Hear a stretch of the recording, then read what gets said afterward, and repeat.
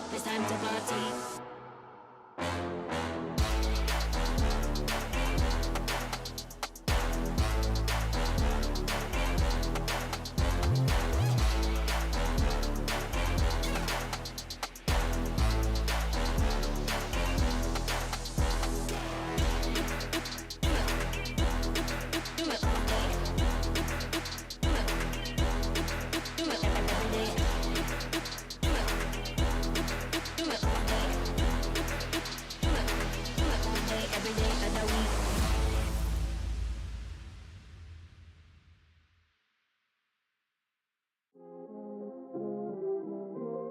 You already know what time it is, right? It's your boy Eclipse Darkness. I do this for my people. How I like that. I'm a black strong man, they can't tell me nothing.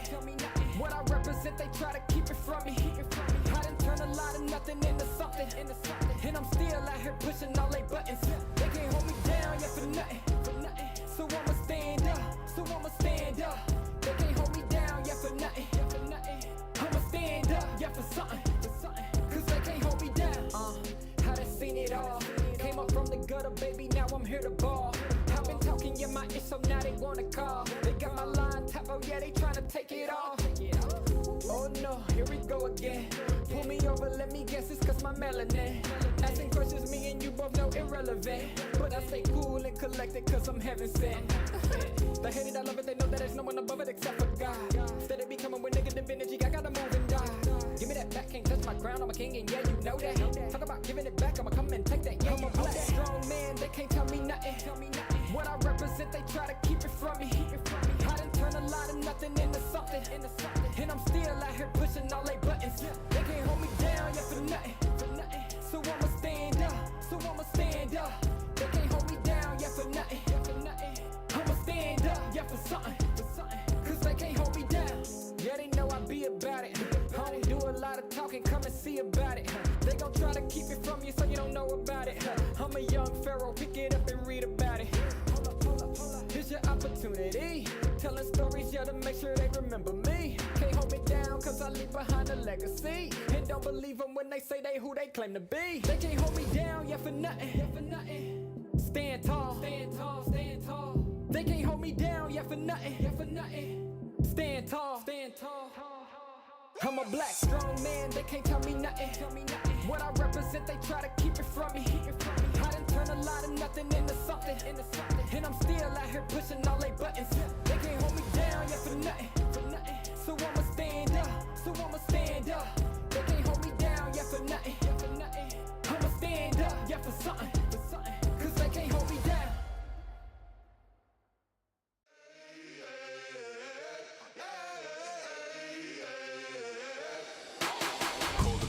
Call the priest, back to life, I'm under siege. Breaking the chain, unleashed, my true power released. Reached my hand into the sky and made the stars align. Cause when I left it down to fate, it was taking up too much time. It's a miracle, it's a curse, I will not be deterred. If you predicted the worst, bon appetit, eat your worst.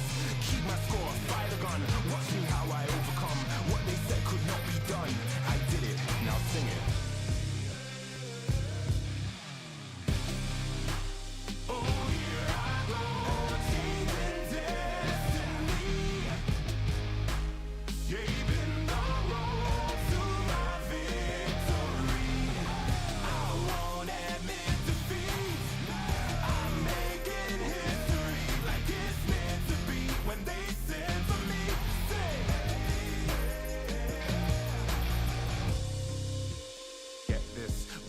The birth of a legend, the past tried to trap me too bad. My future beckoned, I crashed, and yes, I burned. Hardest lesson that I learned was how to take a fall and crawl back out the dirt. Now I'm back from the grave, revived. Time after time, they tried to take my life, and still I wouldn't die. Survive, now come salute him. No man can dispute him. Back and I am biting, street fighting, Ryu Hadouken. What they said could not be done, I did it, now sing it.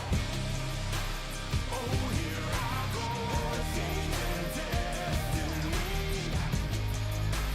saving my road to my victory. I won't admit defeat, I'm making history like it's meant to be. When they said to me, say,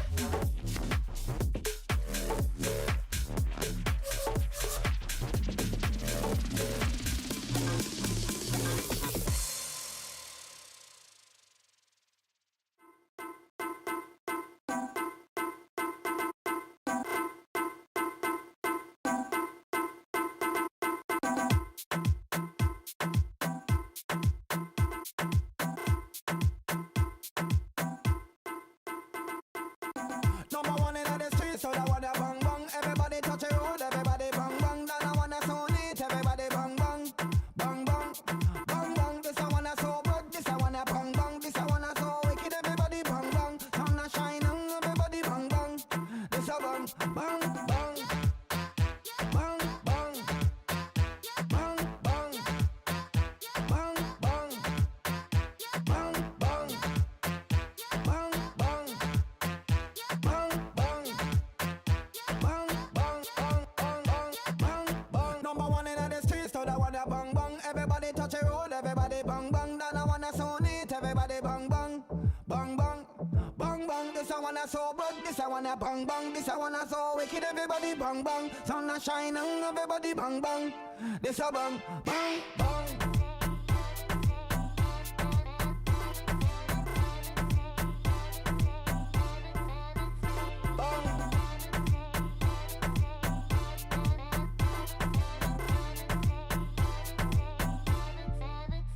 Bang, bang.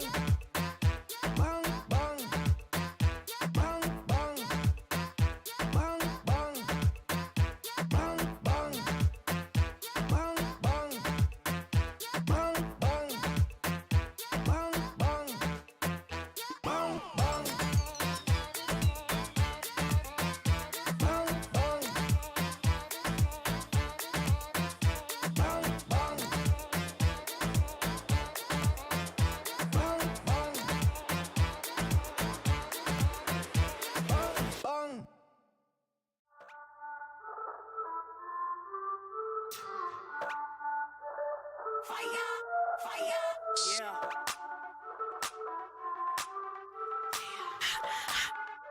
Yeah.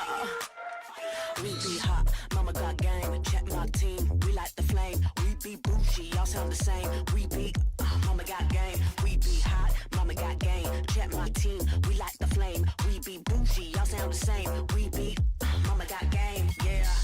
We be cooking something new. Hear us knocking, coming through. Push the limit on them rolls, cause we don't do it like you do. We be cooking something new. Hear us knocking, coming through. Push the limit on them rolls. Yeah, mama got game. Mama got game. Yeah, mama got game. Yes. Yeah, mama got game.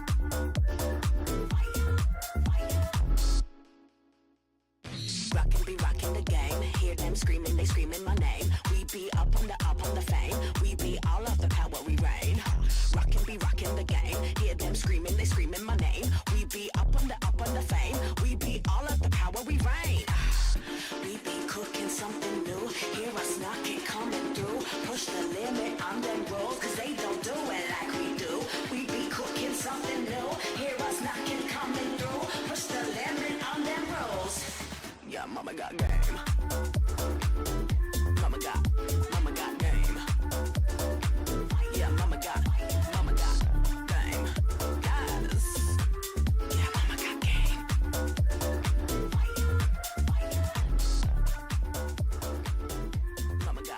Mama got game. Yeah, mama got.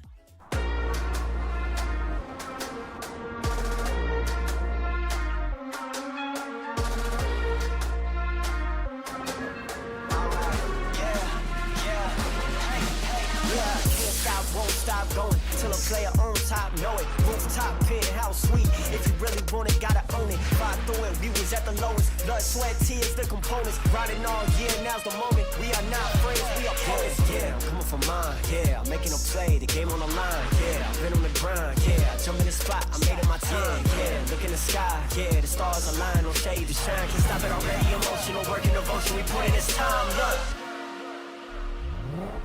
You won't stop my stride. I'll just break your line. I don't tolerate wasted time. You take us down, keep fighting. The Snapdragon Pro Series powered by Samsung Galaxy is brought to you by Snapdragon Elite Gaming, Samsung Galaxy S23 Ultra, Monster Energy, and DHL. Welcome to Mobile Legends! What is a winner? Make a promise, then I go and deliver. What is a break? They all amazed, this ain't for beginners. Back in the days, we used to dream, but now we can get it. Work, work, work. We gotta push to the limit, then work till we finish, then push.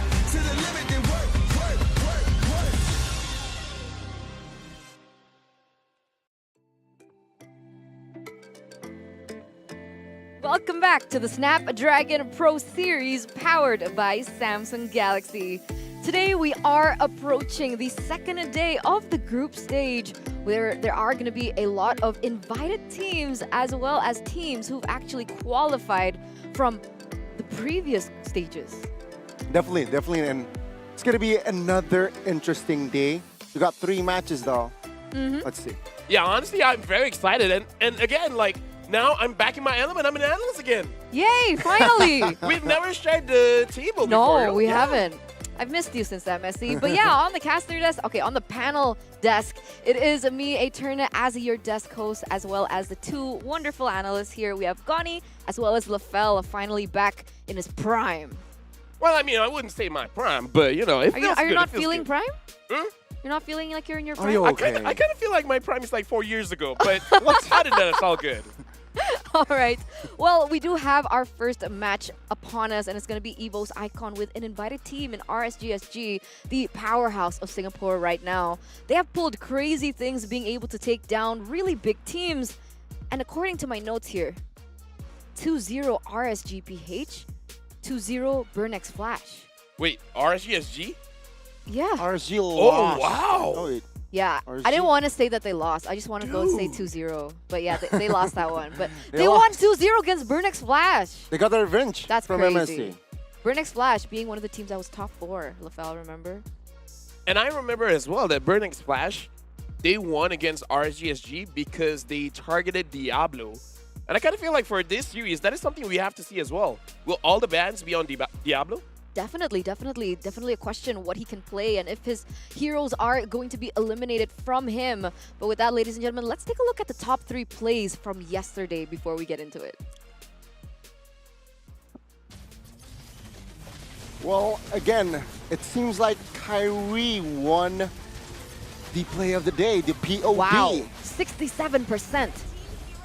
67%. Well, we have to see Ogwen first. But this maniac from Kyrie beats Ogwen down. Almost, though. Yeah, I mean, like, yesterday we had so much maniacs, man. Like, honestly, because of that play, even Sakai's, the player from United Giants, he was like, you know what? After seeing how Kyrie played the Martis, he himself changed his emblem setup to kind of like follow in his footsteps. And the thing is, he too got a maniac. Whoa. Yeah. After Kyrie? He also got a maniac. After Kyrie? On Martis, yeah. Whoa. Yeah, because he said like, okay, during a break, he got to see the game. He's like, okay, I'm gonna try the emblem setup, and he also got a maniac. Wow, how many maniacs did we get yesterday? We know 2 from our stream. And then Ogwen. Not Ogwen, what's the Kai's? Sakai's, Yeah, there's Sakai's, 3. yeah.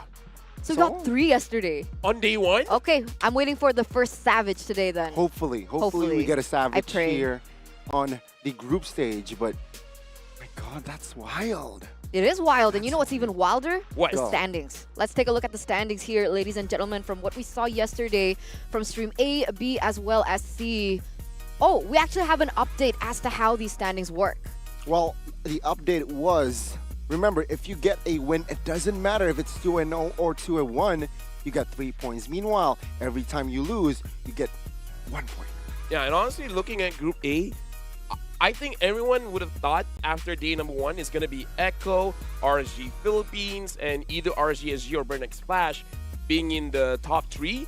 But now it looks like we have a tie between number 2 all the way to number 5. And EVOS Icon have not gotten a win just yet. Unfortunately, perhaps they are looking for their first win in this current match. Going up against RSGSG, they have the chance, but then again, it's so Doma-centric. You're right. It really comes down to how they can change and just make their play style and their gameplay just a little bit more variative, right? Because if you go for one, it's really easy to capitalize over. But, you know, no matter what happens after this, they all have their hands on the prize pool, ladies and gentlemen, right? Coming into this 150,000 USD total prize pool, and who's ever made it up until this point, 12 teams, you already get your hands on the prize pool, $1,800. Yeah, no matter what, you want to get as much money as you can, so try to win more and more, because everything in this world right now, unfortunately, needs money. It's so expensive. Even if I want to go to the toilet, I gotta pay. Wait, That's what? true. Right? That's true. It's Where? kind of crazy, but it's true. It's everywhere in you- Indo. Yeah. That's- Even if you park at an illegal spot, you have to pay as well. Well, that makes sense, though. No, I mean, like, you know, it's like, okay, this is the official parking. You have to pay a That few makes thousand. sense. Yeah, but then it's like, I'm just going to park outside. It'll be fine, but no. And then suddenly comes up to him, Gold is like, bruh, pay Yeah. up. And then after I go to the toilet, bruh, pay up. They call you bruh, huh? Yeah. Like, True. bruh, Bruh, chill. bruh. You need money everywhere, it seems like. Yeah. But yeah, we are, 3 matches today. Yep. So it is going to signify who will get that #1 spot in Group A and Group B. And I gotta say, so far, Group A has been the most unpredicted. I mean, 2-5, you mentioned it, Lafel. 2 from the 2nd place to the 5th place share the same points. So it's going to be very intense today and tomorrow. And I'm scared that a lot of people didn't even tune into yesterday. Maybe they were busy with work or whatnot. I hope you're not, because that's a nerd thing to do. Yeah. But if you did, we do have a recap for you guys. So check this one out.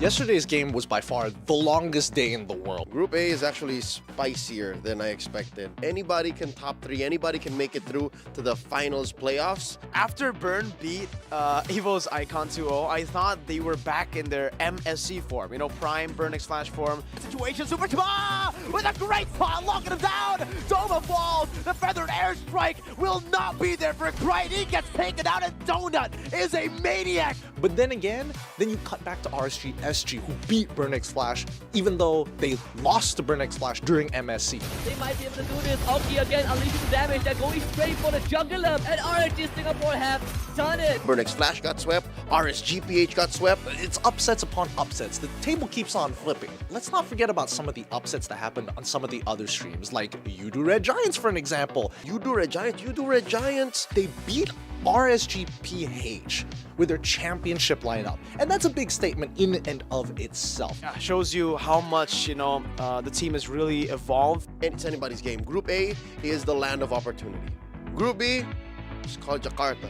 It is what it is, right? There's just so many Indonesian teams there. I definitely didn't expect Onyx to lose in their first match, and Bren have the chance here, AP Bren, to kind of shut down all the Indonesian teams. And if there's any teams that's actually making a dent on the home court advantage, right? It's AP Brent. And it's too late! AP Brent take the game! They did not disappoint. I think the team right now to look out for is Bigatron Alpha, though. I'm feeling like Bigatron is probably going to be the more stable team. I gotta be honest here. Onyx, they're looking up and down. They're going to recuperate, but I don't think they can recuperate over a single day. Onyx has not had a great weekend. I still have high hopes for them. They're going to come back together and only get stronger. Right. So for today's games compared to yesterday there were a lot of upsets. I think Bigatron Alpha versus Onyx is definitely a standout to me. For RSGPH versus Echo, can't wait to see those two titans from the Philippines clash as well. Those are definitely the two matches I'm looking out for the most. I will be keeping tabs on Echo versus RSGPH.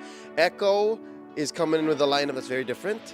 RSGPH, the same. Demon Kite coming in here, allowing for us to actually enjoy MSC 2022 championship lineup once more. So Yudu Red Giants, I'm excited for them. They've definitely made upsets yesterday, but can they continue it here today? They've got a tough matchup because Yudu Giants are going up against Burn X Flash.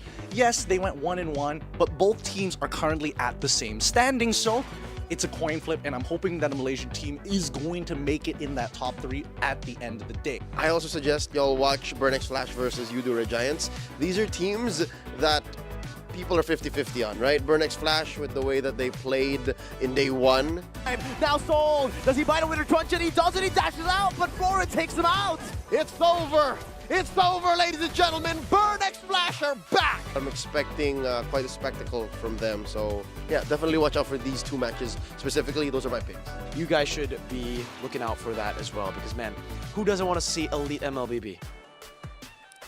And there it is, ladies and gentlemen. We do actually have an update. There's going to be a change in the second match of today. We're going to swap between Stream A and Stream C, if I'm not mistaken, where we are going to witness Bigatron Alpha, an Indonesian team, going against another Indo team in Onyx. The top two favorite teams from Indo will battle it out. It's their first time here because MPLID Season 12 they have not met yet, but then again, 3 crazy matches. When you say Indonesian favorite, I kind of feel like it's just Mirko favorite. Yeah, I agree. He can't stop talking about BTR, man. True. Right, I mean, like, dude, give other teams a chance. Why you gotta keep going for BTR? I don't know, Mirko. What's up? What's up with this? So I guess that's the game that he wants to watch. The other games is just like, yeah, it's cool that they're there. For me, of course, I want to see Yudore Giants. Oh. Hopefully they do well, but EVOS Icon, they need to win, so perhaps they're extra stronger today? We'll see, we'll see. And here it is, the schedule for day 2 on Stream A, B, as well as C.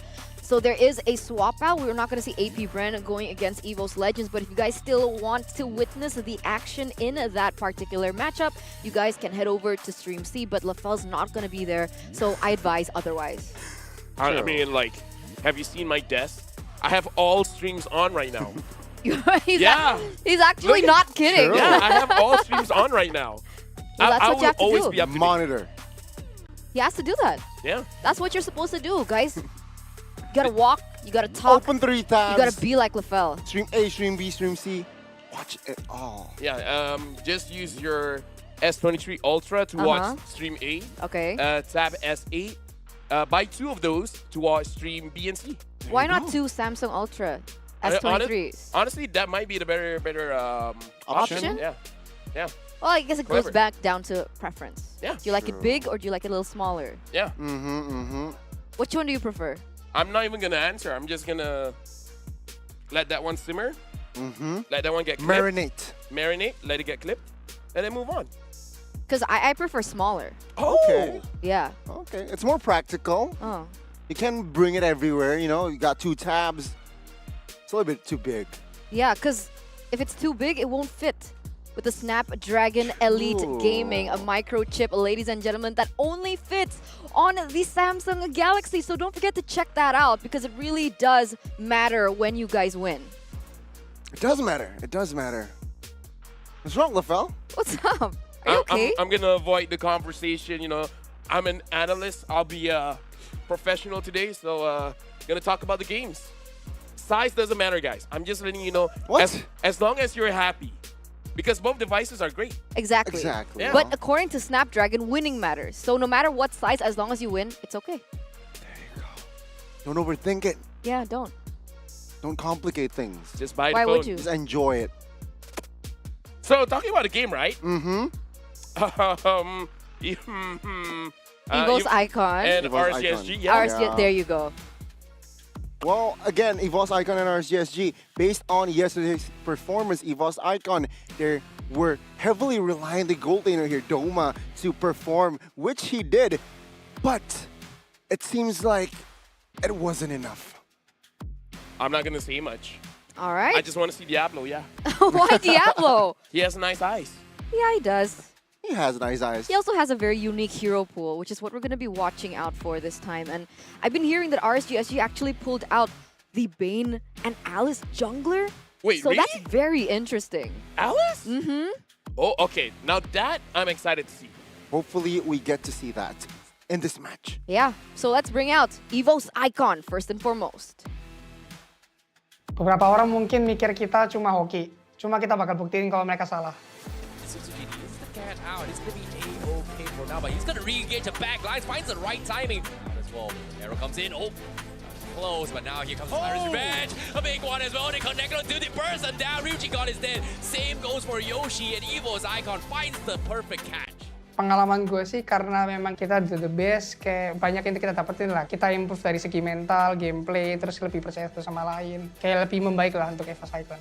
Person now as well, they take on Ryujin on top of it all, and they are gonna. I can say maybe EVOS Icon is the dark horse. EVOS Icon, a really strong team. I have a lot of hopes for these players. They're still very young, very hungry. I see a lot of potential for them. They're future stars for sure. All of us, it's the best performer right now. I think if we do the best, I think we can champion. Kalau dari opini gua, kita masih belum tahu EVOS Icon sama EVOS Legends lebih kuat mana. Cuma EVOS Legends lebih banyak experience dibandingkan dengan EVOS Icon. Cuma dari kita EVOS Icon ya kita lakuin terbaik aja. Moga-moga bisa do the best sampai champion. Because I want to go final with EVOS Legends.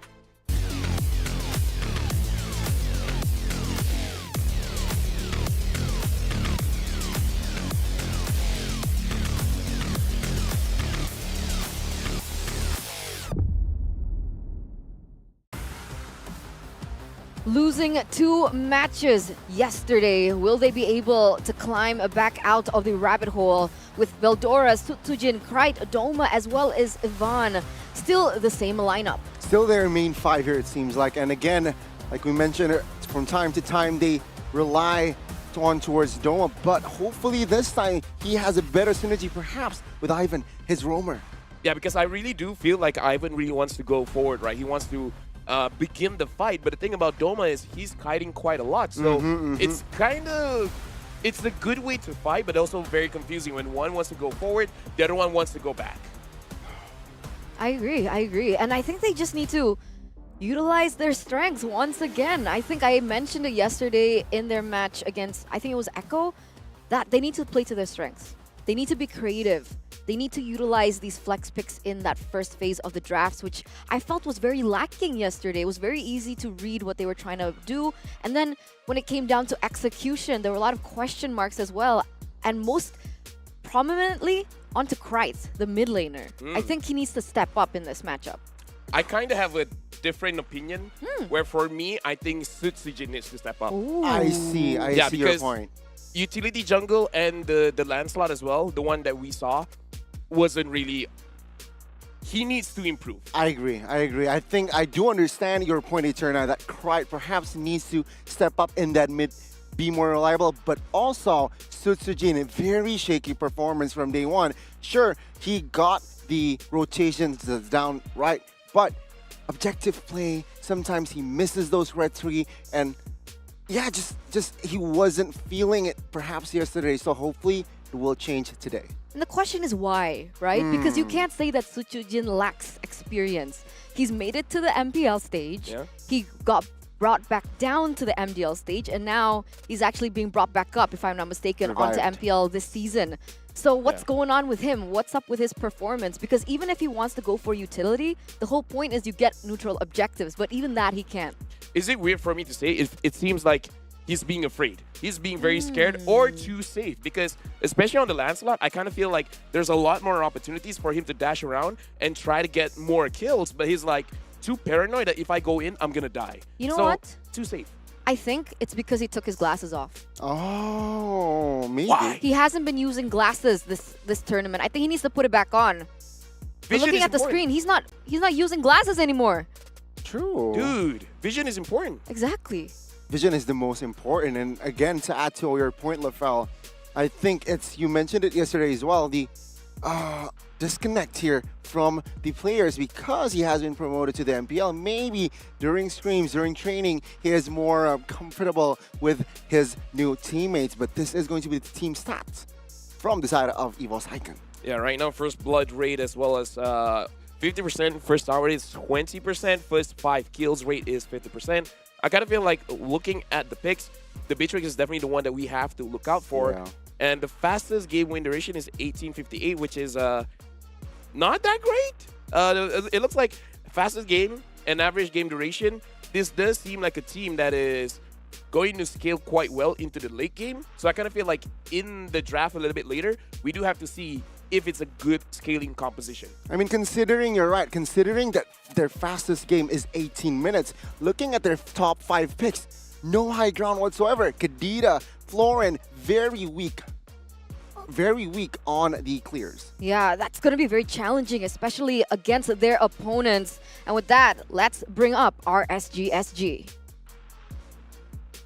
Obviously, Singapore didn't make it all the way, but at least they got RSG, and they put up a great show during MSC. Possible, Donut joins in, Break gets caught out, Oki gets caught out, 2 men down on the side of RSG, and the entire part of the side of Bird and Flash is going to be positive themselves, right down on RSG, Bird and Flash takes the game! I would love to face against Burn X Flash, but not right now, but rather in M5 if possible, because right now we have no coaches or whatever. So, although I really love to beat them, but I'm not very confident in doing so.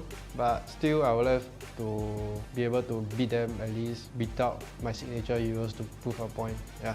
Diablo got away with a lot of damage fighters, and I think this particular patch will be interesting for him. Psychos yang ditubal, Oki akhirnya bisa ditumbangkan tapi Selatan lagi terlihat Dreamsnya langsung hilang dengan cukup cepat di hari tersebut dan Immortal yang udah mulai pecah. I would say I already proved like unorthodox heroes can be played and can be used. So if I'm using another unorthodox heroes, then just don't be surprised at SBS. YRG has gotten so much better now, so we'll just prove it to you guys like why we are not a force to be reckoned with in the international stage. So just be prepared and study us. Yeah.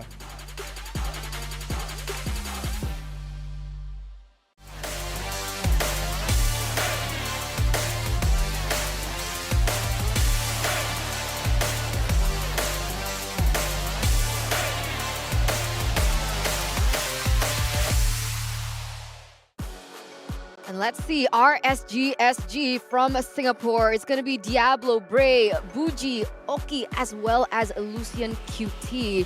So even despite not having Roy as their mid laner, they're looking in full form.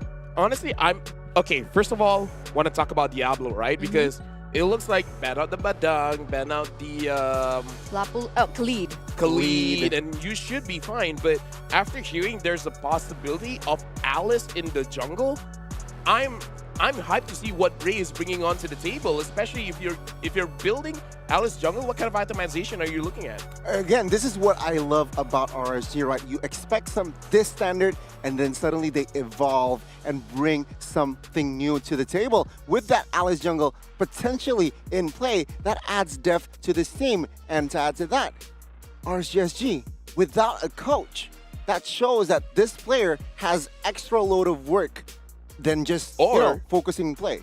Or more freedom. Exactly. Or more, yeah, true. But you know, sometimes it's good to have like an objective viewpoint. And I think that's what is so important of having a coach. But you know, the handsome devil himself, right? Diablo, just really showing that he can tackle the best of both worlds. He can be the player and he can also help draft for the team as well. And we saw Gwyn, Lapu Lapu in the EXP lane as well for them. So now we can say that RSGSG, they have a level of flexibility that they didn't have back at MSC. And now EVOS Icon, they need to be careful when it comes down to the drafting phase. Definitely more liberal, right? Again, seeing their stat here to that Alice jungler in play. Fastest game, quite different though. Yeah. 14 minutes. It's an average time, I must say. Yeah, so it does seem very different between both teams, where one wants to take it a little bit further and the other one wants to end it as fast as they can. And the thing is, I kind of feel like Singapore as a region, they also don't mind playing in the late game, because having Oki on your side, I kind of feel like he doesn't care as well, because he also has the mentality of like, you're a strong goal laner, sure, but you're not better than me. I mean, again, I do want to add to a point. 14 minutes, looking at their composition, Alice carry, that's more of a 18 minutes game time, 20 minutes, but they managed to end the game rather quickly. So, asking a question, can EVOS Icon really play their comp to the late game? I agree. But Alice jungle, that requires a little bit of snowballing from that early game as well. So, it makes sense that they end that early. But looking at this, the team head-to-head between both of these teams, what stands out the most? Honestly, it's like 3 out of 2 stats is for EVOS Icon, but I kind of feel like that is because of longer games. Their average damage per minute, damage taken per minute is a bit higher, but goal per minute as well as kill participation is for RSGSG. So I kind of feel like the stats are skewed just a little bit because of the game times. An average total kill per game, 3 to 2, kind of not a good stat when you're going for late game. And I kind of feel like it's one of those games where you can get good fights, but you just don't end the game. Well, again, they need to somehow perhaps surprise us in that stat area as well. And what I expect here from their first game is a contest for Doma and as well as Oki. But sure, let's take a look at the mid lane here. Krite and Buji. Buji, newcomer, replacing Roy. Krite, you mentioned Eterna that looking shaky. So what can we really expect? Is the top 3 heroes being very, very similar. So there's going to be a contest between those 3. I think it's also because the patch right now is what I'm trying to say, is not that flexible. Yeah. As every other role. Like for Roam, it can be a plethora. You can go for support, you can go for assassin, you can go for more of a pick-off centric, or even just full engage. Same as like the jungle, the gold. But for mid lane, it's either Valentina, Yve, Kadita. Kadita, Farsa sometimes. Even that is risky. Yeah, even that is risky. I do agree. So, yeah, not a great time for mid laners. You're still very important, but I think the only difference is, are you more of a utility mid laner or damage mid laner? Looking at the stats, it does seem like Bougie is more utility, letting Bray as well as Oki to really get the ball rolling. And it's different for Krite, right? Because we saw even from the challenge season how aggressive he is in the mid lane with a Valentina flickering forward, getting those kills. But that's exactly why sometimes EVOS Icon get punished. So it's definitely a clash in playstyles for both of these mid laners. So do you like aggressive or do you like utility more? Are you team EVOS Icon or are you guys team RSGSG? Please let us know, especially for those of you that are on a Twitch right now. We want to hear your predictions. And after this, we are going to pop out the talent predictions as well. For me personally, it was kind of a pickle to choose between both of these teams. A pickle? It was a pickle. Let's bring it out. Oh, I'm going for EVOS. I'm That's alone. interesting. Oh, no, I'm not alone. No, you guys you're are the same. alone. I'm alone. You're alone. Why are you alone? Because I'm Malaysian. You are Malaysian, true. Dude. That's true. We don't view race here. We don't view rationality. That's not. Okay, we're all part of the MLBB community. Sure, It doesn't matter where you're from. We all share the same passion and love, which is Mobile Legends, the competitive scene. Different. Mirko, we're on the same page, right? Yeah. Nah. What's up? We need a segment or something behind the scenes so that people really understand what's going on. But you know what? We're working. You know, it's all good. It's all good. Okay, so 2-1 EVOS Icon.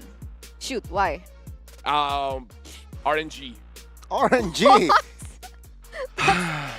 You're an analyst, remember? Yeah, but I think predictions are overrated. So I'm just like, okay, I'm just gonna shoot my shot. If they lose, then I win. Okay. If they lose, then I win. Because here's the thing, you guys are working to get the most predictions correct. Me and Mirko, we're trying to get the most wrong. Oh, that's why if they lose, you win. The only prediction that I'm sticking with is Onyx. Ooh. No fans don't like him right now. PSA. But what about you, Gani? Why RSGSG? Well, I do understand that EVOS Icon, they have a coach, they have more structure, and playstyle-wise, they have more game plan, whereas RSGSG, a little bit more wild card, right? But then again, remember, Oki and Lucian QT, well, he's not playing, but they're both Indonesian. They can, you can give information towards the Singaporean side. Hey, Doma likes to play this. Doma wants to play something like this. They can share the secrets, and perhaps they can exploit that into their gameplay. What are you saying there? What am I saying? What are you saying? Kaki claim. RSGSG. Yeah, it's like, okay, it's the Singaporean team. Let's highlight the Indonesians. Exactly. And then we're talking about, you know what? we care about all races. Yeah, but we care about these two players. Come on, the junglers for both of the teams. We have Bray on one side, and we have a Sutsujin on the other. And you couldn't already see the level of flexibility that Bray has over Sutsujin, looking at the heroes that he's chosen to utilize here at SBS. Although we gotta say that it looks like Bray is going for that more defensive kind of jungler, no? Bane, sure, you could flex to a damage dealer, but Fredrin, more sustainable. Yeah, it's like, so again, I kind of feel like it really depends on the draft where Diablo wants to go with. Yeah, I think if Diablo wants to deal damage in that EXP, it is more likely? It's more likely for him to be that sandbag and also to secure that neutral objective. Makes sense, right? Sutsujin though, he's wearing his glasses. There you go. He followed your advice. Exactly. Yeah, he even said hi to you. Oh, hi. Yeah. The moment you say he's wearing his glasses, he just waved his hand. It's like, yeah, I know. I got to get a bit serious today. Yesterday was just contact lenses. Today, straight on glasses. But the man himself, Diablo. The handsome devil. That's his title. Devil. Oh, yeah, I can see why. I mean, the name, the face. No, I mean Devil because he's like Diablo. Diablo is the devil. Yeah. And handsome because he's. You know what's crazy about okay. Diablo? What's so crazy about Diablo? Okay, you guys weren't there, but you know how you touched down from the airport? Boom. Even that time, he was the most best looking dude around. like all the Malaysian teams arrive at the same time, some of the production team, us the talents, and then when the Singaporeans came on, it's like, okay, you guys all look normal, and then pop goes Diablo. I think that's because you don't look in the mirror too often, Lafel. No, like I bet you looked at just as good. Nah, legit no. Like that dude effortlessly looks good all the time. Okay. He just wakes up like that. Okay. I think he looks good even when sleeping. Okay. We wouldn't know. I mean, we could, but we could if he wants. I mean, well, we know where his room's at. You know where his room is. So let's talk about the game, right? True. True. Yeah, let's do it. EVOS icon. Oh, we're going straight into the drafting phase, ladies and gentlemen. Without further ado, we are going to enter game number 1 in this best of 3. EVOS icon on the blue side, RSGSG on the red. Wow. And instant respect for the handsome devil himself, Khalid. No, that's Badang. Sorry. Badang. Sorry. I think I need more. I need more monster energy. But Badang taken out. I gotta say, this is one of the buffs for RSGSG actually, because as long as Diablo is there, he has this Badang tax, where you have to let go one of your bands for that Badang. So it's kind of like a great thing, you know? Yeah, it is. Somehow it's a coin flip. There you go, 2 slots already towards Diablo still with the approach of MSC, right? Burnix Flash. Post-match? I don't know. I haven't seen the Badang and Khalid in the hands of Diablo. See, I wasn't making a mistake earlier on. I was just thinking 2 steps ahead. Yeah, you were. Khalid comes through. Yeah. True. It's genius. But you know what else comes through? What the comes Angela band came through here from the side of RSGSG, respecting EVO's icon there with their layer of flexibility on these 2 heroes. Yves also going to be the option, as well as Kaja. Wow! There's so many heroes open. Valentina? What are they going to prioritize? Yeah, do you not like Paquito? I don't understand why Paquito's not used. Paquito, Joy, Valentina. Let's see here. EVOS icon. Perhaps they might first pick it. The Paquito. I mean, we did hear from Wawa. It's like 100% EVOS icon. If it's open, they'll pick up the Paquito. Oh. So we'll see, right? We'll see. But yeah, Valentina picked up. I kind of feel like with Eve not being there, it's probably one of the safest mid laner to pick up. Very sustainable. If you go up against Assassin, very hard to take Valentina down. And also that alt copy, the IMU, is usually it can come to handy. So most of the time. Let's see here, RSG. What will they pick up? Uranus is open. Oh yeah. Uranus. We saw Kadira, also a very popular pick here for RSGSG lately. So we'll see. Okay, so they go for the Fredrin and the Uranus instead. Good picks, but kind of too honest. You're already showing that the Uranus is, unless they go Uranus jungle or Uranus gold, but Actually, I doubt it. does that work? Uranus jungle? I think one of the teams have used it. It has fast clear, right? Bigatron used it yesterday. Uranus jungle. There you go. So it could work. It could work, but I feel like only if you're being super aggressive going into the opponent's jungle. Very situational. They need to look up from the draft first, right, to really commit to that Uranus jungle. It all depends here. EVOS icon, they can pick up the Kadita as a roam, and perhaps the Claude if Doma's feeling it. But no. Paquito Dairoth. Yeah. Oh, man! No. You're looking into the future. Maybe they'll pick up Paquito later. Because I love the Paquito Dairoth combo, man. The damage.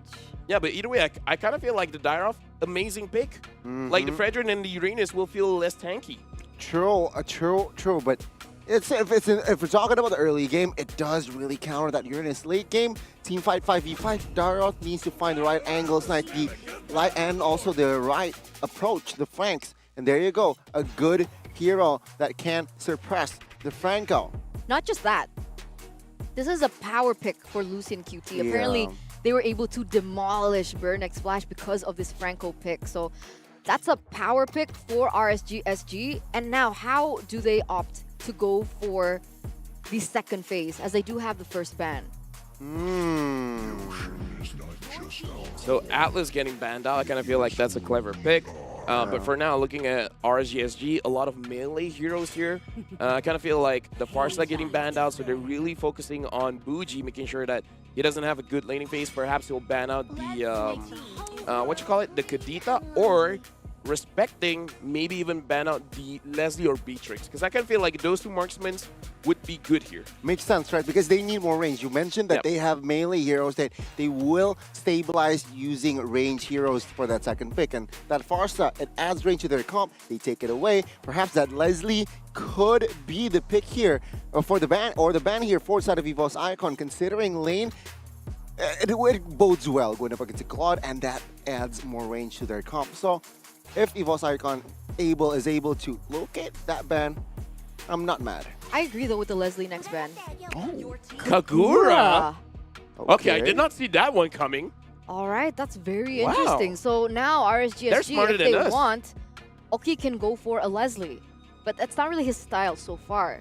We've seen him pop up on the Beatrix and the Carry. Yeah. I don't know, with this kind of composition with the Franco, Carry does sound good, but I kind of almost... Actually, yeah, the Carry might be good. The Carry might be good. Honestly, between those... Last pick maybe, though. Yeah, perhaps last pick. Get your mid laner now. Unless it's a very weird mid laner, then you can pick up the mid laner now. Wait, actually, they can still pick up the Kadita if they want to. Yeah. True. They need burst, right? Because only no member from side of RSG can burst, so they will pick up the Kadita. Very good, very good call there, Eterna. So now, how does EVOS Icon want to respond with, though, right? Because if they do want to go in for dive, I think they need a little bit more front presence for the rest of the members to soak in the damage. I think if they want Boxia again, if they want to put all their eggs in one basket, Martis here for Sitsujin. Just go full damage, full dive, right? With the Dairoth, with the Claude, and Martis. Perhaps to add to that, a good roamer. Martis is good against the Kadita. You can interrupt the rough waves a lot. Martis just makes more sense. Yeah. And perhaps with that roam... I feel like Dairoth can be actually jungle here. There you go. Oh, Dairoth jungle, you're right. Oh, you are looking into the future, huh? This time, I don't know though. I don't know if it's their right approach though. It's risky. Very risky. Okay, of course. Beatrix for Oki. He really likes this Beatrix, and apparently Diablo likes to draft Beatrix for Oki. Yeah, it's a power pick. So with that last pick being secured here for RSGSG, let's see what the casters think about the drafts. Oh, it's incredibly interesting. Mirko here actually was able to call up a shift in the role of the Dairoth. We were expecting XP lane. It ended up going to the jungle, and we also called the Kadita and Beatrix together on the side of RSGSG for the last two picks. It's Reptar and Mirko here, please. There's nothing wrong with this image. If you saw this tandem yesterday, everything's fine. It's totally normal. Nothing was adjusted. How you doing, man? Doing good, especially considering, well, actually not too good. Caster predictions here. We're going to see it. Okay, both of us went for Icon, but we know yesterday my Mirror Curse turned out to be full Mirror Blesses. That was not intentional, but it happened. So now I'm trying to use the Mirror Bless. If it ends up being a curse, I don't know. I don't know. Well, I mean, your track record so far has been 100%. Yeah, man, pretty wild. Pretty wild on your side, but let's see. RSGSG cannot count them out as a team. They are a surprising team. I mean, they started off the day yesterday with a loss, sweep against RSGPH, their sister-brother team, but then they were able to get sweet revenge against Burnex Flash, sweeping them 2-0, and considering again that I believe it was Diablo who mentioned in the interview, we don't have a coach right now with us. It's just like, it's like the power of friendship for this squad. Meanwhile, EVOS Icon, man, we were there. That war they had against Echo was something else. Yeah, I mean, both of these teams have, well, for EVOS Icon, unfortunately, have not found success yet, just in the offline stage for the challenge finals of Snapdragon Pro Series, but we're looking into it, like the casters have said. Setsujin really needs to start popping off. That's why I really fancied the Dairoth into the jungle. One of his comfort picks back in MDL. Oh, I believe it was a hot start there, though, the comfort pick was disrupted by Lucian Cutie, but no major buff reset. Sucijin just took a little bit of damage with hook from Lucian. And a little bit of damage coming in from Bougie as well. Gets his purple buff without a problem. Welcome to the second day of the Snapdragon Pro Series Challenge Finals group stage. Starting it off with the EVOS Icon RSGSG. Don't forget, there are still tickets available for you. Take it. They're affordable. There's a lot available. Talk about conditions here. I have a strong feeling this game is going to end up being a story of either pickoffs from Bougie and Lucian Cutie and just fights in the turtles. Well, there's already a fight right now. Lucian Cutie jumping in. A good petrify from Bougie to save his roamer. But look at the flicker from Krite to pick up first blood under the tier 1. Just when I thought something really up with casters and what we say.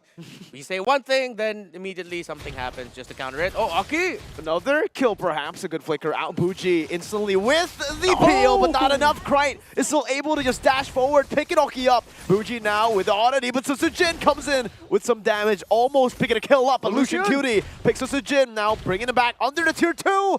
He takes 2 turrets unintentionally, and Susujin pays for it with his life.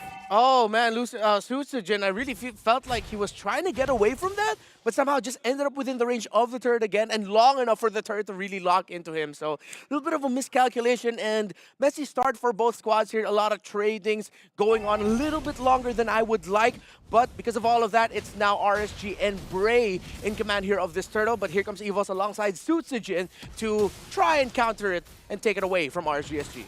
Let's see, already trying to look for a jump onto Lucian Cutie. Bloody Hunt already stolen away. Beldora with a penalty zone flicker to the back. Bray with the appraiser's grab, but it's still going to be stolen away from Susujin as the Petrify connects just to disengage for RSGSG. Yeah, and that was just a straight up retry battle win there for Susujin.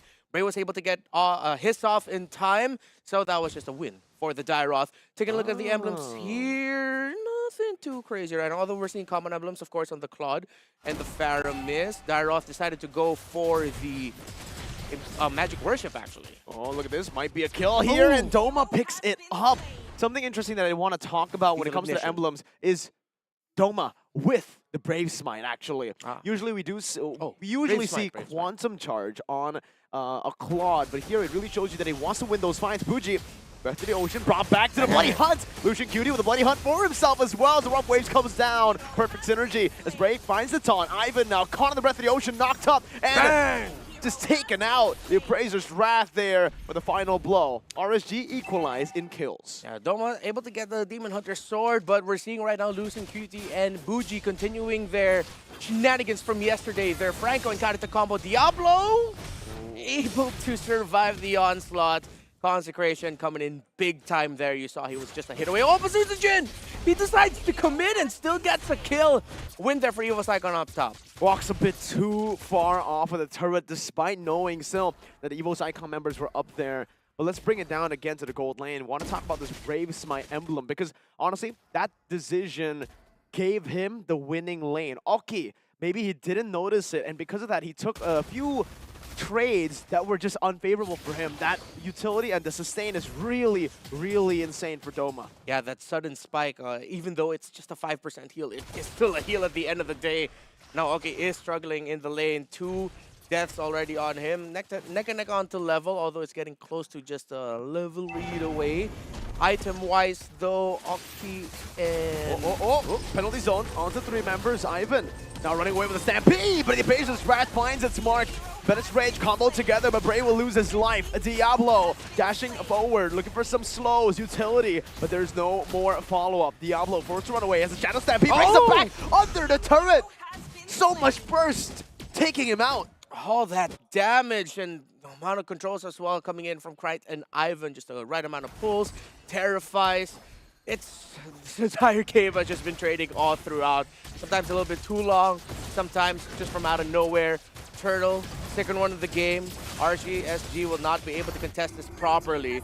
Losing there just with a cheeky hook attempt, and that is going to be first 2 turtles of the game going to EVOS Icon. Now, EVOS Icon, they're taking their condition. They know that, yes, it is inevitable that the Lucian QT and Bougie combo will just be an instant kill at one point. So, to minimize that, they get turtles and they get kills as they find Lucian QT. just trying to get information. They're reading Lucian's rotations really well. I think reading Lucian Cutie's movements really well is a bit of an understatement. I mean, man, they were just waiting in there, and the damage, my goodness. From a Faramis roam, you wouldn't expect that much damage. And from a Valentino with just a 500 gold lead, I wouldn't expect that much damage. The combo together, though, yikes. Yeah, they're balancing it out well. Focusing Mark coming in big. Bray able to steal away the purple buff, though. Oh, Diablo gets out, not for long. The Veldora finds his marks. It's the Jin. Taken down in the back. Diablo's still able to run away right now, but Doma picks the kill up. Oh, it's a good Iron Hook with a Bloody Hunt, but there's no one there to follow it up. Ivan gets out with a good flicker. And who's it worth for? 1-for-1. Jungle XP, I think RSG. Yeah, RSG was able to get a win there, taking down Jin, Lucian Cutie, just trying to hold on for dear life for this mid turret. He knows he's going to lose it, but sort of balance it out, taking out the bottom lane outer turret. However, mid lane turret, we all know the most important turret in the game. Especially if you're a lineup that is very pick-off based, your window of finding pick-off opportunities is lower for RSG. Look at Lucian. Okay, Lucian now running away. Not going to be brought back by the Shadow Stampede. Bray takes a lot of damage, just disengaging, providing cover for his roamer. And I think it's mostly because of that level lead as well. Lucian Cutie unable to get level 8, always just zone and burst in and poke down. Yeah, Valentina and the Faramis together. Gotta try that out. Or maybe you watching right now, try it out. It's a good-looking combo, focusing Mark. Looks like it's a really important thing. And I think that's something that RSGSG are getting surprised by over and over again, especially in the early game and leading up to this point where whoever Ivan's ability first hits or his attack hits, will be taking 6% extra damage. And considering that their mid 3 with the Valentina and the Dayroth together are very burst heavy, that is a chunky 6% going to be taken away. Turtle 3 goes to the side of EVOS Icon without a problem. Lucian! Melody's own flicker. Lucian caught. Veldora picks up the kill.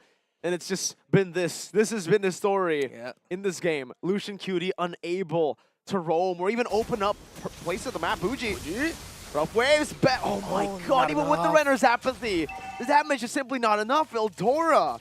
What does he have in his doesn't inventory? have the items yet. No, just Dominus Ice. Wow. Yeah, Dominus Ice? Huh, we're gonna have to, decided to build that? Oh, we're gonna have to, yeah. Dominus Ice, just on that to Rizla.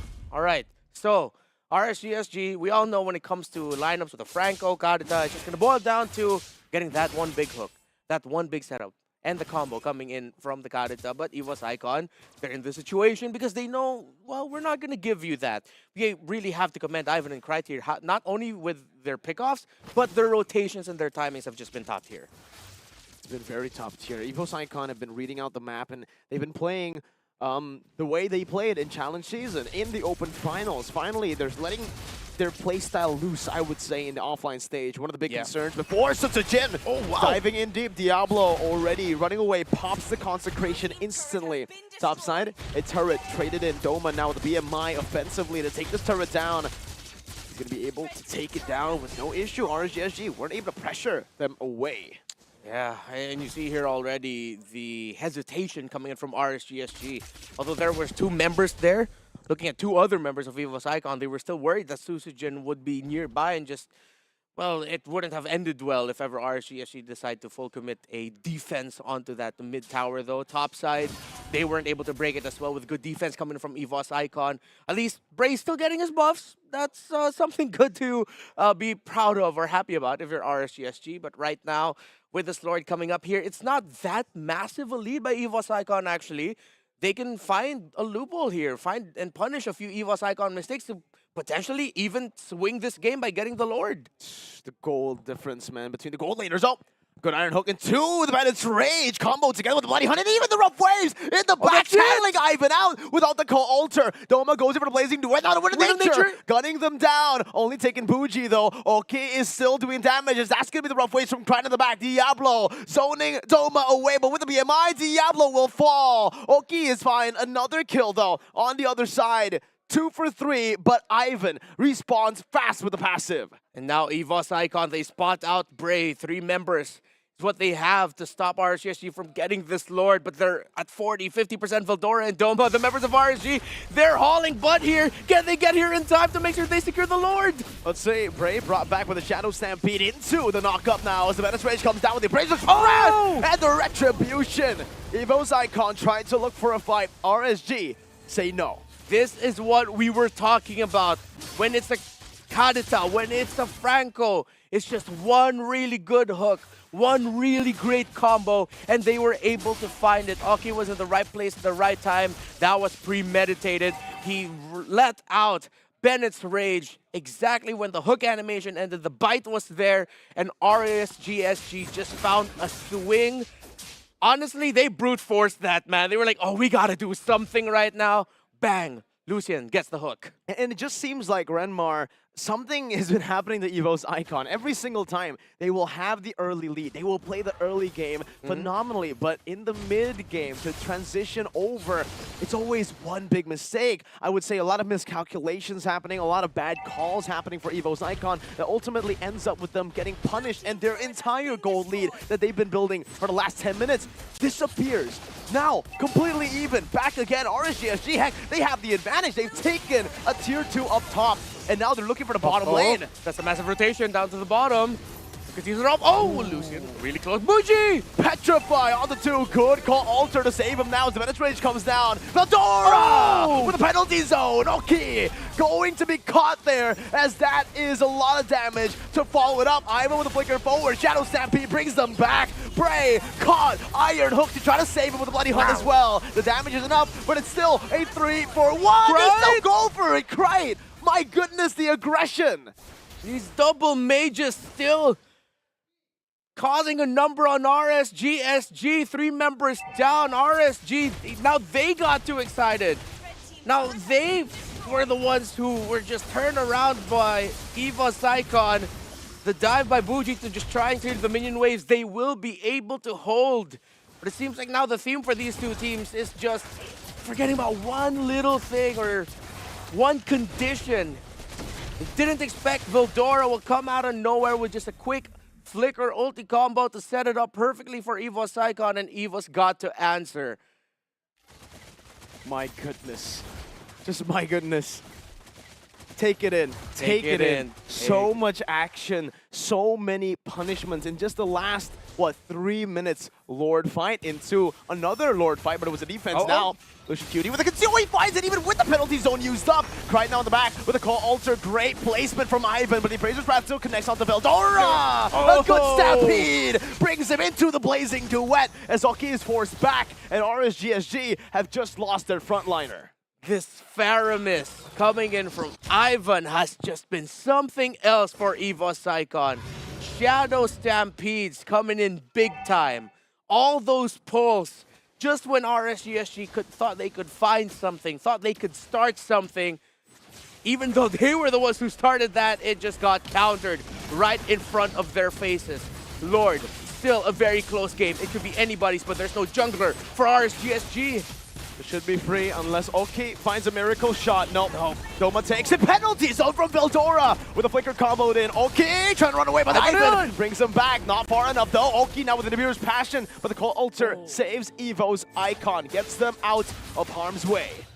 It feels like this game so far is just, there's always going to be one really small margin of error. If you make one tiny mistake, then everything's just gonna crumble. How these two teams have been playing it so far, the openings they've been able to find from out of nowhere with aggressive flicker forwards for crowd control abilities. Something else right now. Looking at the damage leaderboard, Krite and Doma, it shows how much damage they've done all throughout this game. Now with the Lord push, man, it's gonna be really hard for RSGSG to defend this. We mentioned if they go for the Kadita, it's gonna be the Beatrix just to cover up for that high ground weakness, the wave clear weakness. But even now, Oki, I don't think he's hit the power spike just yet. Fuji goes in a bit aggressively, pops into rough waves already. Lord gonna be cleared out, top side now, micromanaged by Diablo. But Bray loses a lot of HP. Trying to get it back. Base turret, equalization from EVOS Icon. Still very close in terms of the gold, but Let's see if EVOS Icon can get any more major objectives here with the base turrets. 2 minion waves crashing. Beatrix topside to defend. It looks like they're going to get the bottom one. Diablo! That burst so much.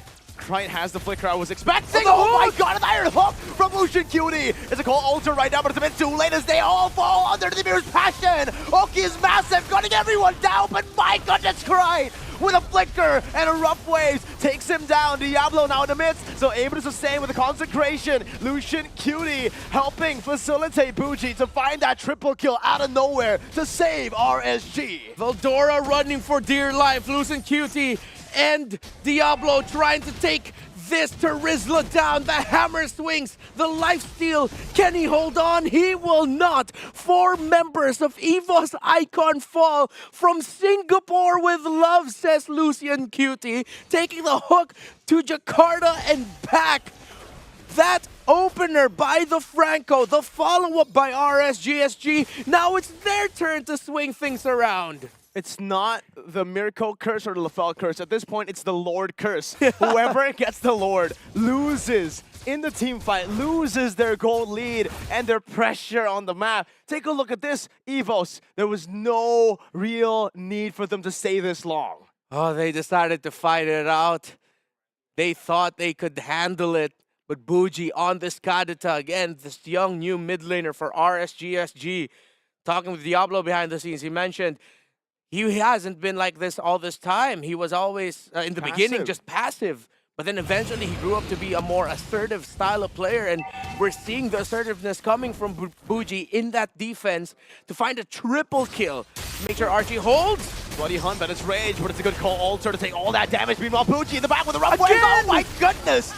The rookie for RSG making the plays that matter. Oki with a flicker. No, it's a flicker defensively by Veldora to get out of the Nibiru range. Absolutely rich by Bougie. Finding that pick off another hook. Good hook on the Susujin right now as the Nibiru does the damage. Oki's still able to place himself down with the nature as well. Able to dish out damage while kiting away. Veldora finds a good trade in, but Bray knocks Veldora up. Not in range just yet. Oki hits the Lord, but it's still enough to take Veldora's immortality. Mid lane to be pushed in. Penalty zone used up to Oki. They need to go back. Let's see if they can do it right now. Still a huge minute wave. Doma in the base coming in as Diablo flickers as well. Looking for the clear. Doma forced back. Lucian Cutie with a hook. Bringing it back with a bloody Hunt as well. But there you go. The call alter comes down. This decision from RSGSG. No one helping Diablo. 1v2 consecration. The handsome devil falls. Doma picks up a double. That was a handsome play, not only by Diablo, but by RSGSG. There's still a minion wave though. Oki and Krite. Oh, it's just going to be Bray to be able to defend here. It's 2v1. Oki needs to go back, but Bougie's here. Just when EVOS Icon thought, just when we all thought, it isn't over yet. What a game. I'm shell-shocked right now with everything that we're seeing. But the Lord goes to RSGSG. Close calls all across the board. What a game. All right, man. Oh, Praise's Wrath. What happened here? I've been staying too long. The Stampede. Oh, a flicker from Oki. 7-4 and 3. Started 0-2 and 0. You can say many things about these two teams.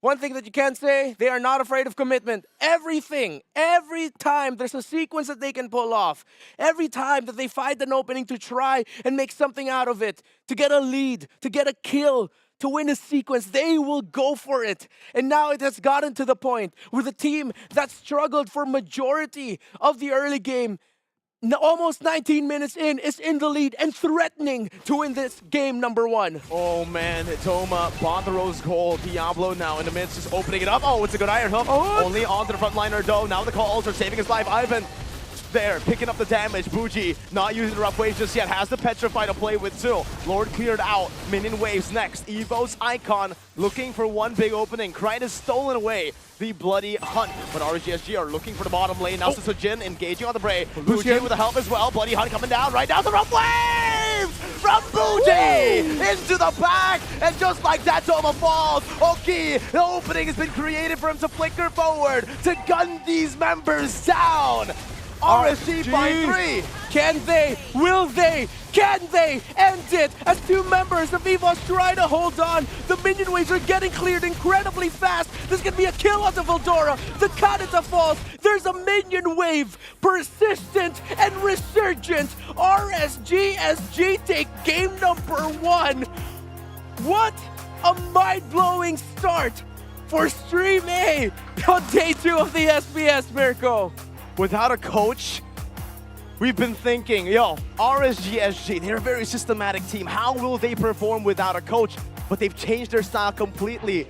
Reptar, they were systematic at MSC. Now they are fully chaotic. Ugh, chaotic energy, but I am living for it. And you see RSGSG very proud of themselves. A lot of things to dissect in that game. So, Eterna, Gani, LaFell, it's your turn. Wow, man, that game was filled with a mini heart attack. What was that? That was an amazing game. That's what it was. Oh my god. I mean, look at the reactions coming in from RGSG. They're like, guys, we won. What the hell? They still can't believe it, and why we mentioned earlier as well as the casters, they don't have a coach. They draft themselves, and they were able to pull it off in this first game, creating an upset. Dude, I mean, like... For who? For EVOS Icon. Oh, for me, not so much. I mean, well... But the thing is, right, despite the drafts, the execution, I would say, from RSGSG has really developed a 20-minute game, rather longer than RSGSG are used to, yet they're still able to sustain that level of brilliance and composure when it came down to those team fights, and they made a lot of risky decisions, and lucky for them, it paid off.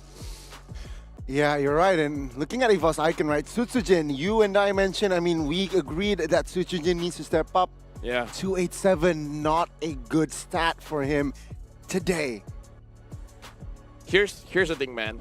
We're going to talk about how close this game was, almost 20 minutes, and both teams have 22 kills each. Now, here's the thing. I kind of feel like in terms of execution, both of them did pretty well early and mid. But the thing is, during the late game, I kind of feel like EVOS Icon, they made a lot more blunders. And the thing is, RSGSG, they won because they paid attention. They noticed that the Claude was trying to backdoor them. Two members was able to actually get back to base. If the rest of EVOS Icon could cancel out all of the other TPs, then perhaps it could have been EVOS Icon's game. Because again, looking at their faces, they were so disappointed because they knew they had at least like 3 ways to win the game. And one of the ways for RSGSG was the jungler, the man himself, Bray. 2 for 17 KDA, 86% KP on a Fredrin in the jungle. Yep. That's quite unique. And he built all tank, right? And again, if you pay attention from that last fight, it was only the Franco that was sent. So they were sure that the Beatrix and the Fredrin gets the Lord, and Franco was able to just buy enough time for them to stabilize. And here, minute 15, it was all EVOS Icon. But then again, they overstayed, they overextend, just like they did yesterday. It wasn't as disciplined, and again, ladies and gentlemen, it's an MDL team. Yeah, here's the thing. Because Diablo didn't do so well in the early stages of the game, just going to talk about his emblem setup just a little bit. It's a little bit different compared to all the other Uranus players. Yep. And I think this is the fight, we're going to touch on that later. This is the fight where it is very 50-50. But the thing is, I kind of feel like with EVOS Icon, we got to really look at Ivan as well as Veldora. The way that they've been setting up is absolutely amazing. But for RSGSG, we got to look at how Oki, as well as Bray, they really use each other quite well, where Bray is trying to pull everyone in together, making it easier for Oki to have a clear shot onto anyone. So Doma as well as Oki, both gold laners, did so good. But again, it's about the team around you, how they're helping you setting things up. And other than that, I want to give a huge shout out to Buji on the Kadita. Oh yeah. Oh man, his plays were huge. In the very last moments where you think, oh, no way, they're gonna lose. Buji is always able to find and just trickle the window, right? Yeah. Looking for that perfect opening, getting the kill. And the last time he went in, he was able to take down Doma. Legit, the only win condition coming in from EVO's Icon. The one member that I believe is what keeps EVO's Icon running right now, seeing the performance from everyone else. And this is why I was quite surprised seeing the spells from the side of EVO's Icon. They were facing up against Kadita and Franco, but none of them bought Purifies. Perhaps they were a little bit too over. Sure, they were able to control most of the game, but again, sometimes that Purify just comes into clutch, especially going up against Kadita, Franco. You need to somehow respect that crowd control.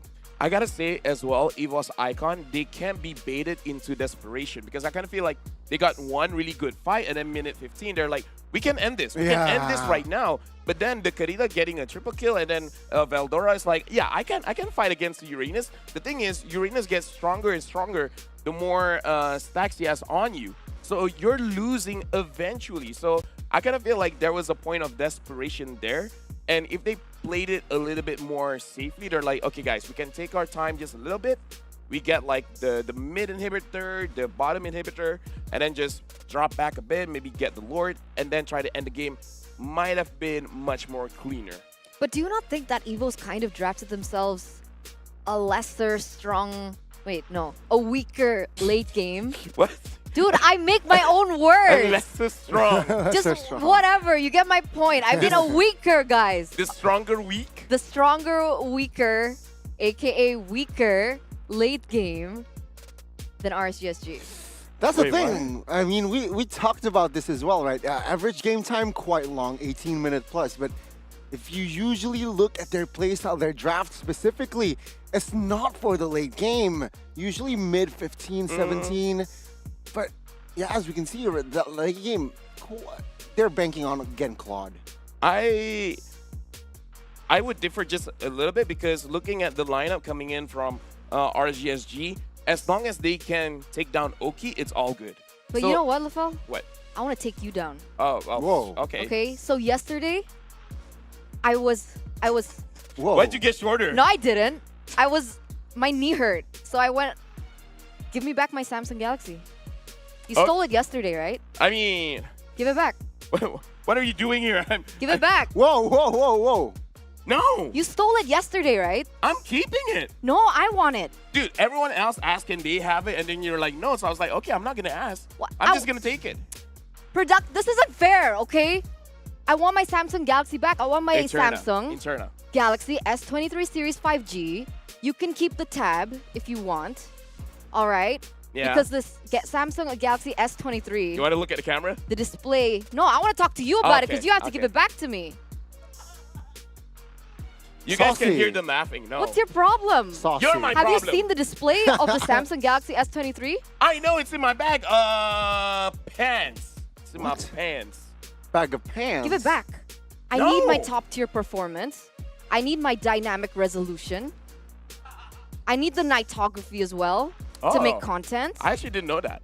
You didn't? Yeah, no. Yeah, that's why. Give it back. Well, you don't even know the specs. No, dude, come on. I'm a simple person.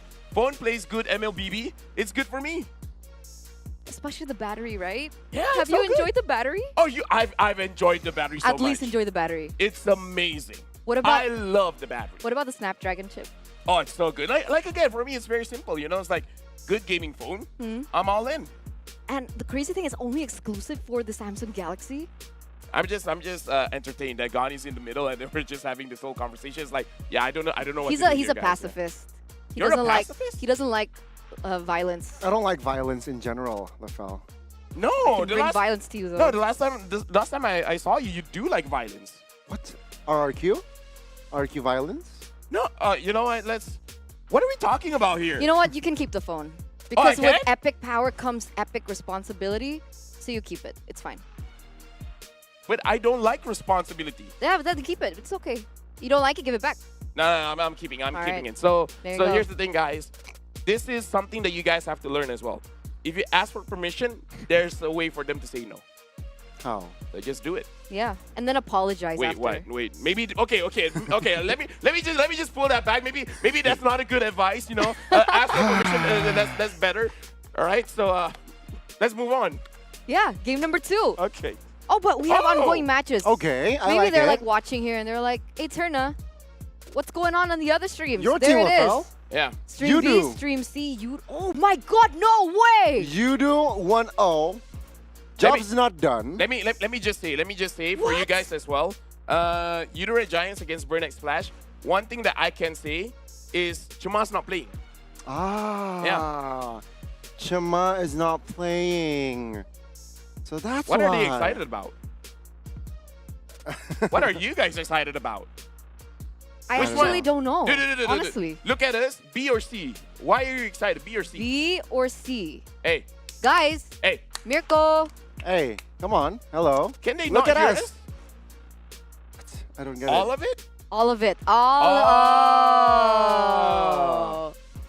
I mean, even RSGPH No. going 1-0 against Echo. That was a very close game because Which one? Which game? The Echo Stream one? B, because the last time I saw it, it was like at the 20th minute, and both teams had like 11 or 12 kills. So it was super close, super close. It was a coin flip game, I guess. Wait, is this the same RSGPH lineup that we saw? Apparently, Red Giants champ again bring season? Splash. It's 17 against 10 as well. That's Yeah. not that close. 21 minutes. 17-10? Yeah. 20 minutes? Yeah, 20 minutes. Oh, All 20 man. minutes game then. I'm pretty excited for that conclusion. I think the entire day for today is gonna be over 20-minute games, Coach Arcadia must be so proud. except Toda. Kind of feel like that's the only one because 3 other players are sick. To be fair, so you know. What did you do to them? I touched them. What?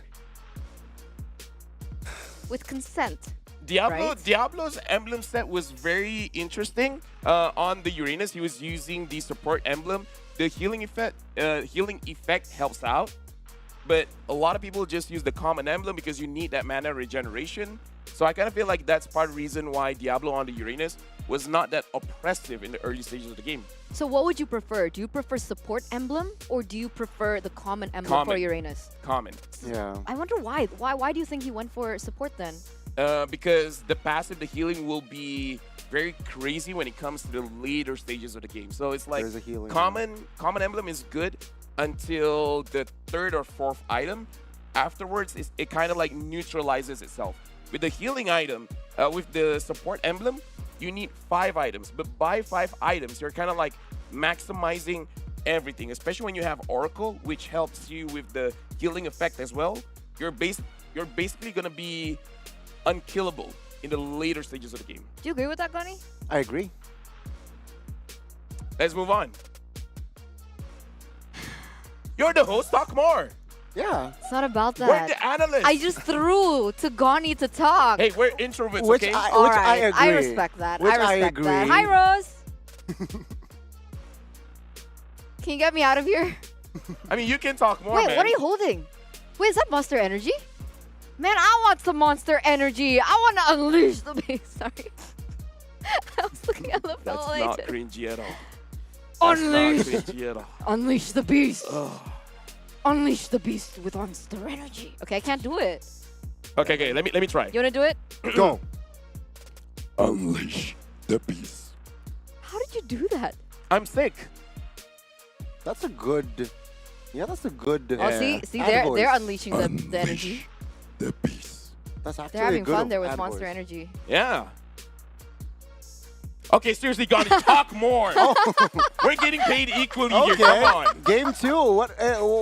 What can we expect here from EVOS Icon and as well as RSGSG? Perhaps again the same play style here from the side of EVOS Icon. Perhaps Doma needs to be covered more in this sense. And you know what? Just respect. Your enemies have a a lot of crowd control in their kit. Change your spells, all right? Bring a Purify. It adds more security. Whether you're disengaging, whether you're engaging, it makes your hero more effective. Okay, you know what? Give me Evo's icon cards right now. Okay. All of them. Actually, I do want to ask, though. It's like the Kagura ban. Was it a good ban? No, just wait. Okay, sure. Okay, close You your do eyes. your thing. Gani, close your eyes. Okay, Gani. Okay, Lafel, close your eyes. Oh, I have to close my eyes as well? Yeah, close your eyes. Close your eyes now. Okay, randomly choose a card. Who first? Okay, Gani, go. Take one. Done. Okay, Okay. Lafel. No. Here. Oh. Okay, take one card. Can I see now? All right, now you guys have to talk about them for the next 5 minutes. Go. Do you see my hosting skills? How do I talk about this one? That's Ivan. Oh, okay. Ivan's great. I think you need another card. Okay.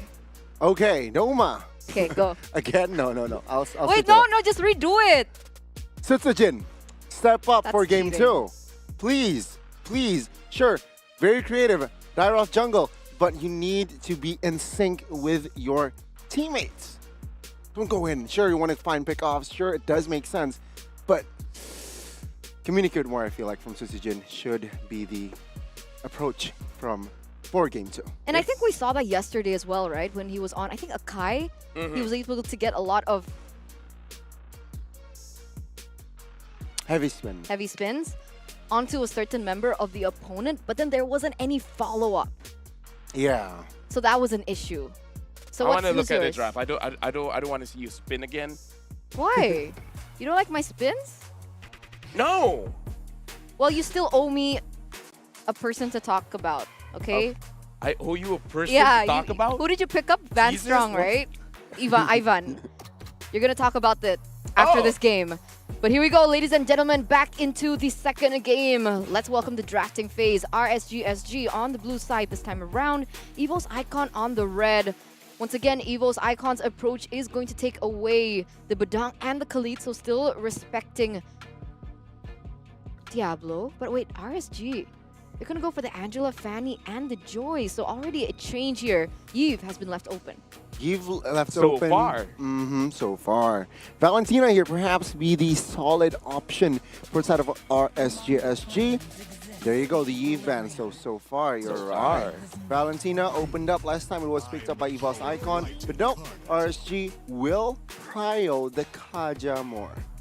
So now with the Kaja being picked up, I kind of feel like the Valentina pick is still very, very good. Yep. Let's see, Valentina, Fredrin, yeah, Valentina, Fredrin. I was thinking about Fredrin, but my tongue, it was cramped. That's why I didn't say it fast enough. Okay.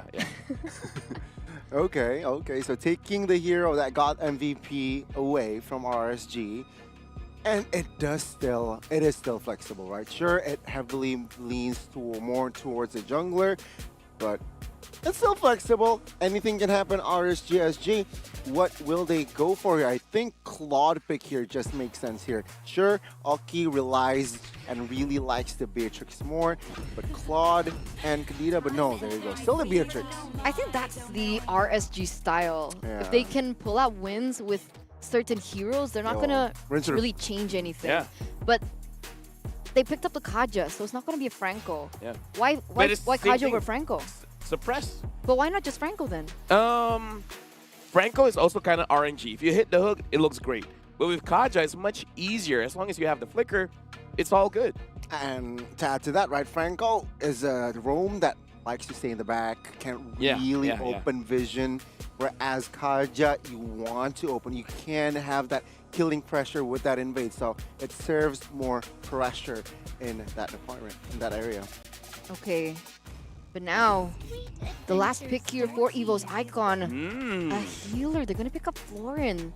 We've seen I like Florin it. being able to cause a lot of miscalculations from the opponent, especially when you go for a pickoff comp, like what RSGSG is currently using, right? With the Kadita and the Kaja. How do you counter the Florin? Yeah, honestly, like the way you want to counter the Florin is just try to be kind of like poking them out, try to force the ult to be used way earlier. Especially if you can get the Florin herself, because the HP is not a lot. So the only way for you to really fight this, do not target the Fredrin a lot.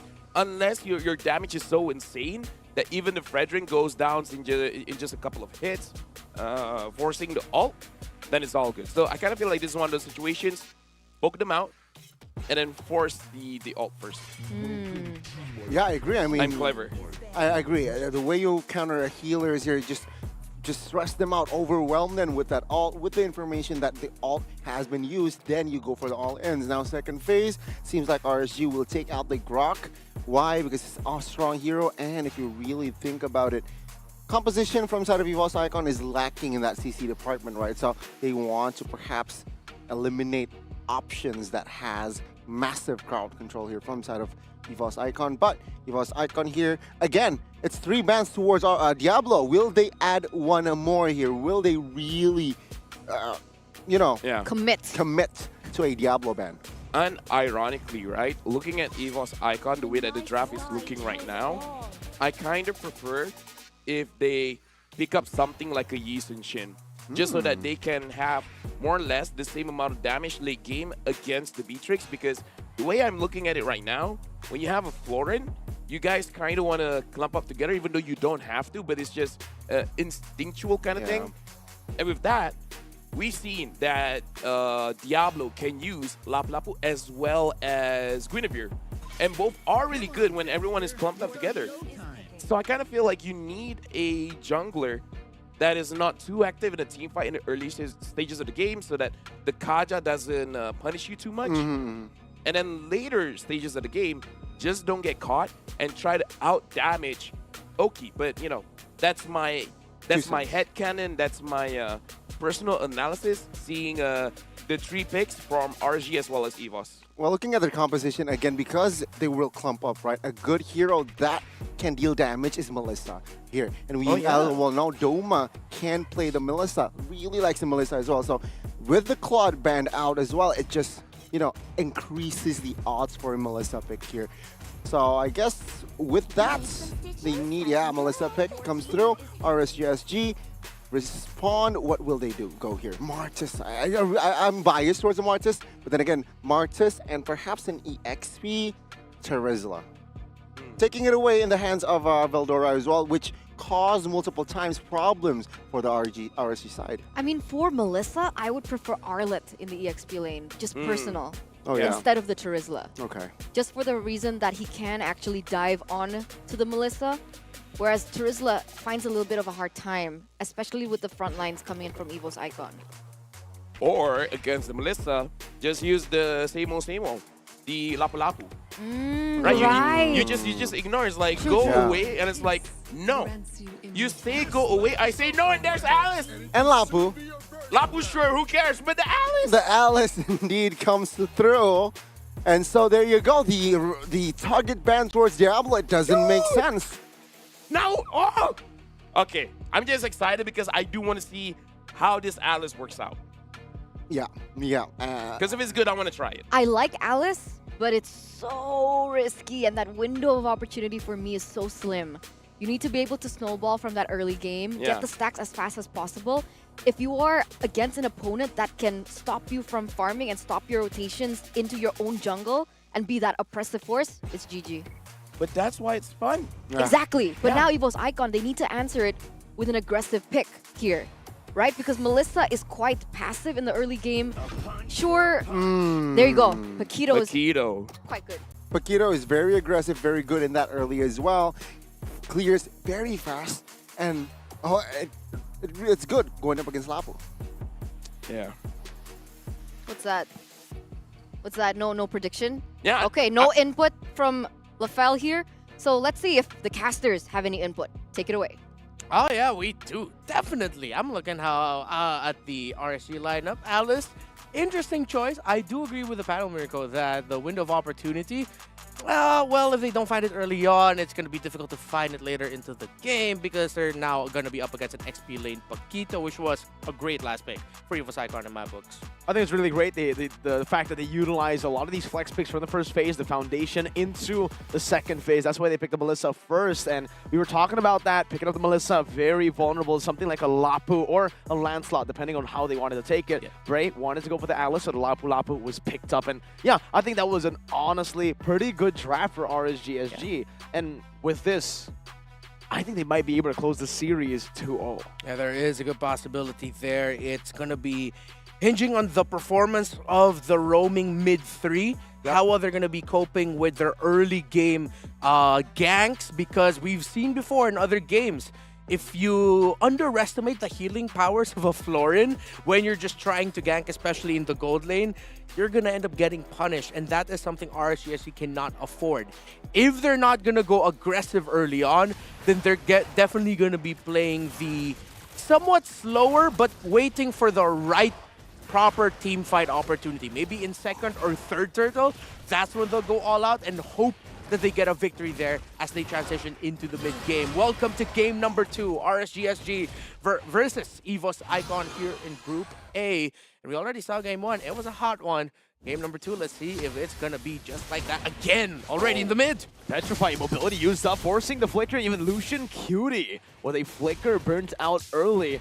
Ladies and gentlemen, don't let the tickets sell out, right? Have little tickets. We only have a few more tickets left, so please go and buy it. It's selling like hotcakes. Hotcakes, yeah. Are there like Indonesian hotcakes? Yeah. Like specifically Indonesian versions? We have a lot of different hotcakes. All right, I'm going to look out for that. I'll show it to you later. Thank you, thank you. And right now, we're looking out at the XP lane, Diablo and Veldora, just taking turns smacking each other.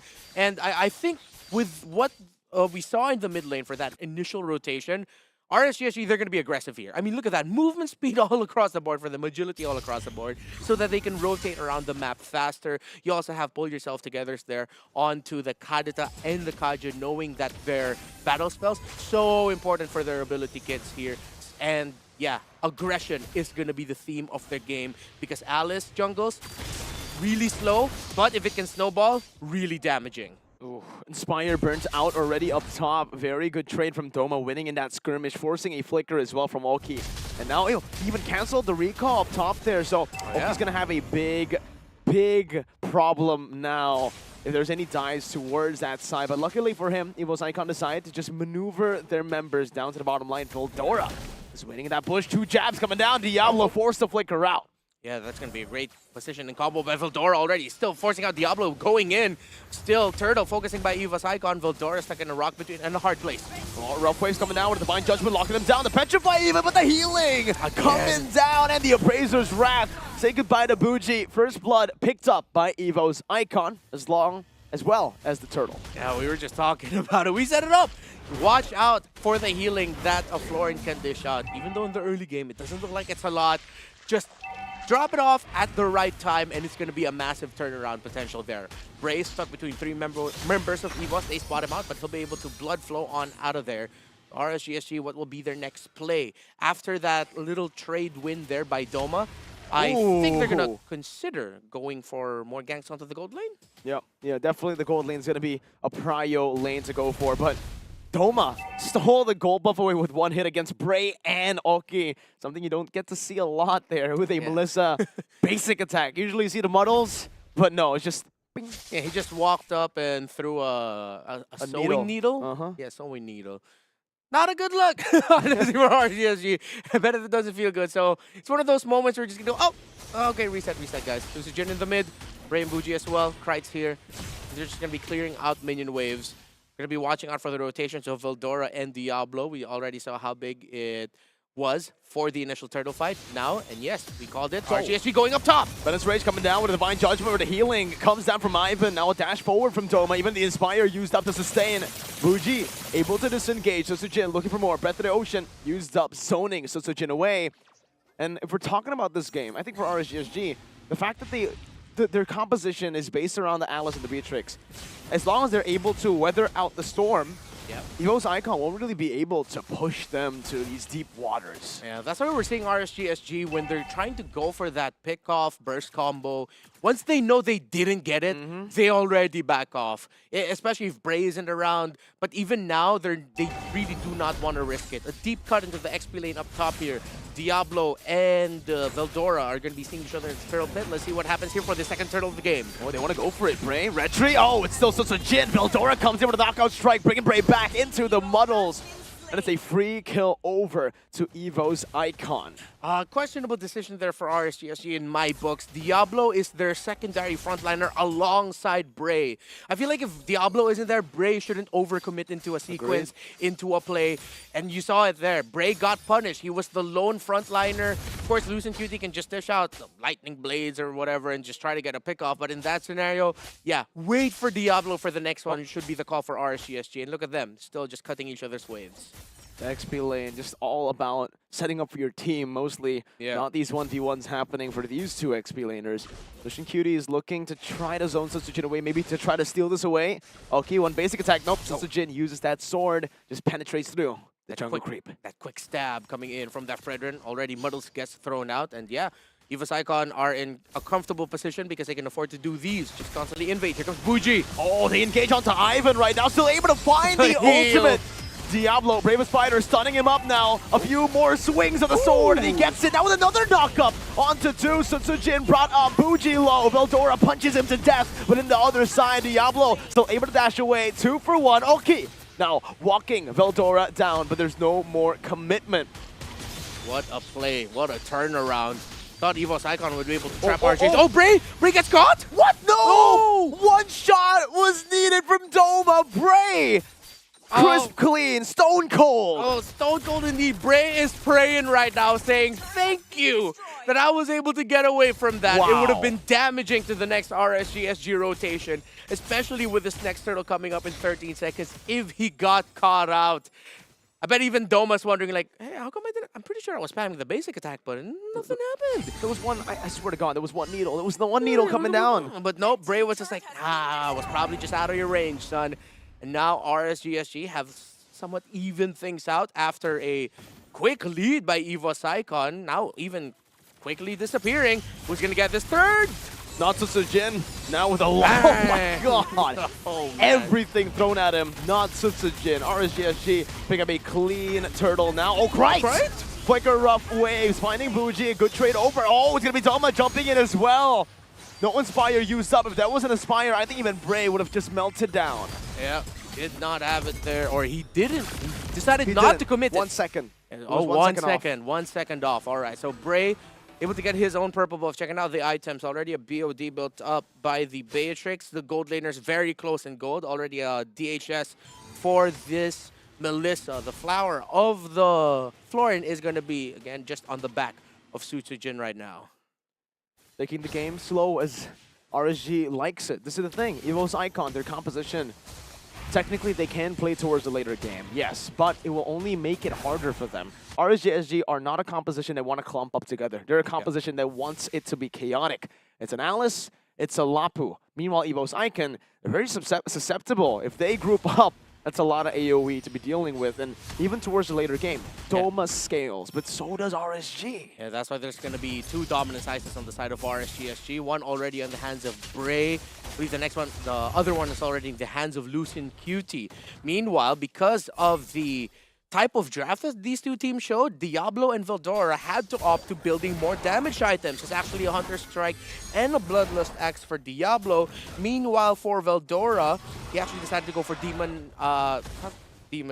Dominance Ice, and then he's going to be going into the Hunter Strike to pair up with his Bloodlust Axe eventually.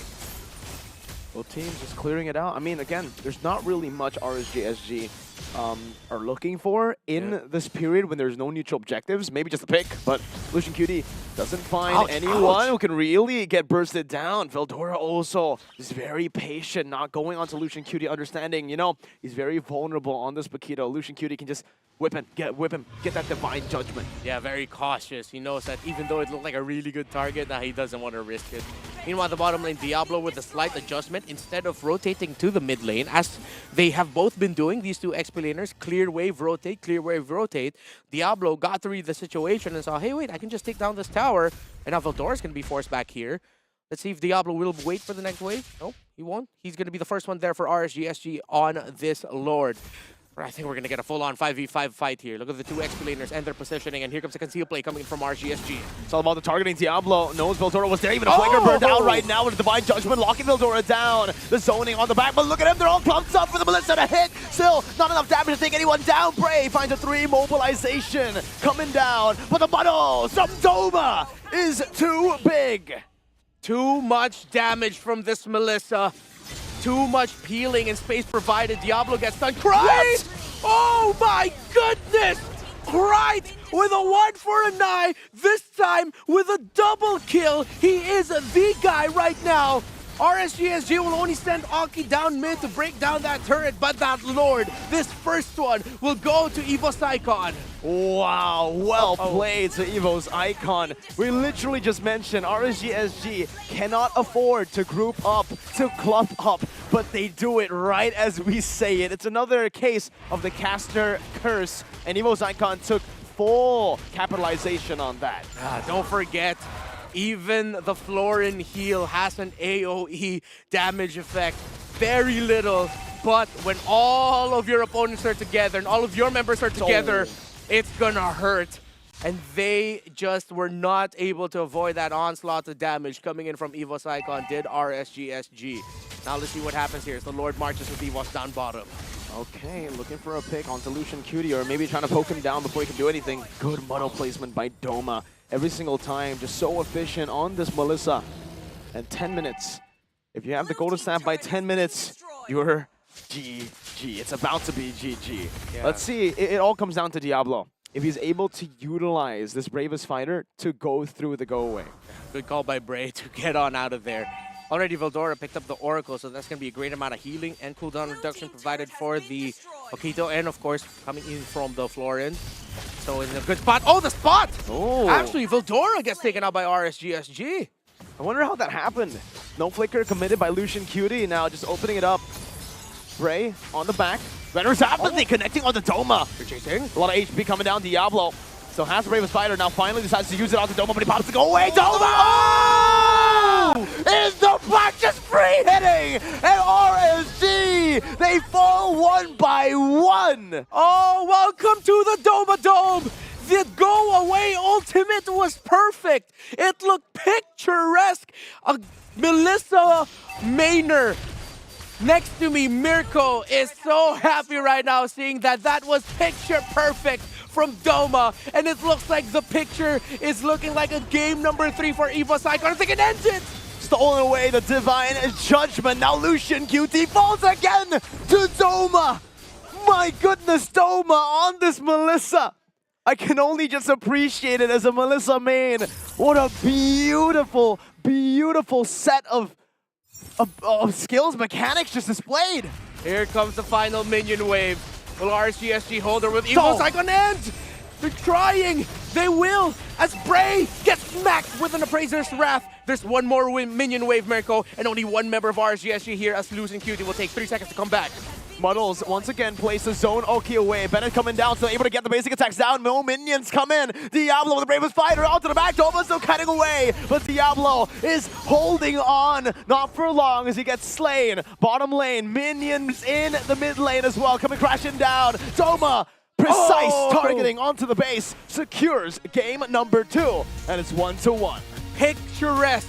We even get a scenic look at the Land of Dawn with the final push coming in from EVOS Icon. Welcome to the Doma Dome. It's 1-1, and it's going to a game number 3 to start off this day. EVOS Icon came from a 3-game war yesterday, and they are at it again here. Bunch of top teams from Singapore, a top team, or a good-looking team in Indonesia in EVOS Icon. What a show they've been giving us. What a show, Mirko, and I'm pretty sure the analysts are ready. Y'all ready? Thumbs up? You guys good? Oh, they gave me the thumbs up. Let's toss it on over to Eterna, Gani, and LaFell. Thank you, Reptar. Thank you, Mirko. What a game once again. And we mentioned that the draft coming in from RSGSG was tricky. It felt like they had it in the bag, but they kept overcommitting, giving EVOS Icon just the upper edge in these team fights. That's the right word to describe it, right? Over-committing. They went in. You mentioned, watch the fight as well. The fella, go back. And they didn't, they advance. And of course, again, we talked about the draft from EVOS side. They want the opponent to clump up. RSGSG just gave the win to EVOS Icon in that game. So honestly, in this kind of situation, two things have to be said. RSGSG forcing fights, definitely bad. But I got to be a little bit critical on Diablo here because as the Lapu Lapu, your job, your one job, is to handle the Melissa. Because the Kadita, when you go in, the go away can cancel your rough ways as well. Bray on this Alice, even though you can get close, but you're going to get pushed away as well. The only one that can really penetrate the go away is the Lapu Lapu. So that is your main job. And if you can't execute it, then it's all over because that was the very clear win condition for EVOS Icon. As long as the Melissa stayed alive, it's basically game over. And again, if you really think about it, right, they draft very, very good adjustment. Now they went in and, you know what, let's secure the floor. And why? Because we want more, you know, sustainability. We want a kite. Meanwhile, RSGSG, they already set up Kaja and Kadira. You mentioned this pick off, and the response was, let's add sustainability. Let's pick the floor in third pick, and it paid off. Take a look at Adoma. Barely touched. Perhaps he died early game, but nonetheless, it doesn't matter. Towards the mid, towards the late, a lot of kit, a lot of heroes can cover Doma. The DPS is insane, and you can even see that he was, honestly, it felt like Doma eSports in a way, right? Being able to be the bread maker, the annihilator as well, so he had the biggest damage as well as the gold per minute. I agree with what LaFell said earlier. It felt like RSGSG couldn't execute on the #1 winning condition from EVOS Icon, which was Adoma. And see, the MVP, it's not going to be anyone else. It's going to be him. He wasn't even taken down once. 507 KDA. And his build was full offense, yet nobody could touch him. Yeah, honestly, we could touch on the itemization as well because we talk about this behind the scenes about how, especially Beatrix still wanting that Malefic Roar second item perhaps could be a little bit better with a Hunter Strike, but we're going to look at the highlights, and I kind of feel like it would definitely show the weaknesses here because every single time they want to go on to Doma, again, Doma is just basically untouched, and RGSG, even though they've already used a lot of their ults, a lot of their skills, they're like, no, we can outplay this, and I'm like, no, you can't. You got to wait for everything to be up and then fight again. They got overzealous trying in this game, perhaps because of that. Yeah, they were just too excited here from game 1, game 2. They just went in and they do not know how to stop. And EVOS Icon, they like their opponent being clumped up. This is another great example where Doma is positioning a lot of members from EVOS Icon can also cover. As long as my gold laner don't die, let's fight. They didn't go towards the team fights properly, right? Yeah, they went all in. Exactly. They didn't try to at least bait the go away first from Doma. Yeah. And you can see time and time again in these team fights, Doma is just free hitting from the back. You can even see Bray like trying to get into the dome. It's like, please let us in, let us in. But literally no one could at that point. I don't like the way that they tackled it. I don't like the way that they utilized their resources on Veldora, of all people. Sure, it's a great pickoff, but like you mentioned, go back first. Wait for those resources to be up, and then you can go and try and bait the go away, and then go in, then commit. No, honestly, you brought up a very good point before the game even started. And you want me to talk about Ivan? Like you said, when you have the floor in, it forces out mistakes because you usually be like, okay, this is probably a good time for me to go in. But the thing is, with the floor in there, it's not just about healing, but there's no anti-healing for you. So as the Melissa, especially when you're using the Inspire, you're getting 100% of your lifesteal. It's not going to get cut in half by the Dominance Ice. So it really is a situation where as long as Doma is alive, there's no universe that EVOS Icon will lose the fight. And again, a very good coordination, right? We see finally from Doma and Ivan, the floor, and sure, it's global healing. That's why it's just so easy for Ivan here to pop that ult in case Doma was touched. And in this case, it was already very hard to touch him from the go away. And Lapu and Alice, sure, clear engage. But again, there's Bakito to crowd control. Very, very good draft and execution from EVOS Icon. This is why I'm not surprised I think all three of us expect a 3-game series. And that's what we're going to get. We're back to a best of one, ladies and gentlemen. But before we see the conclusion between both of these teams, we are going to head on a short break. So stay tuned. Me, Lafel, as well as Gani. We'll see you after. Bye-bye.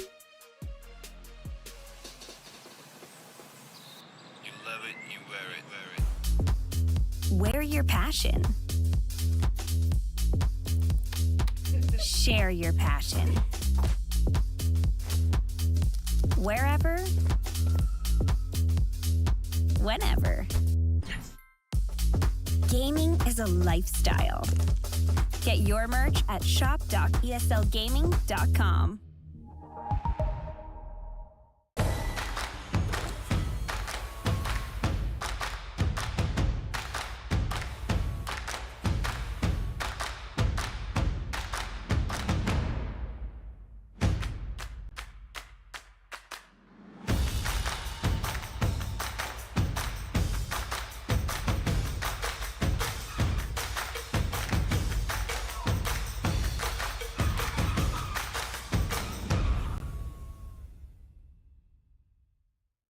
The Snapdragon Pro Series powered by Samsung Galaxy is brought to you by Snapdragon Elite Gaming, Samsung Galaxy S23 Ultra, Monster Energy, and DHL.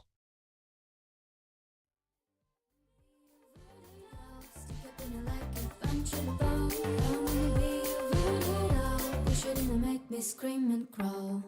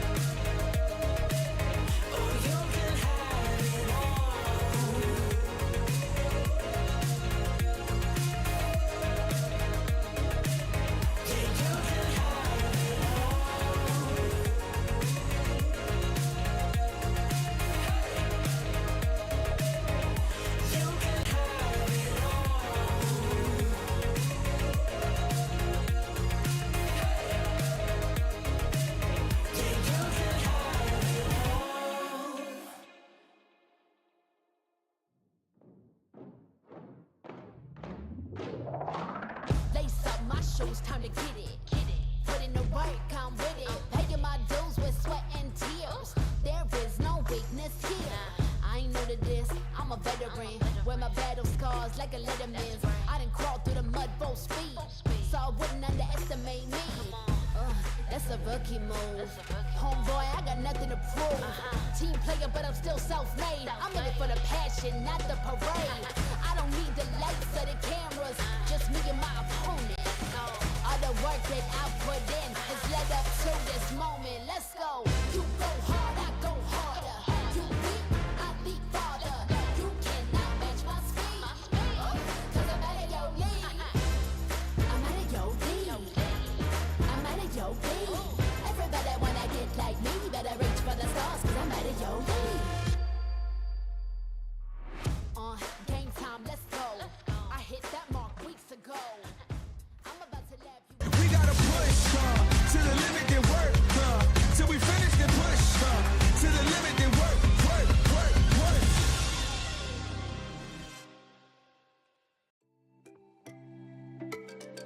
Ladies and gentlemen, welcome back to the Snapdragon Pro Series. As we were on a break earlier on, just to update everyone who is tuning in, we are live from Jakarta, Indonesia, and we are heading to the third game of the first match of today. We're already just given one of the best performances from both of these teams between EVOS Icon as well as RSGSG Singapore. I just said Singapore twice. Yeah. I noticed that. Let's not point it out. Here on the panel, it's still with me, Eterna, alongside with Goni as well as Lafel. How's the break, guys? It's Good. alright. It's alright. It's alright. It's good. Okay. Well needed, and as well, the players need the rest. Best of one. Let me just say, because we're going to talk about the teas, blah, blah, blah. I'm just going to say one thing. Okay. Diablo, don't use meta heroes. Just don't use it. Why so? Why so? Elaborate. Like, the more funky it is, the better his results are. Right? That's a I lot. agree. That's a lot of fighters. Just use anything else. Like, how do you Zilong. do that? What? Zilong? Zilong? Yeah. Maybe. 4 people going in and you just split push all the way. Why not? Into the base? Into the base. With an Inspire. I mean, where else do you want to go? True. Into your own base. Into our own I guess base. it doesn't work like that. That's like the entire Thank goodness. point of the game. Thank goodness Muntan doesn't have that built-in feature. It's like you hate your team so much, you just destroy your own base. Oh Friendly my fire. god. But with that, let's check on what's going on the other streams. Because Okay. this is Stream A. If you guys are a little confused, Wow. we are going to see Stream B and Stream C. Wow, RSG Philippines going 2-0 against Echo. And on Stream C, Yudo Red Giants 2-0ing Burnex Flash. What is going on in this tournament? Again, to be fair, Chuma's not playing, and I saw a glimpse of it. The RSG and Echo this time, not as close. Okay. Game so, number 2, RSG, they just, you know the gas pedal? Do you know that? Gas pedal, like in a car? Just asking, because I don't know if she drives, right? So you just press on it a little bit, and then they just push on forward. We're the stream that has a 1-1. We're the only stream. We're the better stream. Cool kids hang out in Stream A. On Stream A. That's all I can say. You're a cool kid.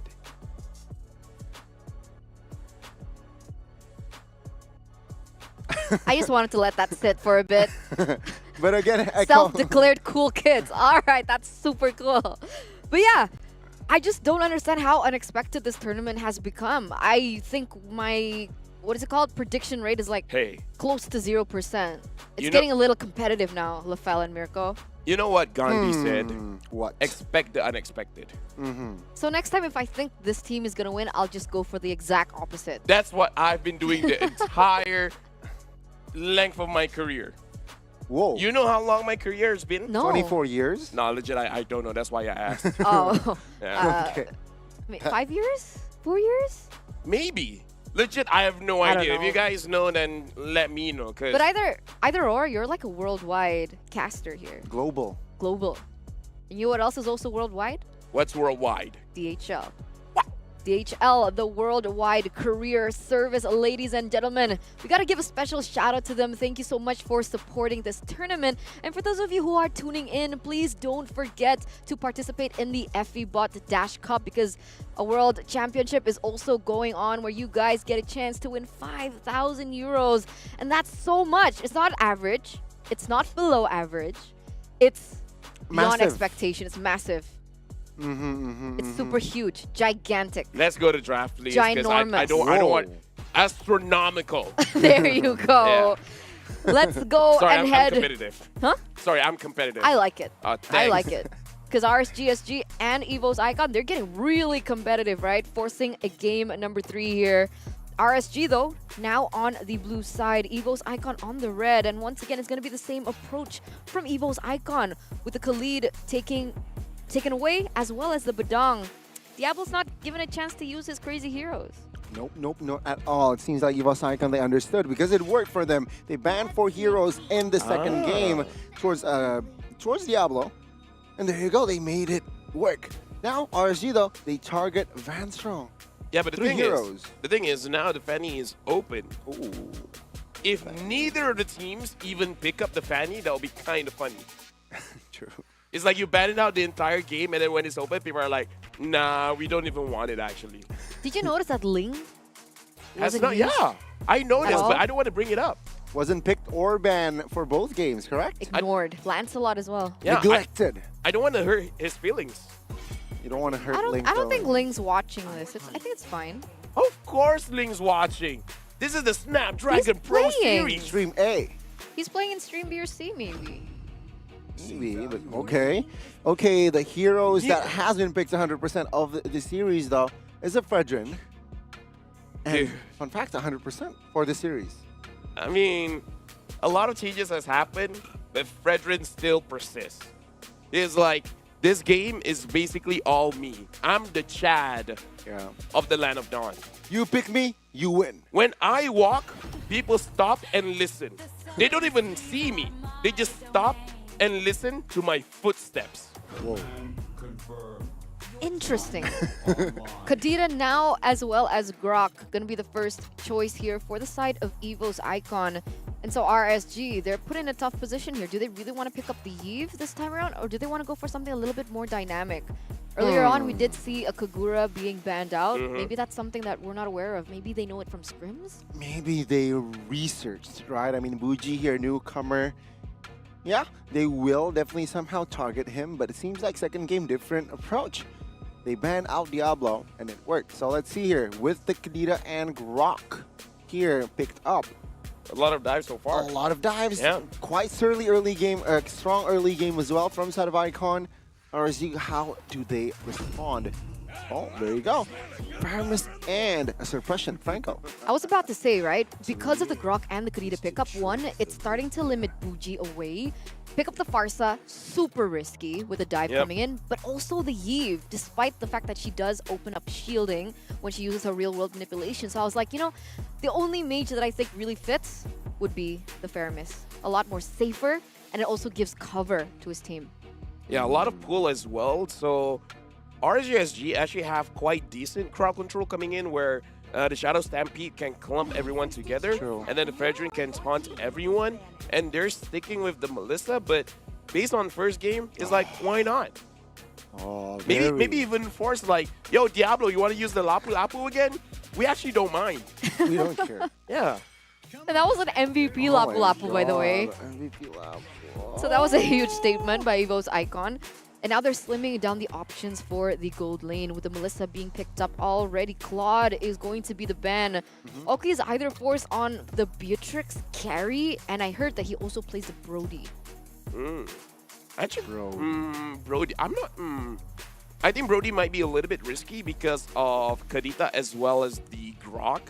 Because you're really reliant on your flicker to run away. Even though, yes, when the Kadita comes in, you could stun, and then could you stop that? That's very distracting. What?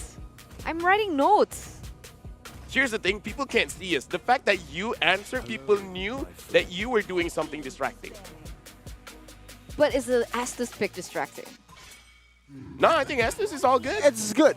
It's good. It's good because again, perhaps RSG a replica. They're trying to base on what the second game was.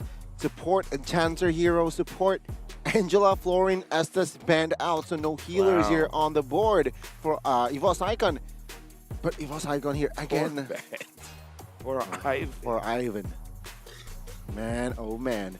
Let's see here, RSG. Will they commit to another hero for Van Strong here? Is this the right approach? Because it seems like based on the second game, the Melissa was the problem. You know, technically there is still another healer. Rafaela? Oh, I was going for Minotaur. But yeah, Rafaela as well. There you go. Minotaur, the one hero that you mentioned. Banned out. Man, Ivan, what is he going to play? I mean, to be fair, he can play the Kadita. Okay, that's good. 5 bans. Does he like this attention? I would. Yeah, right? Yeah. I wouldn't. You wouldn't? I wouldn't too. I'd love it. I want more options. Yeah. I need... Like at this one, it's like, yo, what do you want me to use? I mean, he's played Arlet Rome, Cho, Kufra. That's also something he has in his arsenal. Atlas? Does Atlas work here? going up against a Franco and Ferdrin, potentially jungler. Quite good, yeah. Atlas, if they want to commit to another AoE hero, but if they want to play it safe, perhaps Kadita. Wow. Okay, so they're keeping their options open. Yep. Speaking of the jungler here, again, a lot of flexibility because both the Grok as well as the Kadita can be flexed around. Grok can be roam EXP, Kadita can be mid-roam. So I really think once they see everything from RGSG, that's when they're like, okay, the final pick will solidify everything. Okay. So very makes sense, right? Again, asking RSG a question. What is Ivan playing? Kadita, Grok, or will they add another roamer? But with Balman, it adds pressure towards that neutral objective. Very good with that lethal counter, and FYI, there's a new skin for Balman. Yeah, right now, honestly, I'm just thinking, okay, what are you going to use here? Because you have to win against the Melissa. So Yuzong picked up and carry. The carry I'm okay with. Yuzong, I don't remember Diablo on the Yuzong. I really don't. Did he play it at MSC? And the thing is, Yuzong, you kind of have to win your lane to be amazing. Because, you're very strong in the turtle takes as well as the lord takes. But if you're losing your lane, at least keep it neutral. Neutral is fine. Losing, really not good. Because Black Dragon form coming in, you're basically going to die before you even drop from your... Yeah, before you touch the ground. That's a very good point. And if you use Black Dragon form as a defensive move, that's already a wasted resource. So you need to make sure you have that pressure.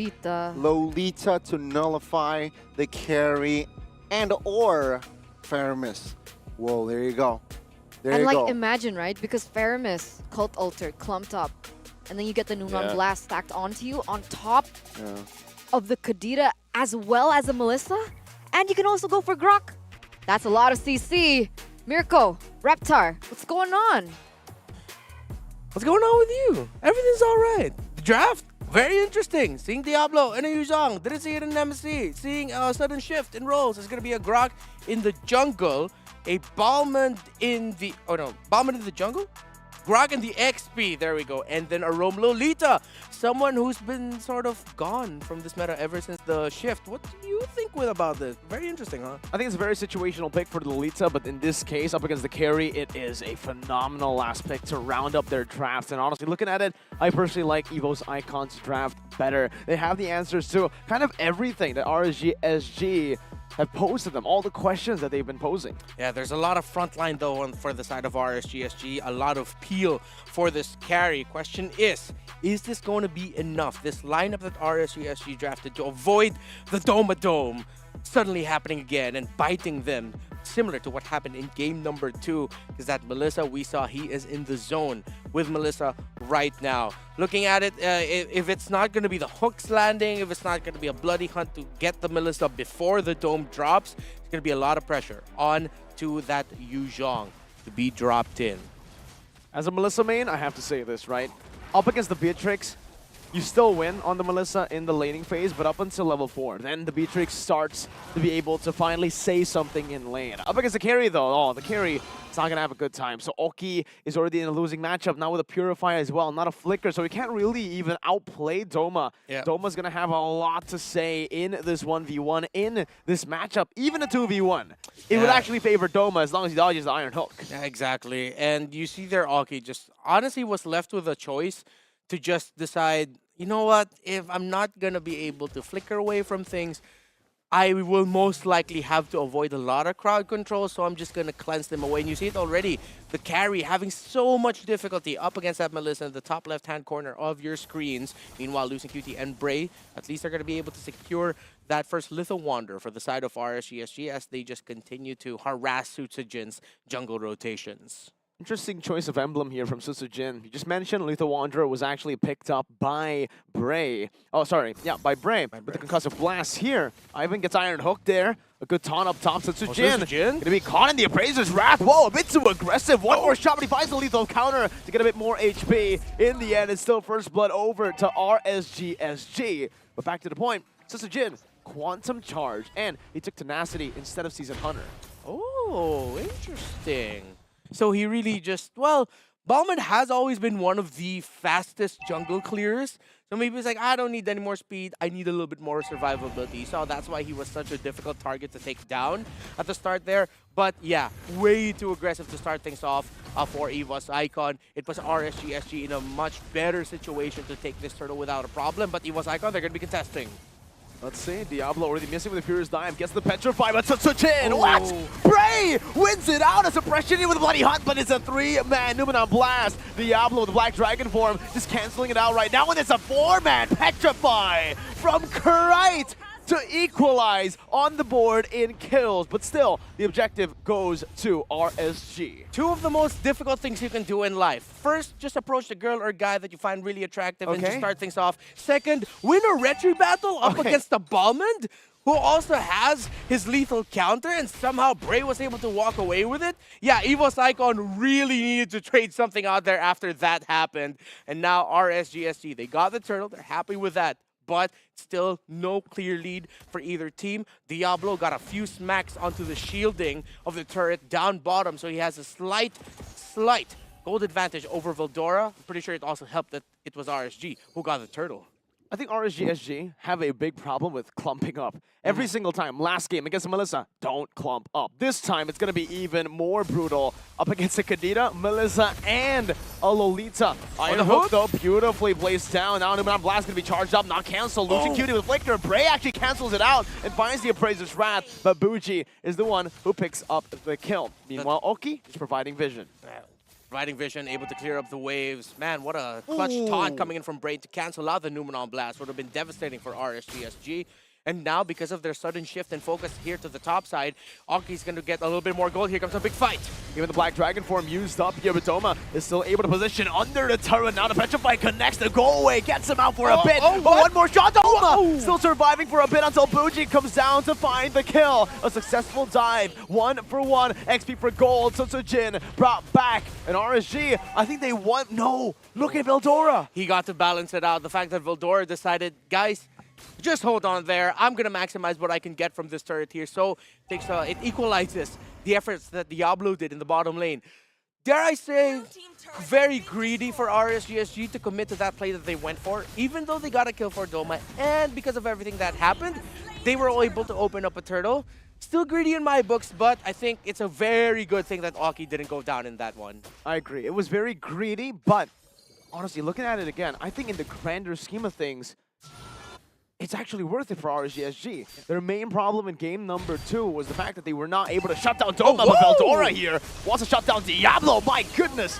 Wild charge into a rough waves, into a lethal counter, but Krait walks into Bray, who just takes him out. Krait goes down, gets caught out, so it's going to be a trade mid for the EXP.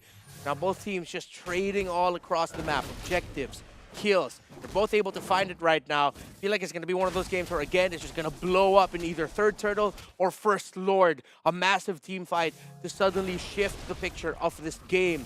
I am wondering, though, gold laners haven't switched up yet. I feel like the map could be opened up a little bit more if they decide to commit on a push elsewhere. But right now, they're just saying, we really need that farm. We really want to be online as quickly as possible. They're just going to be hugging what originally was the gold lane up top. Very calm game, again, for both these teams, wanting to slow down the tempo. Both teams have compositions built around neutral objectives, team fights. So there's no real reason to look for these crazy fights here in the 5th minute with no neutral objective up. However, Bray is already a level up against this Bauman. So even though Bauman clears out fast, the Seasoned Hunter is definitely doing work for Bray. Both teams right now just still poking around the mid lane. Lucian will be able to find Ivan. Good read here by RSGSG in the positioning of EVOS. Jin and Krait. Good taunt with the Bloody Hunt as well, but the rough waves cancels it out. Krait still able to escape, and a wild charge! Onto 2, into a lethal counter, and a blast! Finds 2 on the back, but Diablo zones them away, isolates the target. Krait gonna be gunned down! Taken out by Oki, as Diablo falls as well. 1-for-1 mage for XP. Oh, but Bray might get caught out here if he's not careful. He's able to dash out, and again, another trade. You see here the adjustment by RSGSG. Still not the cleanest initiation that they could have gone for. It was countered, but Doma in a bad spot! Oh, Ivan! Oh, man, Ivan! with the Bulwark, actually. Making sure that there was no room there for Aki to free hit Doma. He holds on as RSGSG. Let's see if they'll be able to get this turtle. Let's say Lucian Cutie looking for a bloody hunt right now, but he's going to be knocked up there. Beautifully played by EVOS. Icon picks up the turtle and the kill. Bray finds himself in the lethal counter, now in the spin. Killing spree picked up by Veldora. Poetic that the lethal counter from the Bomblet is also the theme right now for EVOS Icon with the lethal counter to get that third turtle. Everything has blown up there. They're going to be opening up the middle of the map. Welcome to the mid to the late game now. 7 minutes and 30 seconds in. This shrinks the room for RSGSG, and now the room for error is even less. They cannot commit mistakes. This next set of engagement that they're going to go for have to be clean. Checking up the items, there's already a BOD on this Grok. Still a Hunter Strike and just a Dominance Ice for Diablo, so he goes for a hybrid build. I think we have to really pay attention to Doma, right? Yeah. Because once he gets that golden staff, it's the Doma Dome. Or maybe we can make it a bit more spicy, a bit more epic, a bit more true to the skin. Doma's domain. Doma's domain. I like it. I like it. Doma's domain. Let's see if they'll be able to penetrate through that. With Veldora, Suchijin, and Krite just making sure that they get their orange buff. A conceal was utilized, but RSGSG are not going to be finding an opening in terms of a kill. They will find an opening up top with a push in the turret, while EVOS Icon shifts their focus, gives Doma a lot of room down in the bottom lane. You see they're bodyguarded by Ivan. Let's see if they're going to continue pushing this. RSGSG, it looks like they read it. They have seen, or they feel like where EVOS are, they're focusing down bottom. The main objective, though, for good Iron Hook, good read from Lucian Cutie, spots out Ivan. And just like that, EVOS Icon, their attempt of maybe an ambush just disappears. But Doma, golden staff, that's the power spike. The golden Doma's domain. It has leveled up. It has. That's where it is. Let's see if RSGSG will be able to get that clean team fight that they're looking for. They really have to time their engagements perfectly here, or Doma with a well-timed go away will just ruin the team fighting. Here comes the conceal play coming in from EVOS Icon. Right, getting some good position. Oh, well charged into a rough waves. Not even a petrify used up. And just like that, no Diablo, no Dragon. Free Lord conceded from RSG. Yeah, they just say, you know what, we're going to take the trade. We'll just take this turret down bottom. We're going to get on out of here. And just like that, one spot, one pickoff. That's all she wrote for RSGSG in contesting that first Lord of the game. I think it also looked like EVOS Icon read the RSGSG playbook really well. They decided to go for that split, 3-2 split, where 3 members of RSGSG will hug the Lord and try to contest it while 2 will split push elsewhere. But EVOS Icon just read it well. The moment they saw Diablo, they just said, you know what, let's take him down.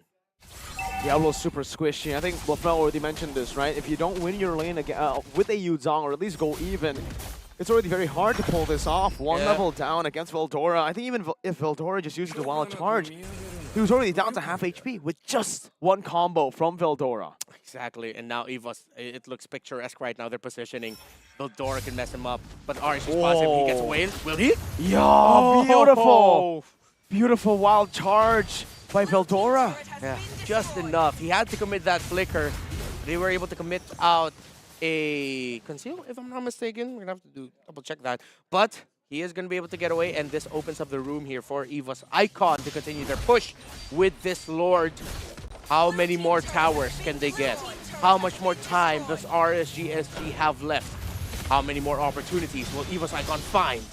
I mean, just look at the muddle placement here. Doma's going to be able to poke RSG down. Now blast. Oh my god, Lucian misses!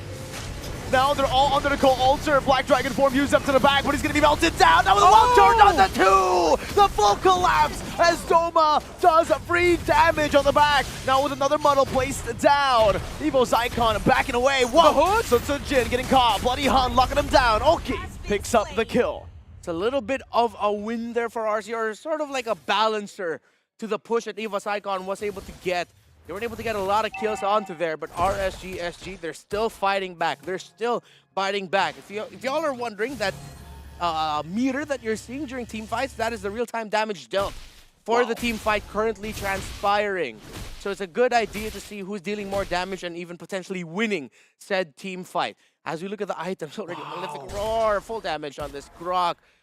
You see there, Pass Claws already up for that Melissa. They really, really have to make sure their engagements are clean, because you're just going to see that Melissa's life tick up when she's really low. My goodness, man. I mean, Doma is being really greedy right now. Really greedy. Not finishing up on the boots, but at this point, you can afford to. You're 700 gold up. You're a Melissa with full cover, full peel. Nobody's been able to touch Doma since, what, the last 5 minutes of the game. Everything has been set up for this Melissa pick again. Oh, they're going to be spotting out this Grok. Veldora is going to fall, but here comes EVOS for the response. Conceal, okay. Oh, stunned up. Oh, the Purified. Now the Mount Blast charged up with the Flicker as well. This time it finds Bray. Now Diablo on the back with the Black Dragon form. Doma pops in to go away. Still able to kite away, but the Petrify connects on the back. Doma! The Dome! With the Inspire again! Just takes everyone, melts them down. Bray running for the hills, but he will fall, and Lucian Cutie is the only one left. Doma with the Melissa Riz. EVOS Icon with an even more refined version of the Doma's domain. Lucian and Bougie, can they hold? It looks dire for the red, white, and blue. It's over. Just like that, EVOS Icon, they've secured their first match win in the group stages of Snapdragon Pro Series Challenge Finals. The iconic Tigers get the victory.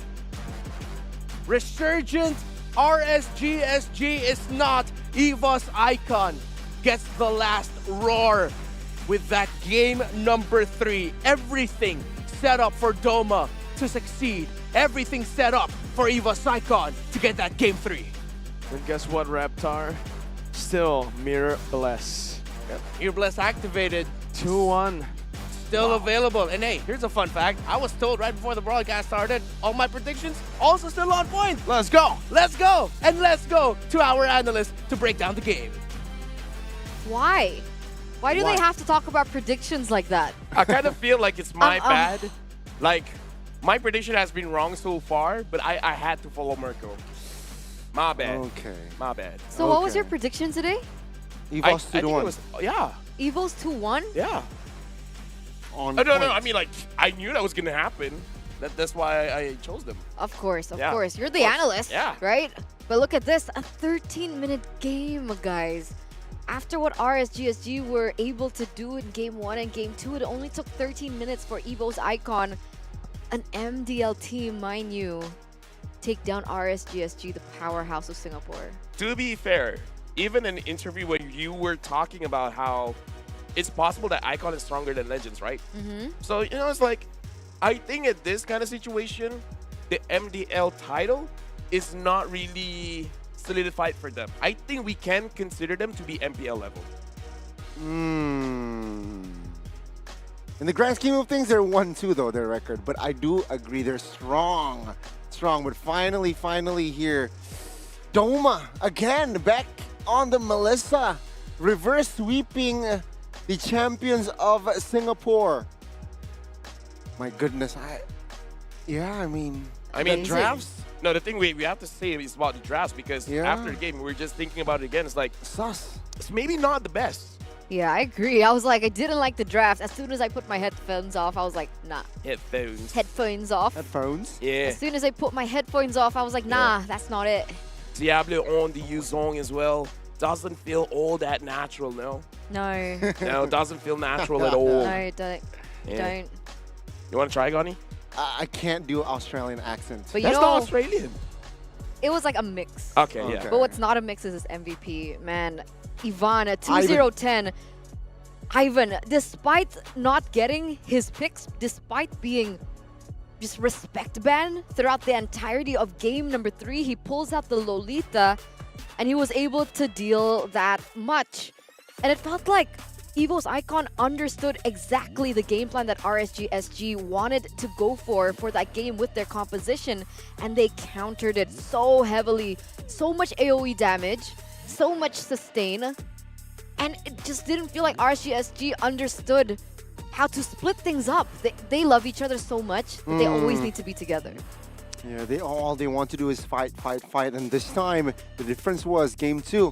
The draft from the side of RSG was also somehow made to fight, but this draft, I don't know. They want to go in, but then again, I don't see synergy from their composition. No, honestly, even the way that they play, kind of the same problem as game number 2. They're trying to force it out. Game number 1, we saw EVOS Icon had a good chance to win, but they tried to force to end. In this game, we saw they had a chance if they want to force it, but they chose not to. So I kind of feel like in the grand scheme of things, EVOS Icon won because they learned from their mistake in the first loss.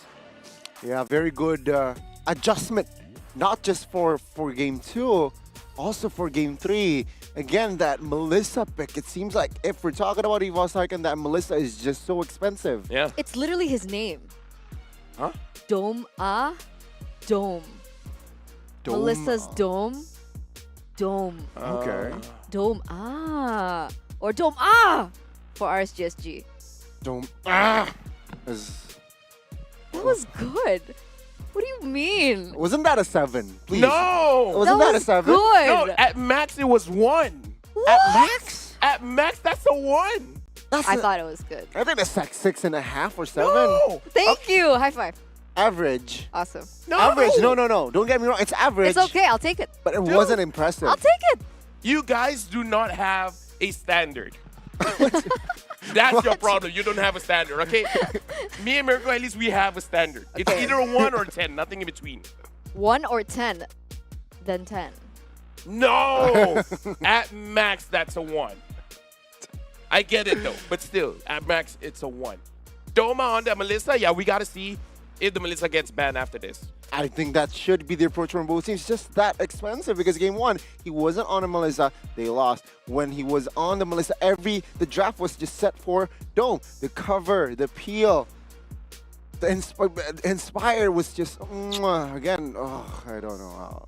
I honestly believe, sure, Melissa is a power pick, but it can be countered. Melissa isn't as OP as she was pre-patch, where there are a lot of counters. You can pick up something like the Leslie maybe to help gain that oppression range onto Melissa, especially during the laning phase. But what I wanted to highlight is how they were able to draft for the Melissa.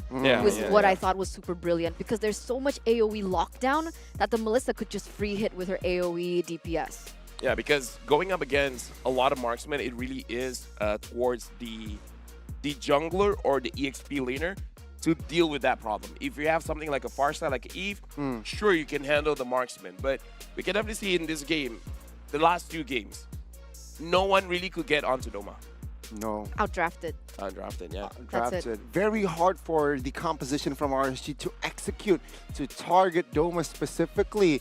And let's not forget the other teams who can deal damage as well. It's Cry, that's perhaps the Veldora. It was just GG. That's why game 3, it was faster than game 1 and 2. The draft was very hard to execute. And predictable.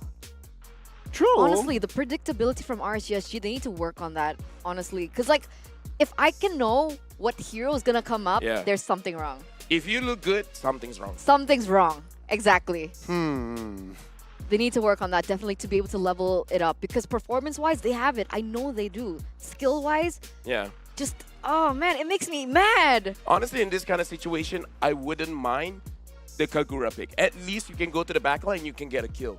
Fairness, you're all about helping your team out. Sure, the Ghost Bursters can do a lot of damage, especially when everyone's clumped up.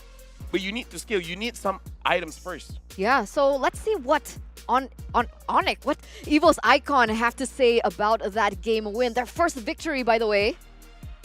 Rose. Hello everybody, my name is Rose and I am over at the backstage doing an interview with our winner from EVOS Icon, which is Even. But before that, of course, I have with me a handy dandy translator. Hello, I'm Chippy. Okay, so first of all, I want to say congratulations to EVOS Icon for securing your first win, because yesterday it was a pretty rough day. So before that, Ivan, how are you feeling right now? Pasan dari gue sih ya yang pasti seneng lah, soalnya bisa menang. Kan ini juga pengalaman pertama kali kita semua di internasional lah. Jadi ya kita lakuin terbaik aja, hasilnya atas meter. Yang penting kita do the best aja.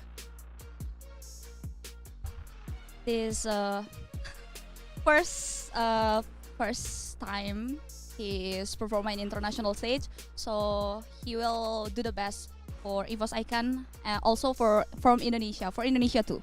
Oh wow, okay, he's bringing the Indo pride to Snapdragon Pro Series. Okay, so I want to ask Ivan. Ivan is EVOS Icon is an MDL team, and there's so many MPL teams here, especially RSG Singapore. They did very well in MSC. They also have a lot of international tournament experience. They have won, if I'm not mistaken, back-to-back MPL Singapore champions, right? Did you feel nervous going up against them just now? Kalau gue sih enggak, mungkin kayak lebih kita semua kan di sini kan anak-anak kan juga pertama kali first inilah turnamen internasional lah. Jadi ya kalau gue sih nggak ada nervous, paling gue lebih ke nenangin anak-anak semua supaya pikiran kita jernih, do the best. He said that from Ivan is not nervous because he think he have a job test to be a calm down the other players. I think. So Ivan is the calm, relax. Oh, I see. He's the santai one. Yeah. Santai, bro. Okay. I have maybe 2 more questions. Nanti, Ivan will play against Yudu Red Giants from Malaysia. Okay, that is at 8 something, right? Now, are you ready? Because yesterday, Yudu Red Giants won RSG Philippines 2-0 clean sweep. To be honest, even I didn't expect it. So, Ivan, is EVOS Icon ready? Kalau dari gue sih, gue sendiri ready dari EVOS Icon. Yang pasti kita bakal do the best lawan Yudu Red Giant. Wow. Okay, so what does Ivan want to say to all the fans who supporting EVOS Icon, especially after the first win just now? Untuk EVOS fans, dukung kita terus. Yang pasti EVOS Icon dan EVOS Legends, semoga kita bisa memberikan yang terbaik untuk Indonesia. Dan doain kita lah, kita bisa melakukan yang terbaik. Alright, okay, with that we are coming to the end of our backstage interview because we're gonna give Ivan the time to rest because they have another game later on. Thank you so much. This is Rose, this is Chippy, this is Ivan. We will go to a short break before we start the second series of the day, so don't go anywhere because the Snapdragon Pro Series will be right back. Bye! You love it, you wear it. Wear your passion. Share your passion. Wherever, whenever. Gaming is a lifestyle. Get your merch at shop.eslgaming.com.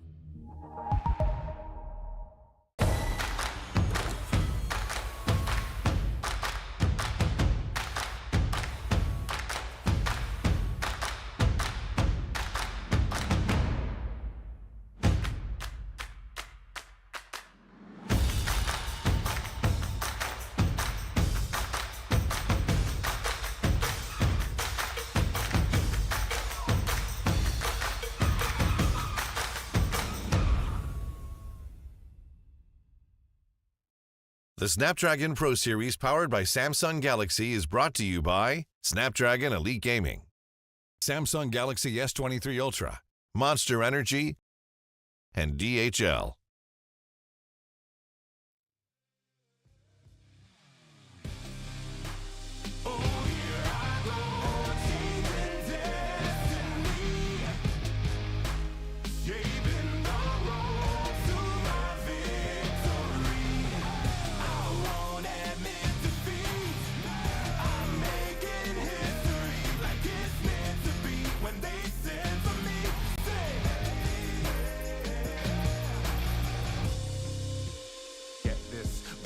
The birth of a legend, the past tried to trap me too bad. My future beckoned, I crashed, and yes, I burned. Hardest lesson that I learned was how to take a fall and crawl back out the dirt. Now I'm back from the grave, revived. Time after. 1, 2, 3, go!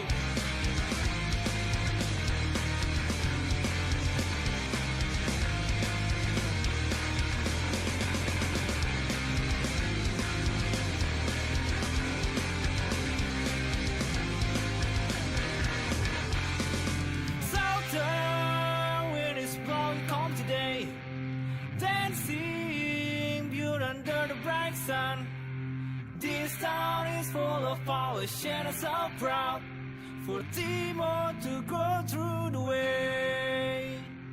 With his earphones hung on his neck, listening to pop punk song all day long. Look up the sky and see the whole big world through the view of his big eyeglasses. Oh, you think it's so hard? You don't have to believe in what you don't. Don't you think it's so hard? You just have to take it on your own. Look around, yes, it's a brand new day. For sure, even you're alone tonight. And you still could be dancing along. We're full of boy t-shirt and dance. Everything we go back there again. You're just waiting for you to be them.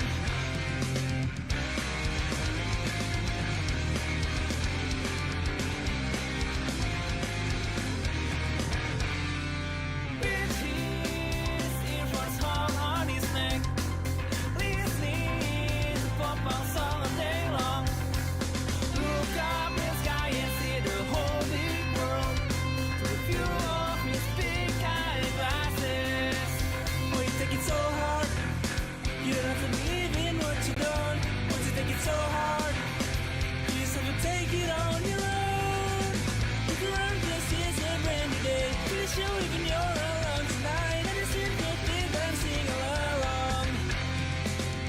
We're full of boy t-shirt and dance. Everything we go back there again. We're just waiting for you to be them.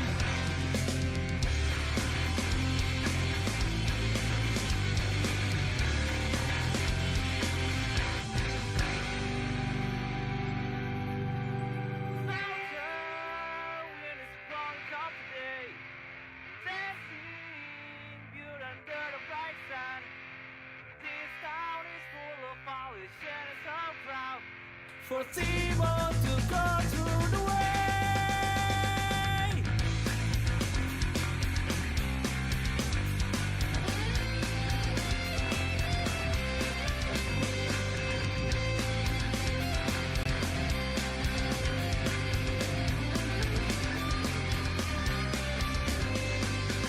Look around, yes, it's a brand new day. Pretty sure even you're alone tonight. And you still could be dancing all along.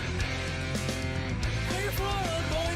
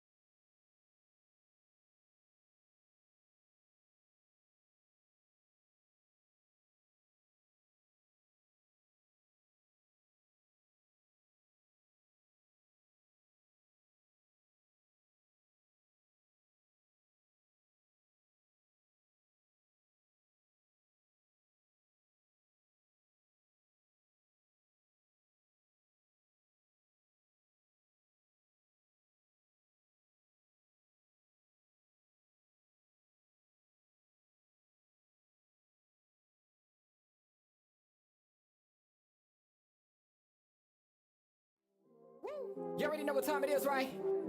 It's your boy Eclipse Darkness. I do this for my people. How I like that. I'm a black, strong man, they can't tell me nothing.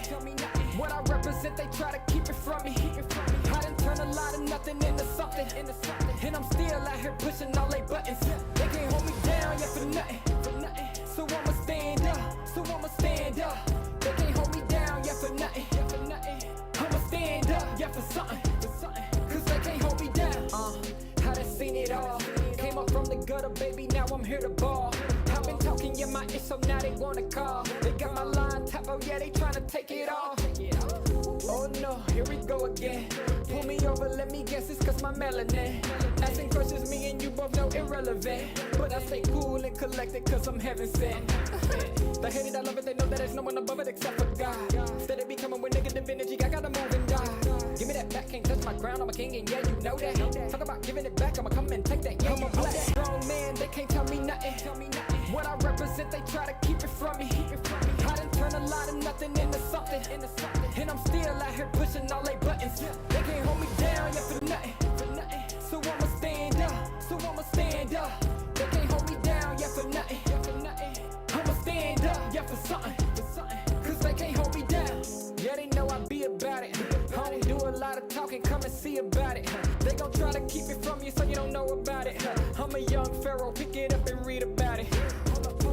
Here's your opportunity. Telling stories, yeah, to make sure they remember me. Can't hold me down, cause I leave behind a legacy. And don't believe them when they say they who they claim to be. They can't hold me down, yeah, for nothing. Stand tall. They can't hold me down, yeah, for nothing. Stand tall. I'm a black, strong man, they can't tell me nothing. What I represent, they try to keep it from me. I done turn a lot of nothing into something. And I'm still out here pushing all they buttons. They can't hold me down, yeah, for nothing.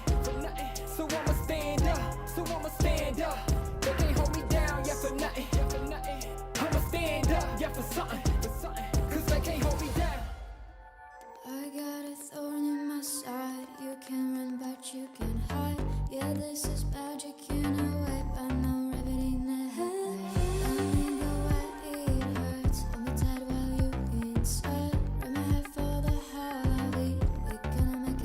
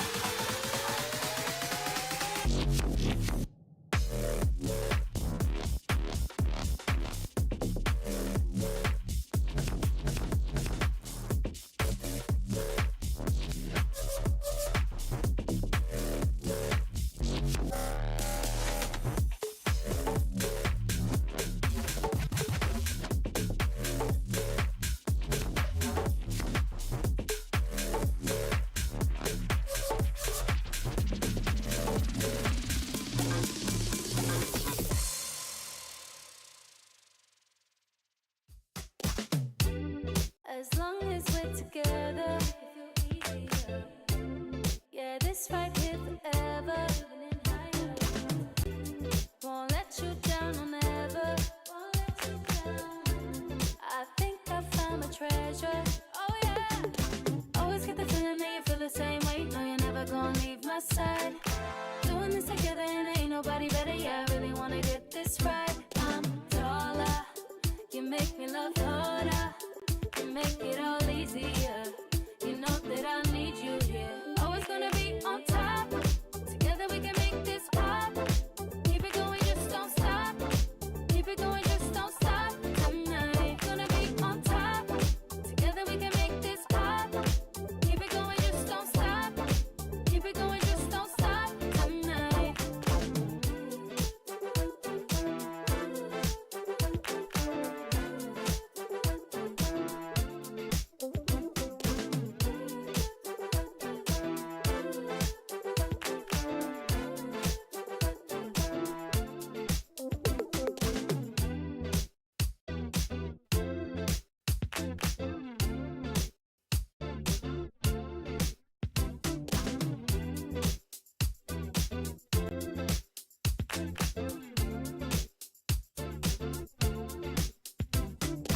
Always get the feeling that you feel the same way. No, you're never gonna leave my side.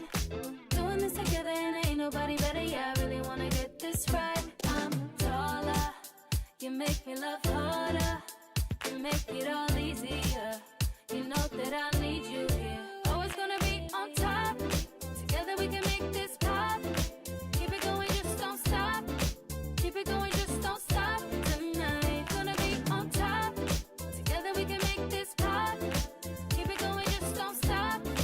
Keep it going, just don't stop. Tonight.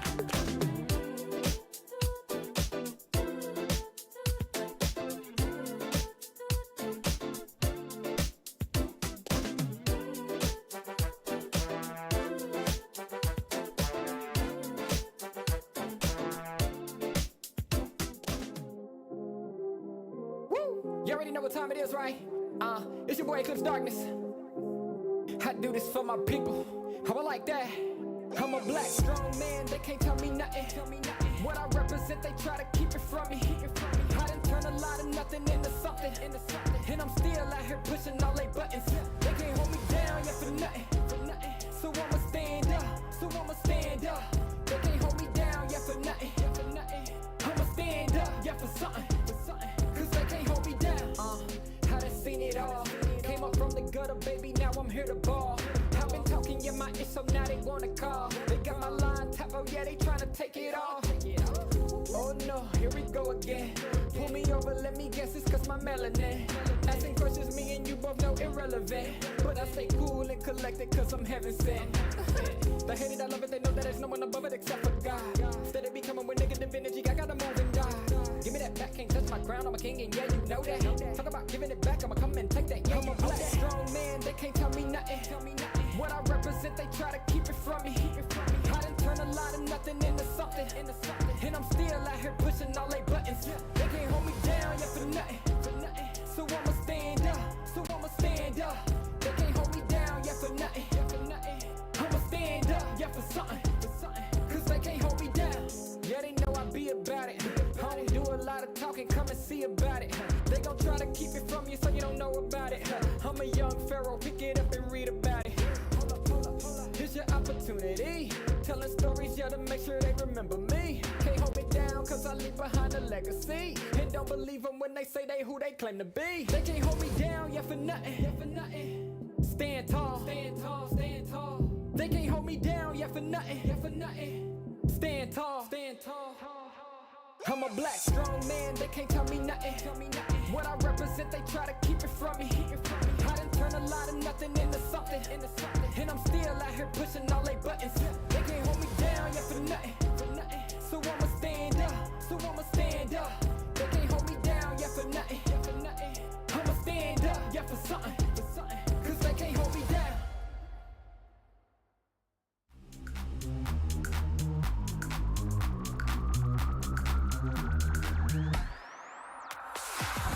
I feel eyes all over me, watching how I set the scene. Oh baby, step into the rhythm for a minute, let your body shimmer. Turn it up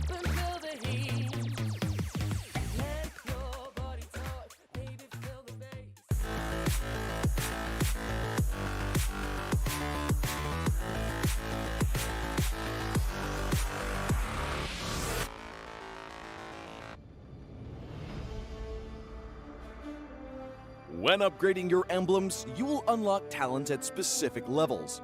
Different emblems will unlock different talents.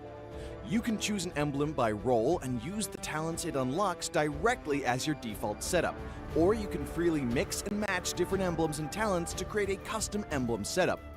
We're going to show you how to create your emblem setup for your heroes. Emblems. First, let's take a look at the revamped emblem system. There are now 7 emblems in the game, 1 basic common emblem and 6 role emblems. Different emblems can provide different attribute bonuses. It is recommended to use the emblem that matches a hero's role. Standard talents, Tier 1. After selecting an emblem, you can then choose from 8 standard talents at Tier 1. These talents provide mostly straightforward bonuses to heroes. Of the 8 talents, Thrill and Swift are good on almost any hero, while other talents are more catered to certain roles. Standard talents, Tier 2. At Tier 2, you will also have 8 standard talents to choose from. The Tier 2 talents trigger or work under different circumstances.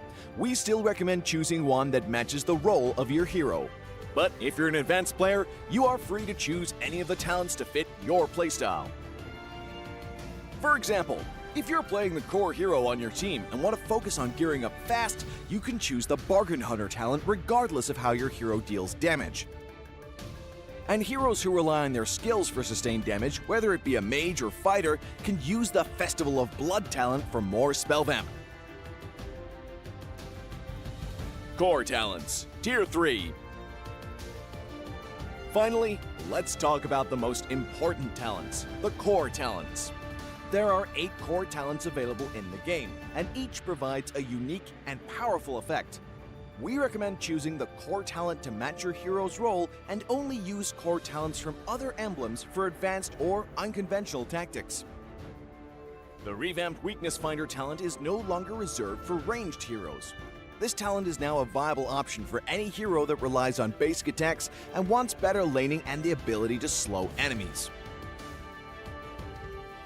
The Lethal Ignition talent now deals adaptive damage, making it a prime choice for any hero that has heavy-hitting combos.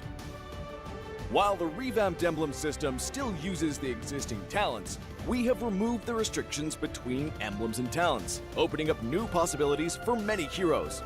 We look forward to seeing players discover new ways to play their favorite heroes on their way to becoming a legend.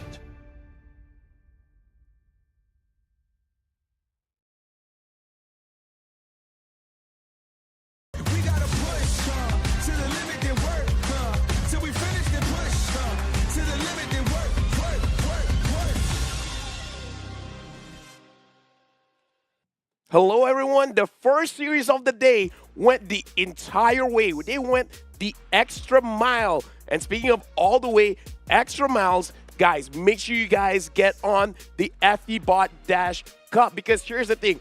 DHL, they're a worldwide courier service company. So that's why if you guys need something all across the world, they got you. Make sure you guys get in on it. 5,000 euros, ESL.gg/FEBot.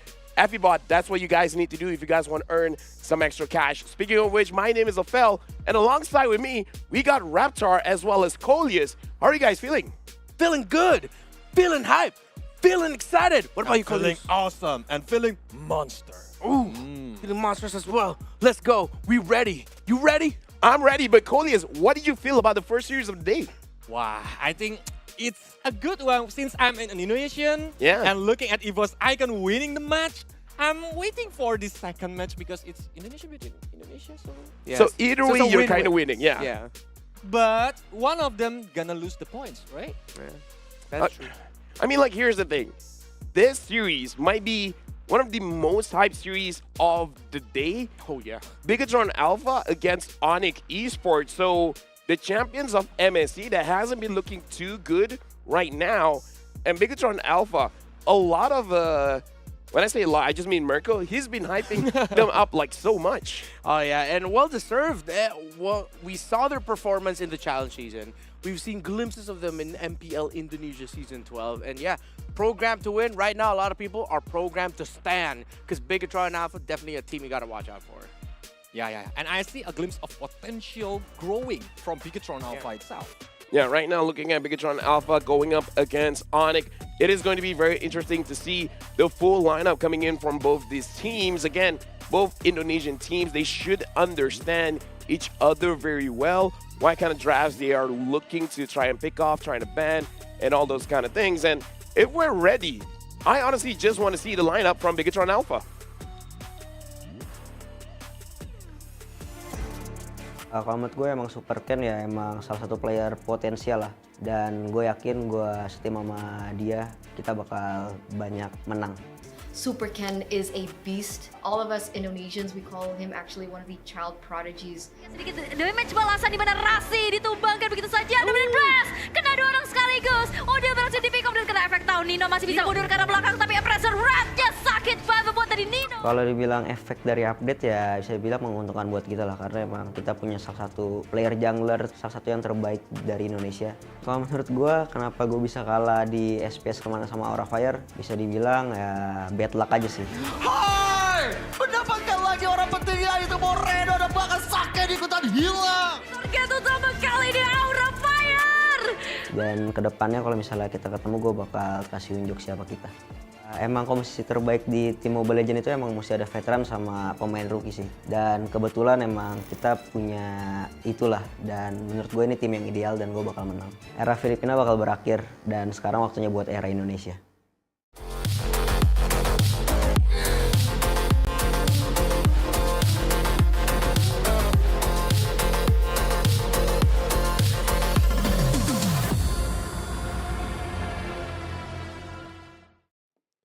Let me just say the words coming in by Super Vin.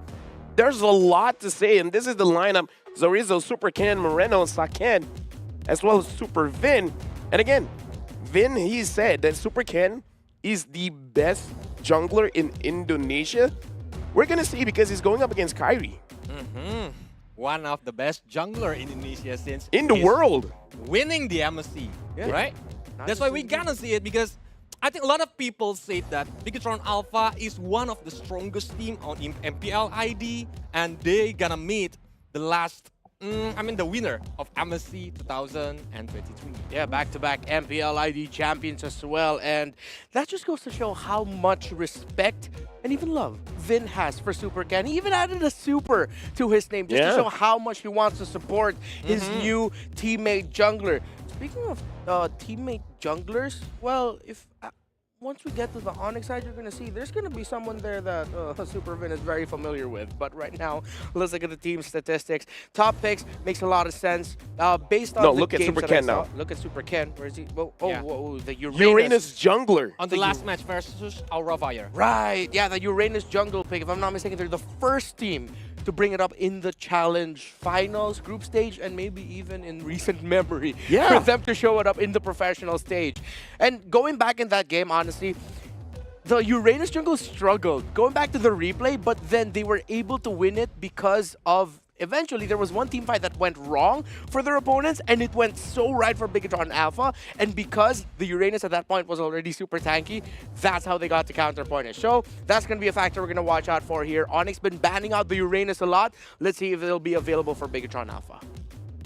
Honestly, again, Vin already said quite a lot. It's like we got a mixture of veterans as well as rookies, and that's the best kind of composition. Talking about Super Ken, 100% win rate on the Fredrin as well as the Yi Sun Shin. Lancelot a little bit lower, but I think it's because you've been using the Lancelot quite a little bit more, so it makes sense. But it shows up that he can use any kinds of strategy. Yeah. The marksman jungler, the utility jungler, or even the essence jungler. Yeah, so Uranus jungle as well. That's crazy. Speaking of crazy, we got to look at what Onyx has cooking up.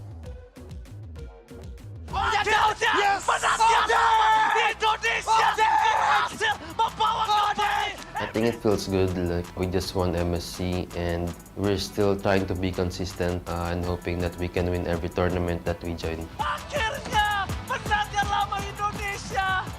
For Onyx, I think out of all the teams, I am most impressed by Onyx.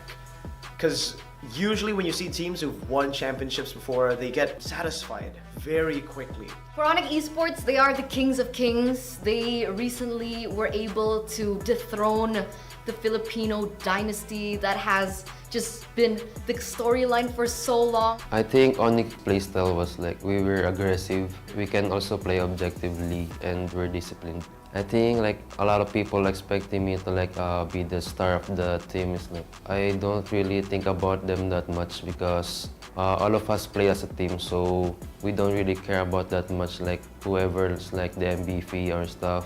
We just want to win. Kalau purple buff ini bakal di freeze dan solo kill. That's it. Kyrie on the set point. I know I said this once, but I will say it again. I want to be the best MLBB player.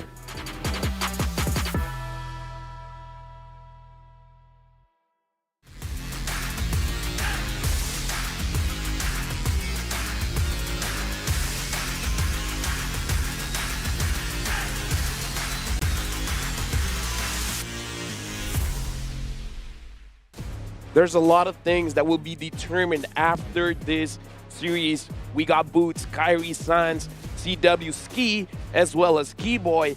And the two things that I want to talk about Kyrie, number one, he wants to be known as the best player in Mobile Legends. But the second thing he said, people would think I'll outshine my team. But no, it's a team game, and I gotta say, Keyboy, Sans, Boots, CW Ski, everyone did their job so well, it's not always the Kyrie show. Yeah, and I think that's why Onyx found the success that they did during MSC. Before, I mean, that's why there was a joke going around the community. It wasn't Onyx eSports, it was Kyrie eSports. But then Onyx went into MSC and proved everyone wrong. Yes, Kyrie had an amazing performance, but that was Onyx in peak performance mode from the entire position, the entire roster. Everyone was at their best. Yeah, this man wants to be the best MLBB player in the world, but he has some of the best MLBB teammates in the world with him. Yeah, Onyx in this era, I think all of the members are already level up. So all of them, all the stars right now.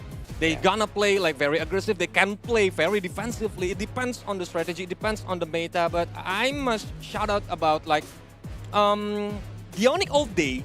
The shout caller are only the CW. But the Onyx right now, all of them are speaking, give the information, even give the shout call. That's why I love the chemistry. A few things that I want to say here. Number one, we can definitely see how Coach Yep lifts everyone's mood because Sans was sick before, but today he looks very healthy. Now let's look at a team head-to-head. Yeah, I'm looking at the most banned for both of these two teams. So with the Fredrin being respected by Bigatron Alpha, that might be an option that won't be as available for Onyx as much as they'd want to. Again, there are murmurs going around that it is Kyrie who desires to not always use the Assassins, actually wants to play more of the utility fighter types to be a little bit safer. Meanwhile, we talked about it, the Uranus constantly banned here by Onyx, Bigatron Alpha.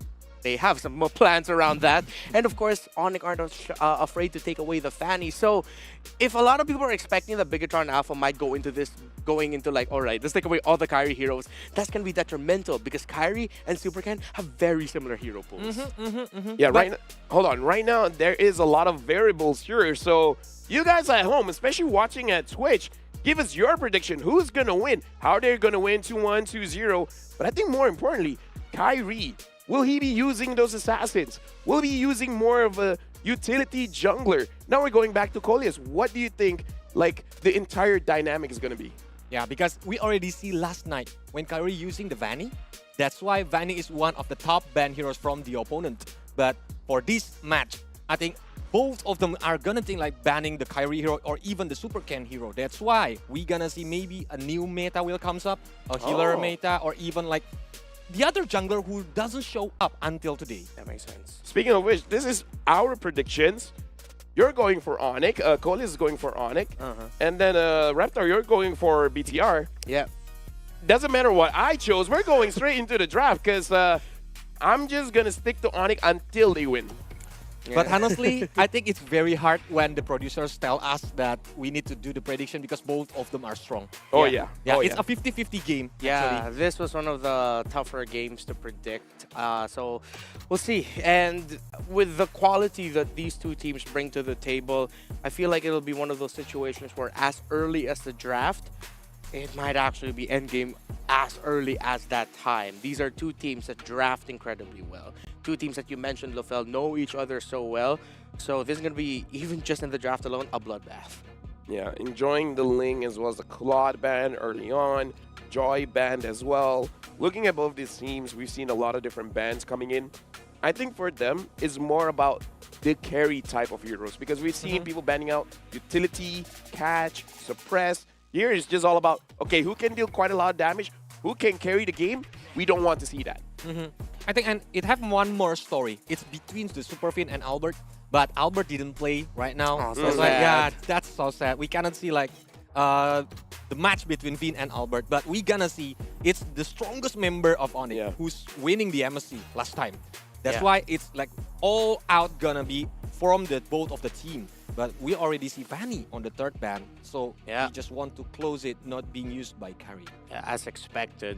For Onyx, though, a lot of us, I'm pretty sure, as you mentioned, wanted to see Supervin versus Albert, but come on, we're going to be seeing Supervin versus Kidboy. They've been rivals already, and they are still rivals, I'd like to believe. First pick here, either the Valentina or the Fredrin might be options. Considering that they banned out the Claude, Bigatron Alpha, and the Ling, and the Fanny, Eve might actually even be a surprising first pick up here for Bigatron. Yeah, because again, looking at the situation, it looks like they're trying to make sure there's not a lot of high mobility heroes. Yeah. So maybe they do want something that can catch, but not like very reliant on it. I kind of want to talk about the Melissa ban as well because if my info is correct, so far Saken in SPS has basically been using nothing but Melissa. Yeah, mainly just the Melissa in the 4 games he's played. Yeah. Yesterday, only the Melissa so far for him. So, yeah, that's going to be something to consider. Is he going to be able to find himself in a position to pick that up? I'm sure that's something Onyx is considering, and they could be one of the reasons why they picked up the Kadita, something with a really strong burst pickoff, and then they pick up the Dyroth as well. Now, I'm a bit 50-50, Coleos, into picking more burst up against the Uranus. We know Uranus loves the burst, because if he can survive through it, he'll heal back, and then he's just gonna fight back. He's usually weaker against heroes with longer team fights. This Dyroth and the Kadita, is it too reactive to the Uranus? Maybe they are thinking about like picking the burst damage first, especially for Direct to give the Uranus minus armor, and then there is a lot of potential to be like Baxia gonna show up. Since the Baxia is the counter of Uranus, maybe as the roamer, and Kadita gonna be the mid laner. It can be, or even the XP laner Baxia is good too now. Interesting. Okay. So if ever there's gonna be like an XP lane Baxia, it might be like a jungle Dyroth for Onyx. I see where you're going at. That makes a lot of sense. Marksman probably is gonna show up. Yep, there's the Beatrix already for Saken. So not gonna be the Melissa, gonna be playing something different, but picks up the Arlot. So, is there a potential that this Uranus is going to the jungle again? Or is this going to be a roam Arlet? Yeah, it's a lot of right possibilities. Right? Since it's BTR, I feel like it might be a Uranus jungle again. No, I mean, like, to be fair, I didn't watch the game when he was using the Uranus jungle, so, you know, let me have a little bit of fun. Let me see it. And Kyrie is going to be on that assassin again. Super Vin said that Super Ken is the best jungler in Indonesia. Yep. So far, everyone has said Kyrie is the best jungler in the world. So, this game can really show between both of these players who really deserves the title of the best jungler. For short term, yeah, because there will be a winner from this match. But for long term, we gonna see. Are they gonna consistently like keep improving every week, every day to show to the audience that they are the best? Yeah, I like how Coleus is already looking far into the future. Very an optimistic man, it seems like Coleus is. Yeah. Very optimistic. Why did he just winked at me? Instead, he just rizzed me up, bro. He winked at you? He winked. No, it's love you, bro. like a brother wink. Yeah, like a brotherly wink. Why? You rizzed me, brother? Okay. Just forget it. Cool. I can't. That is seared to my brain, bro. Thank goodness the camera wasn't on. So what's the final ban here? Because I like the Bane ban. Because I think at this point, they're even wondering, where is this Uranus going? Like, for real? Yeah. Shouldn't they just be banning, like, okay, you know what? I respect the Hilda ban, because I was saying, shouldn't they, like, ban out something like a mid laner?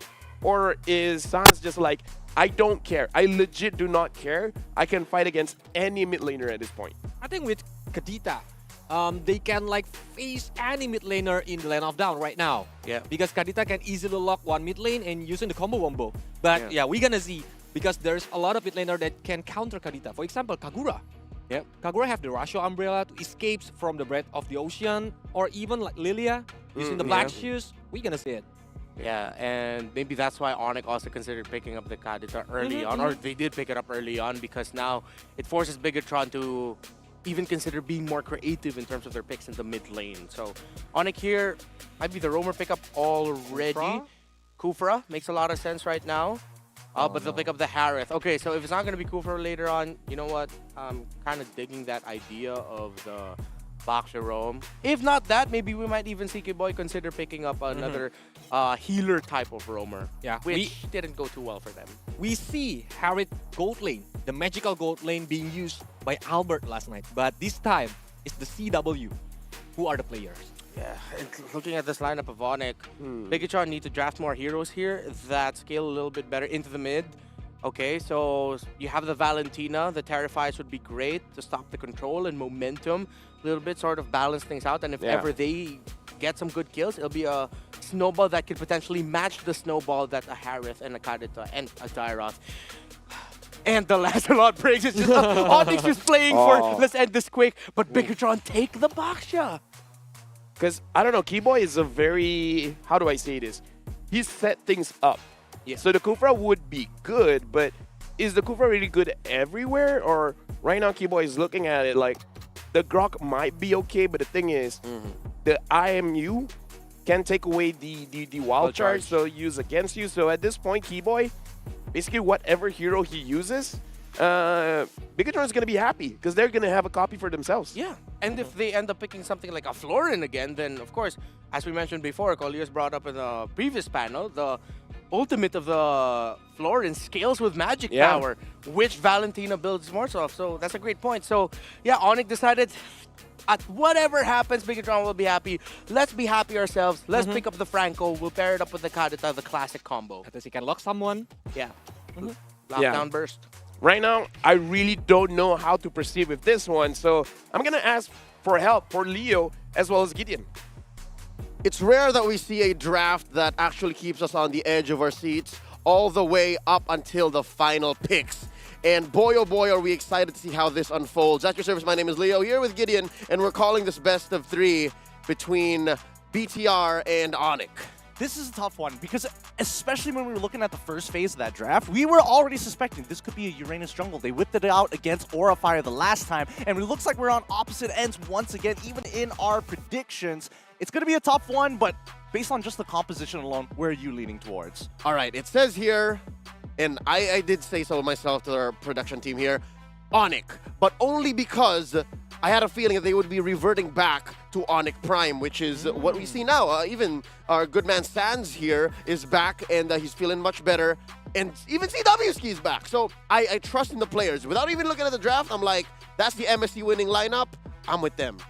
Fair enough. I'm on the BTR hype train. We saw them from the challenge season and making their way all the way to the challenge finals. They've been playing some good games throughout, haven't dropped too many so far, and they continue to skyrocket. With the draft that they're pulling out so far, I don't know. I think it's a little interesting. I really do, because again, Boxia is super oppressive, and I'm expecting it to continue to be oppressive. I'm not sure which side of the map they're going to play on, though. That's one way to put it. Interesting, oppressive, and yes, I think we can confirm that it is Super Ken playing the Baksha in the jungle, although we wish it was the Uranus. Oh, we do. But it's a strength. I'd like to think it's a strength that they're able to switch it up and then say, gotcha, Coach Yeb, gotcha, Addy. It's actually the Baksha, which now we see an orange start for Super Ken. And oh wait, what?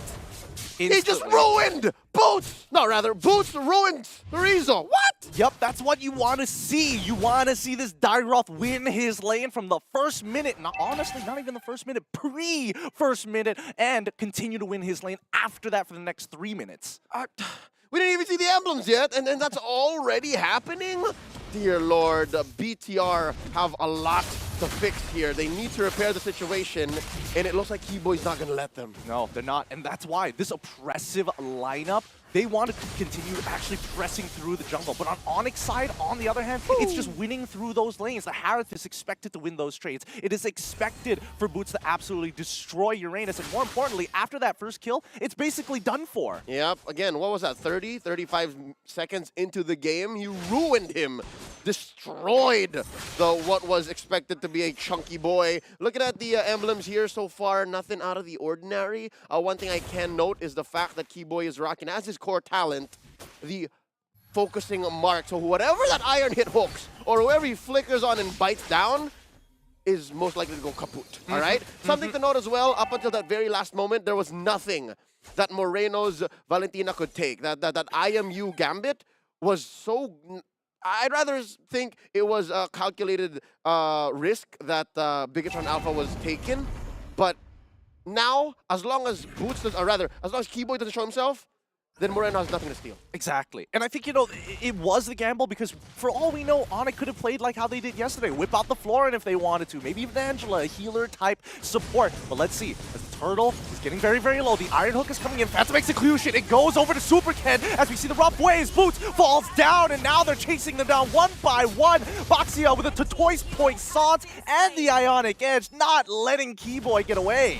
In huge team fights like that, it's so difficult to play with Onyx lineup, especially when Bigatron Alpha just pick it up and go in a 6th gear, 7th gear and say, you know what, we're all in. We're diving hard. And the Dairoth, even rocking a Quantum Charge, he's able to find better positioning. There's nothing he can do there. And then even Keyboy, no one to hook when you're already right there, and his ult just wasn't ready yet. There was no one to bite down on. So yeah, great recovery coming in from Bigatron Alpha. Question is, how fast can they come back from this? Yep, Bloody Hunt is straight away taking out Supervin, giving that kill over to Kyrie to help him recover a bit of EXP. Good play coming out from Onyx side, but it's going to take a little bit more before you really see them go toe-to-toe against Bigatron. All right, so here's one weakness I think Rome Arlott has. It's not so easy to check bushes. He was so blind there, and I was wondering, what's he doing? Why would you go? Oh, right, he doesn't know. He couldn't have seen. And at this point in the game, 3 minutes and a half in, calling out where your enemies are is very important, but sometimes you just can't tell because farming is a priority, yes, but if you can get free kills, much like how Onyx punished the Arlott here, then it's very possible. Sans is fine. Sans is okay. He's all right. He's all right. He's on this Kadita with the rough waves. It's going to be more than enough. Phantom Execution from Kyrie to get away from Super Ken, but he's trying to keep up in terms of EXP. He's slightly behind, but it's not the end of the world. But in the meantime, right, I think even with the problem with the Arlott, he is sort of the all-in hero. He doesn't really have a lot of escape mechanics except for the Flicker. Yep. So it's a one-way in. I don't know. The only way out is if you win the fight. That's right? true. If you disengage via Vengeance, then that's already mission failed. Right? You're counting on that. Now Super Ken pulling on this purple. Sans gonna oblige. And here comes Moreno from the flank. Super Ken, he knows he can take the damage here. He's not too scared of Sans, but at the end of the day, he's walking away with the buff, except Retributions have been used. Now, BTR, they want to look for the fight. The Tortoise Poissant is already out. Bloody Hunt lands on top of Super Ken as they jump on in. It's going to be Kyrie who secures the kill. And even with the rough wave stolen away, Moreno gets on out of there. Doesn't look like they're going to get too much more than that. That's as free as it gets for Onyx. Go ahead, take it. I'm loving the shape that CWC is in right now. Yesterday, I'm not sure what's going on behind the scenes, but he came back now, refreshed, rejuvenated, and boy, oh boy, that Salmon Force was placed very well. Oh no, Kyrie! Yep, he's getting... Oh, the snipe almost landing! He gets out just in time. Looks like the communication from the side of Bigatron Alpha has started to crumble here. Onyx just seems to be more on the ball. Yep, this is a solid approaching 1,000 gold lead at 5 minutes, and hey, you were just saying! You were just saying, so it's evident that they're calling out opponents' positioning, but it might be a second or two too late, and they didn't know, they didn't see. Sans was just waiting in the wings. Moreno had no idea. Yeah, right now, I'm thinking that before this, Sans was looking, you know, still recovering from his sickness. Now, he's looking really, really fresh. He's been making individual plays in these past 5 minutes without any help whatsoever. It's Gila time, he says. It's Gila time, and it's only 5 minutes in, right? It's only 5 minutes, 40 seconds in. Concealed play from Keyboy. What are they looking for? Just taking this bush, looking for stragglers, might throw a rogue hook out, and Sakin and Vin now respect it. Conceal play from them. Yep, Super Vin, he's going to walk up as Super Ken checks the opposite side of the bush. They're going to clear the waves relatively fast here, but nothing's going to happen. Down by bot side, Kyrie and as well as Boots trying to get that kill on towards Rizzo's side. He's got more than enough damage. It's Rizzo. He's trying to stay alive. He manages to get through, but on top side, the dive continues as Super Ken tries to get on top of Sans, who goes straight into the rough waves. CW in the meantime with the Salmon Force should be able to pull through. Nibiru's passion is chucking him down. Sans is so low. Super Ken goes back into the fight with the help of Moreno to take him out. That's going to be a successful dive. 3 down and no return fire. Bigatron Alpha with the immaculate turret aggro juggle. Taken down 3 with no clapback.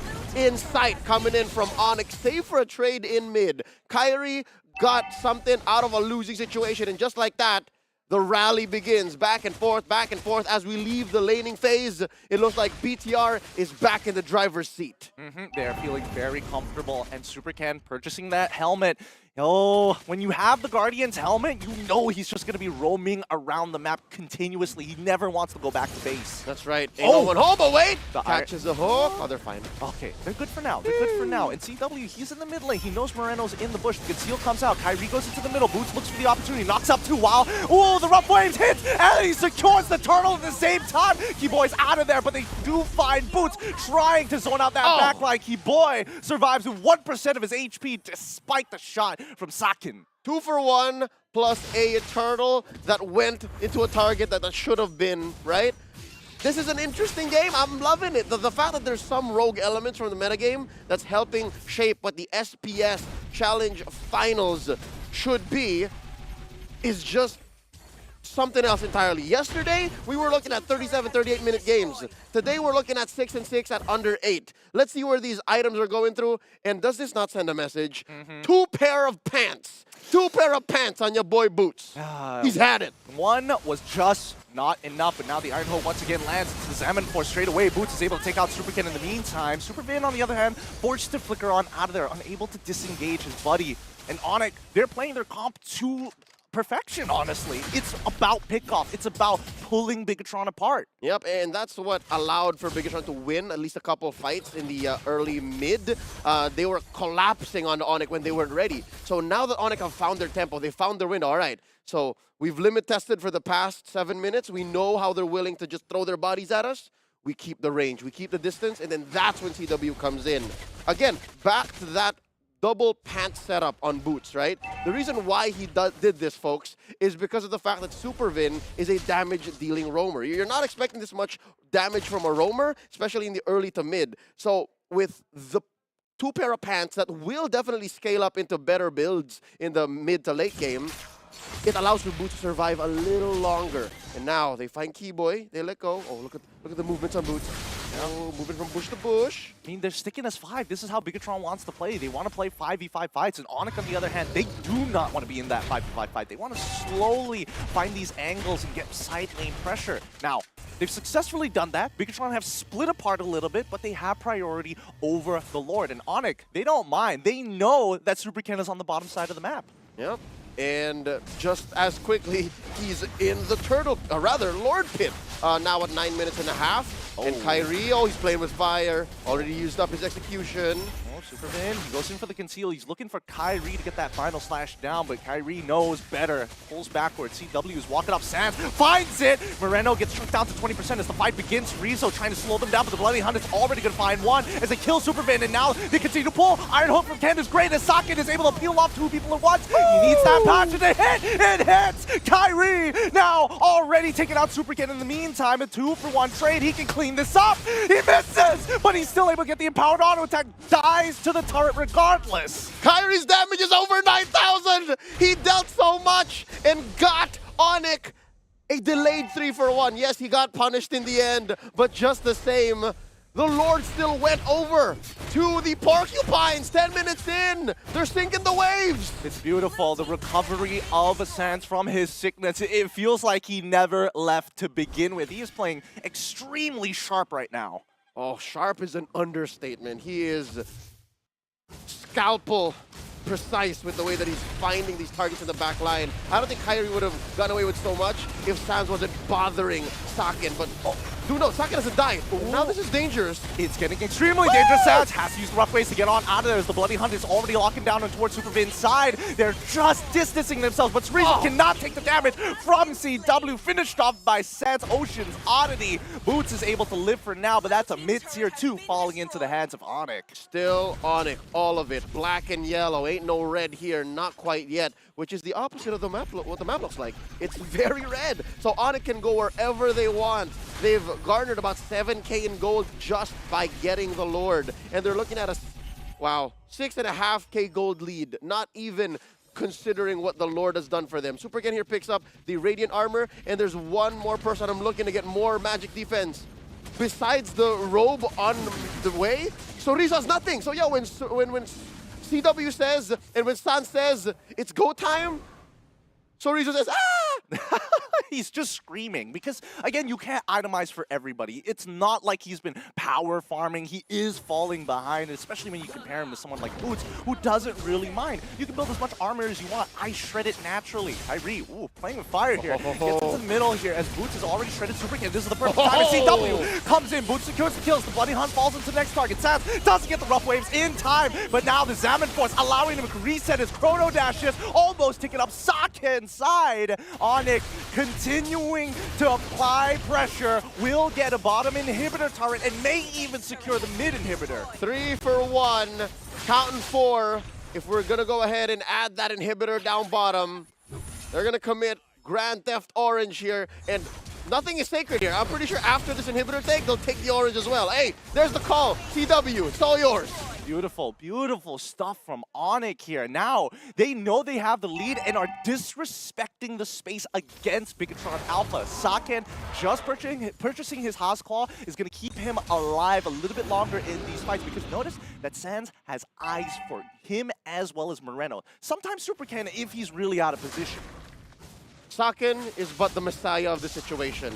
He is the late game insurance that Drive inserted into the Bigatron Alpha's programming so that they can eventually win, all right? That's it. As long as he can sit down, plump himself in a safe location, and if Supervin can find the perfect final slash, then that's it.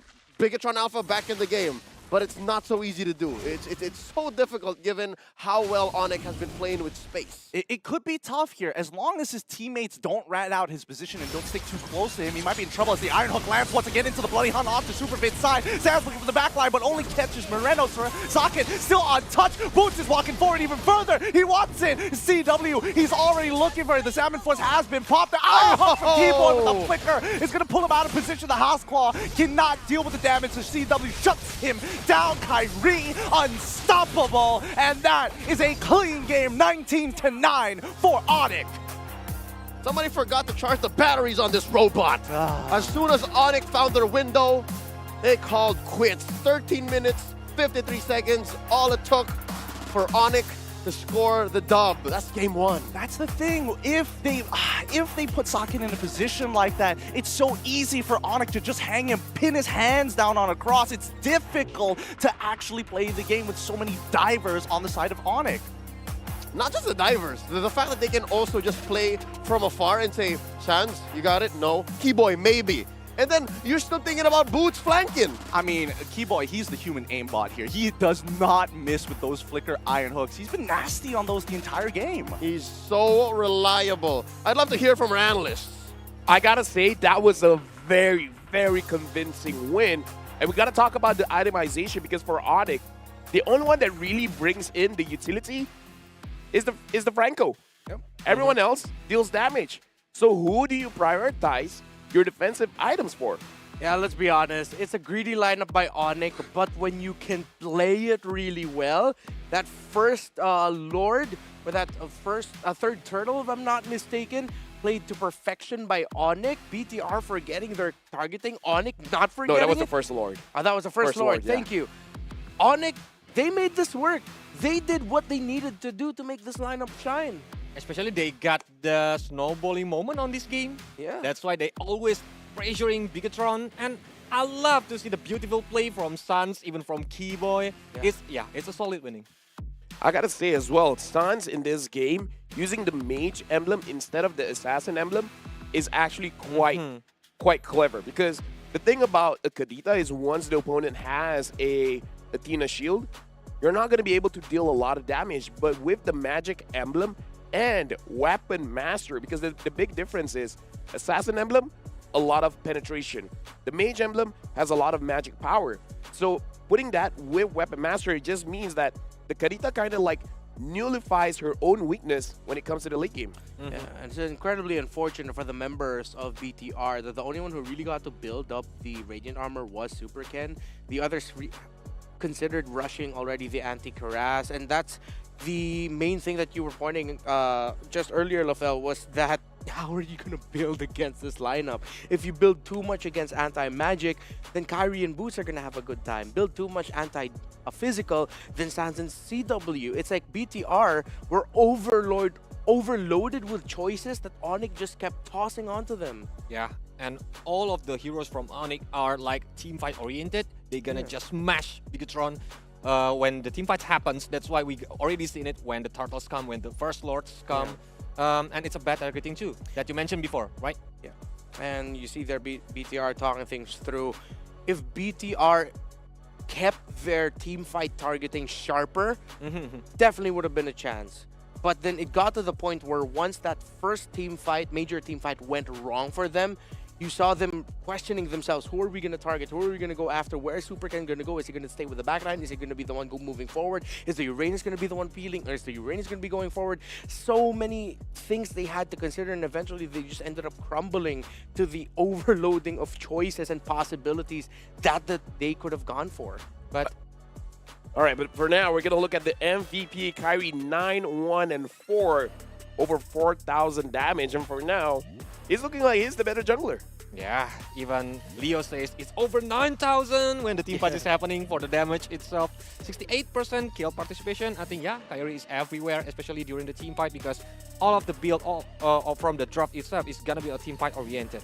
Yeah, early on, though, we got to see that the BTR lineup, Onyx were struggling up against that Uranus, but then eventually they just found that team fight. Look at that. The ultimate coming in from the Kadita, taking the turtle, and those 2 kills. That's when everything started going wrong. This was the unfortunate targeting coming in from BTR in that team fight that scrambled BTR themselves, and Onyx just made the most out of it. Their targeting was sharp. They knew who to go for. Sans knew who to go for. Kyrie knowing that, all right, everyone's going to be distracted. I can just dash around and mess them up. Actually, during that Lord take, I was going to criticize Super Ken. Why were you far away from the Lord? But then I was like, okay, it wasn't his choice. Keyboy is just like, come here. The hook. I'm going to wait for you. Ooh, that was terrifying. That was like Scorpion, but as Venom. I like it. Thank you. Really sharp. And that, see, as it continued, especially there in the end, that was just Onyx finding punish over and over again to BTR's mistakes. And great hooks coming in from Keyboy, of course. Ooh, yeah. I miss my old day. To have like high mechanic like Keyboy. The flick hook, the accuracy. Oh, shit. That's really cool. Really cool. Now all we have is old man mechanics. But here it is. Congratulations to Onyx winning 1-0 against Bigatron Alpha. Now, I'm going to say something that is potentially a hot take. Okay. Of course, I don't see scrims, right? So I wouldn't know. But at least in international tournaments that I've seen and casted so far, I'm not liking the Arlet Roam. Why? What's your takes on it? Because Arlet Roam can like messing around with the enemy's positioning. And it's quite tanky, especially when he's using the Brave Smite with the Vengeance. It can keep getting more health when using the skills. Yeah, on paper it does sound good, but what Arlot Roam brings to the table, Arlot XP already brings to the table, but you get quicker access to your items. So I'm more for the, if you're gonna play Arlot, play in the XP. Arlot Roam to me is a little bit like wasting potential. Yeah, wasted potential on a pick. Yeah, it does work sometimes, and we're not saying that it will never work. We've seen Arlot Roams shine in SPS, but that is the minority exception to see, or the minority thing to see from Arlot Roams. Here's the thing, Arlot in general, I think you need a lot of mechanics. We're talking about we have old man mechanics, but if we have the Snapdragon Elite Gaming chipset, I think we're set. I think we're all good, because again, if you want to use a hero like the Lancelot, like the Arlet, make sure you guys get the Snapdragon Elite Gaming, because again, you don't want during the play, you stutter a bit. You don't want that to happen. So make sure you guys, whenever you guys are getting a phone, especially Samsung phones, check it out.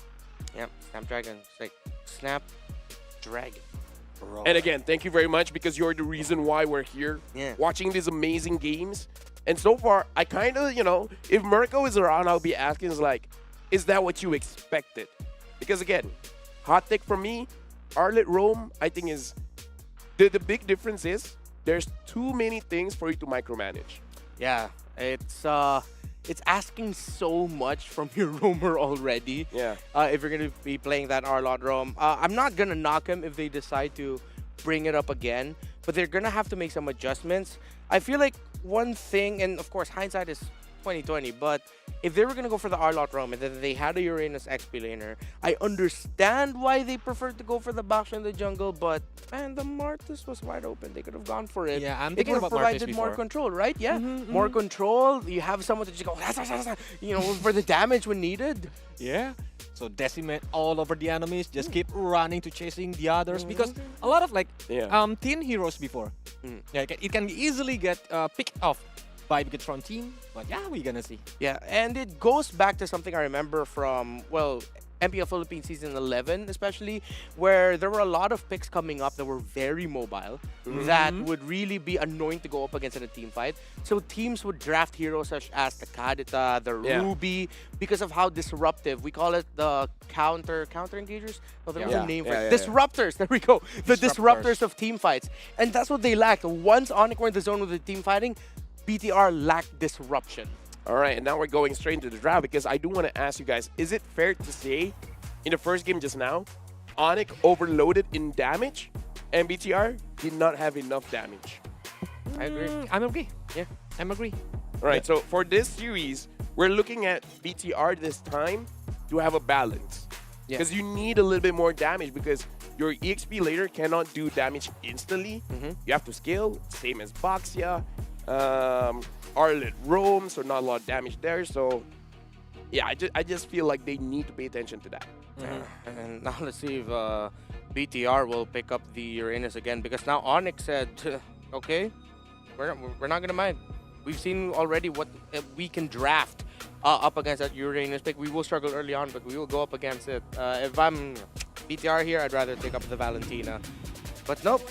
I'm not Still BDR. Uranus. I'm not BDR. There's a reason why I'm here. I'm not BDR. But remember, this Uranus still flexible.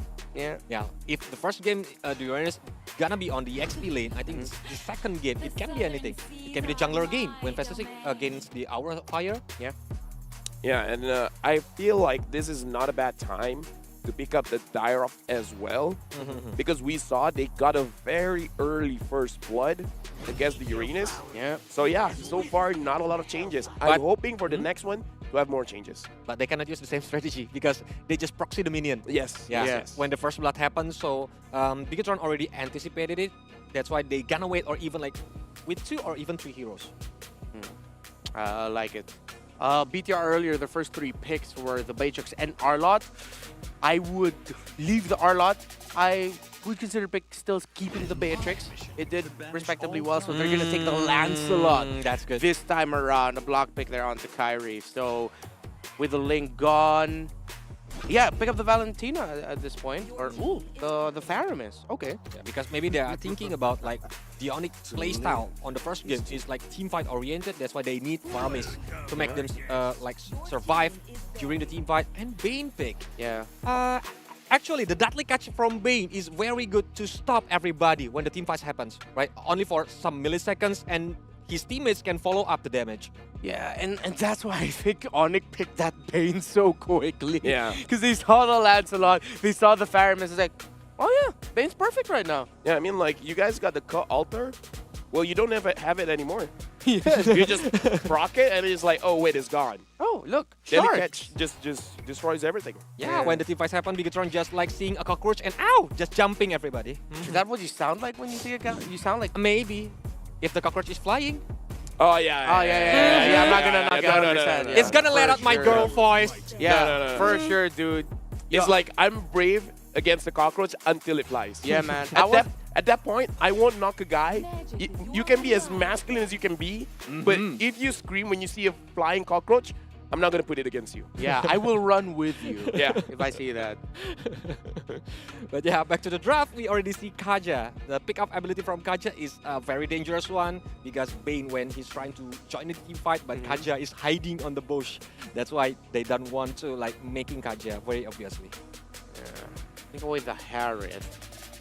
Claude's gone. Honestly, if this was the new patch, where the Lolita changed the second skill, it would be good against the reflecting Bane. things, right? Yeah, Yeah. You can't even reflect the deadly catch. That's amazing to watch. But of course, you know, it's not a new patch just yet. The Sharks will take a sharp U-turn. Yeah, have you seen it? Yeah, I'm so It's excited for it, amazing. dude. Suddenly, the teammates are angry. Why you shot at him? Yeah, why?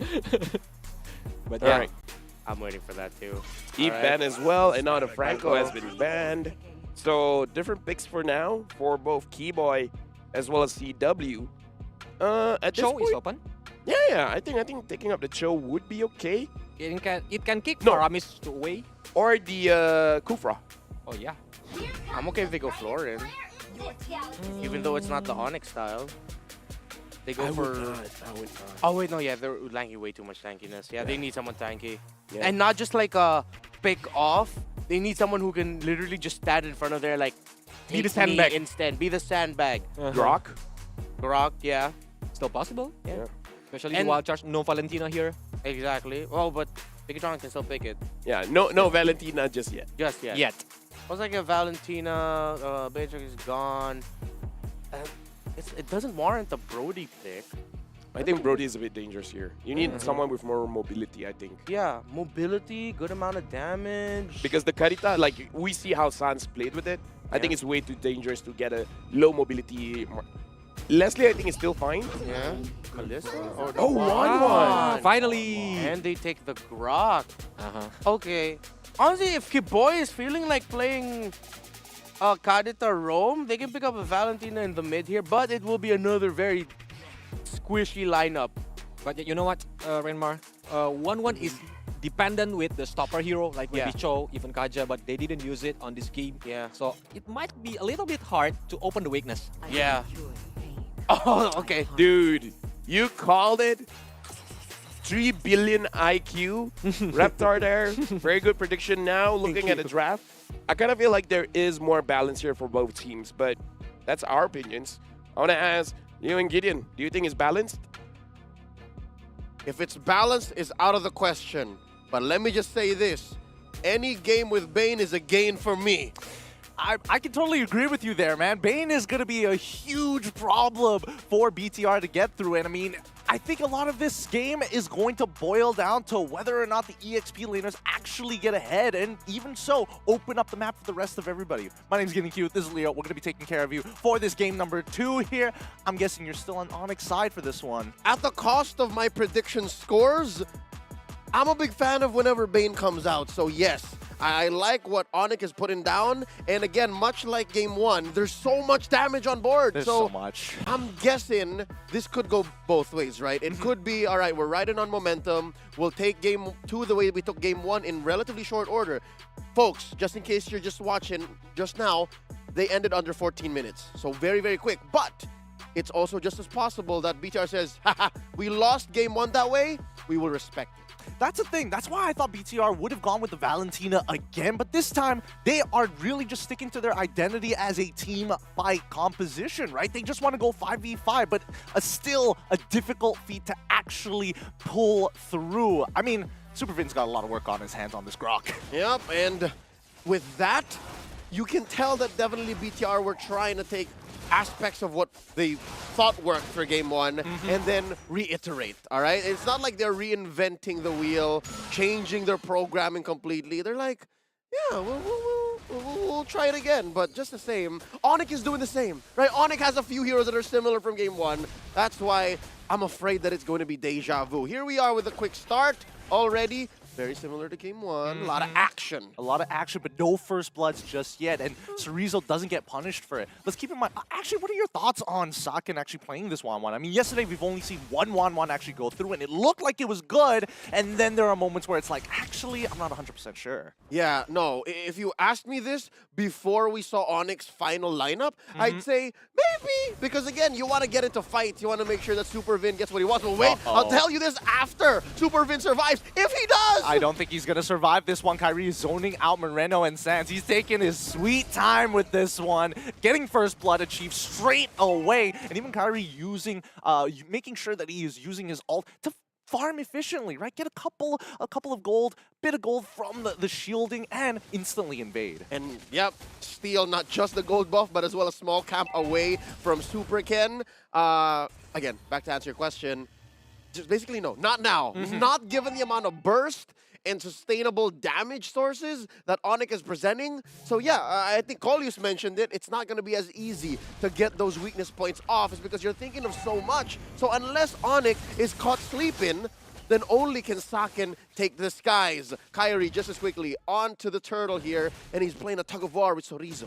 Yeah, and once again, Cerezo, he's got to do a lot of work here. If he can chunk out Sands, that would be ideal, but here we go, the deadly catch, just making sure they don't even get close. Turtle secured by Onyx side, and Supercan doesn't even get the small camp as well. Thing of beauty when Vayne starts to get objectives, man. If MLBB took out like half the hero pool as long as Bane is there, I'd be okay. Looking at the map right now, 2.5 minutes in, it's a very evident approaching 1,000 gold lead here.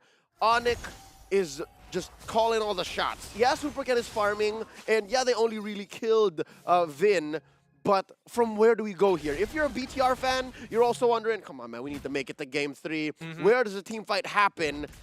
It's so specific. Again, Onyx has to fall into the trap of, let's go take this 3v3, 4v4 when they're not ready. Exactly. And that's the thing, right? If you're in BTR's position, a lot of that spearhead, a lot of that damage is coming from Superkin. Everybody else is going to require a little bit of items before they get to that point. You can't expect Cerezo to be chunking people out unless he has max stacks on his Ionic Edge. Yeah, and that's what Cerezo is playing off of. He is the psychological warfare weapon. I think that's what Uranus is for the most part, right? We have to admit, he's not that great kit-wise because he's such a blunt force, mass of just bodies. But wait, here comes the shark. It almost looked good, and you almost got out of the situation, but unfortunately, the save with a call altar. CW has to get on out of there. Saken, he could potentially take to the skies, but cannot find the weakness points to secure it. Moreno trying to get away, but Sands refuses to let him go through that last one. Keeps him alive. Moreno with his passive lives to see another day. All right. Good news for the Bigot Troopers. That was but a taste of what Bigatron Alpha's winning image looks like, right? You want to be able to pop the Cult Altar when all of Onyx ult have been spent, and if only Onyx wasn't ahead, if only Onyx didn't have 1 or 2 more items at that time, then maybe BTR would have taken a body or 2. But just the same, Onyx can respect that. Onyx also learned from Game 1. Even if they won, folks, you still take notes from what your opponent wants to do. And now, with the second turtle of Game 2, Super Ken and Saken up. Whoa! Whoa! He managed just to pull it off as Super Vin is able to flicker out of there to disengage. He is running towards Moreno's side just in case, but Cerezo in trouble. Boots flickering forward. Can he make it? He catches up to him. Cerezo still alive, regenerating just enough health. Living on the edge. He's living on the edge, but let's not pretend like that didn't just happen. Super Ken stole a turtle from underneath Kyrie's crab face. Oh, it's disgusting. It's disgusting, but now they're trying to punish Bane. Boots here. The Throne Rose looks so very good, and Boots can't get out. He tries his best. Rizzo secures that kill as Supercat walks around the deadly catch. This is what I was expecting BTR to actually play through, right? Playing through punish Boots as much as you can, because Saken, he's going to be all right as long as Super Vin is keeping the map open for him. All right, so here's one strength that BTR's lineup has right now. If they can move in like 2 or 3 man units, it doesn't even have to be a 4v4, 5v5. Wait, there's a knock-up on a Vin! Saved by the Cult Altar. The Rough Waves just did not have enough damage just yet. Keep in mind that his Keyboy, who's playing the Kadita, doesn't have as many items compared to Sands. Oh, there's a knock-up on a Moreno. Is there enough damage here? Not quite. So yeah, that was an example of what Bigatron Alpha can do. best case scenario where they're not really looking for major wins. They can actually just go in a buddy system and then win when they don't actually have to commit too much. They don't even have to die. And just like that, Supercat just stole something else from Kyrie. A purple buff in his face. In his face, and now has flipped the gold lead in his favor ever so slightly. He's evened it out. He was losing out in EXP, and Kyrie was having the time of his life. But with the turnaround and with the kill down on bottom side, it helps him recover. So again, this game is still very volatile, and these neutral objectives is where these team fights will occur. How many blades do you want, Supercan? Yes, that's how many. I wouldn't be surprised if he just rushes a Blade of Despair at this point, and that's what Bigatron Alpha is looking for. That's what they need right now to just end what Onyx is planning here. Now looking at this last hurdle of the game, Supercan with the pull, I'm starting to feel, I have to admit, as much of a Bane stan as I am, there is this weird slope. There is this weird portion of the early to mid that you have as this odd jungler. Now Turtle, clean take. Yep, very clean take here as Boots. Oh no, he hops over the wall and Cerezo, oh, flickers away before the wild charge connects. Keyboy tries his best, but he's going to have to use that rough ways to get on out of there. Superman tried to trap him in, didn't get enough distance. In the meantime, Sans will clear out this mid wave while Supercam instantly going for the invade. Oh no, this could be bad. CW is left all by himself. Thornrose is going to connect Phantom Execution as well as the wave collides just in time. Keyboy at least finds a return kill. That's a punish. As great as Supercan has been going for the past 2 or 3 minutes here, he went in too deep. He went in too deep. Yeah, honestly, he was a little unlucky, right? CW just following his natural instincts of, oh, just gotta walk back, and then realize midway, oh no, a wave literally right under the inhibitor turret. That's just unfortunate. Yeah, just stopped him in his tracks. But that doesn't stop Bigatron Alpha from actually getting a pretty respectable lead here in the mid-game. 7 minutes, 45 seconds in, about 1,000 gold and change ahead. What's the game plan for Onyx, you're wondering? What does Onyx do? Well, punish and find a way to get back on top, get back in the lead. That's where Bane is best. That's where this lineup is best. When you're the one who's always calling the shots, when you're overloading your opponents, when you look Moreno in the eyes and say, your cult altar means nothing to me, that's the best case scenario for Onyx. Well, I mean, to be fair, they are stealing Moreno's a large majority of the time. Like, Sans is making sure that he's able to kind of protect everybody else in case things go south with the call altar. In the meantime, Cerezo starting to become a problem. He's starting to scale, he's getting his items, and he is getting pressure on the bottom side of the map. Yep, and as foretold, Supercan here sitting on top of the gold leaderboards, approaching the 6,000 gold mark. Homie's already built his Blade of Despair. Now Boots looking for one. Prism Strike is already good, but now he's trying to get on out of there. Oh, the call altar saves his life as Moreno put down very, very low. They're going to recall as the upcoming Lord coming up in 6 seconds. How do you spell clutch? S-A-N-Z. That was a close call for good guy Boots, but his teammate says not today. Lord's Dance about to begin here. Keyboy first on the scene. I'm wondering, as far as I'm concerned, with the 2K gold lead here and how well Supercan has been playing, this Lord belongs to BTR. I mean, we say that. Wild Charge comes in straight away out to good guy Boots. As Keyboy unable to get back into the wards that fight here. I'm not seeing the deadly catch coming out in time, but call altar. Oh! Keyboy able to get on out of there. Picks up the kill on Moreno. It's Rezo is able to find the kill back. Deadly catch, but 50-50. It falls into the hands of Kyrie. A level down on Super Ken. Sans still healthy, and he's looking for kills. Moreno is going to deter them, but this mid-tier 1 will fall into the hands of Onyx. Call me wrong, but just the same, Onyx is proven why even in the darkest of days, you can see the black and yellow on their porcupines. And look at that, it's Kyrie's turn. Sweet vengeance. Not the battle spell nor the skill on Arlet, but the fact that he stole the purple this time around. That'll fix the equilibrium, that'll fix their economy.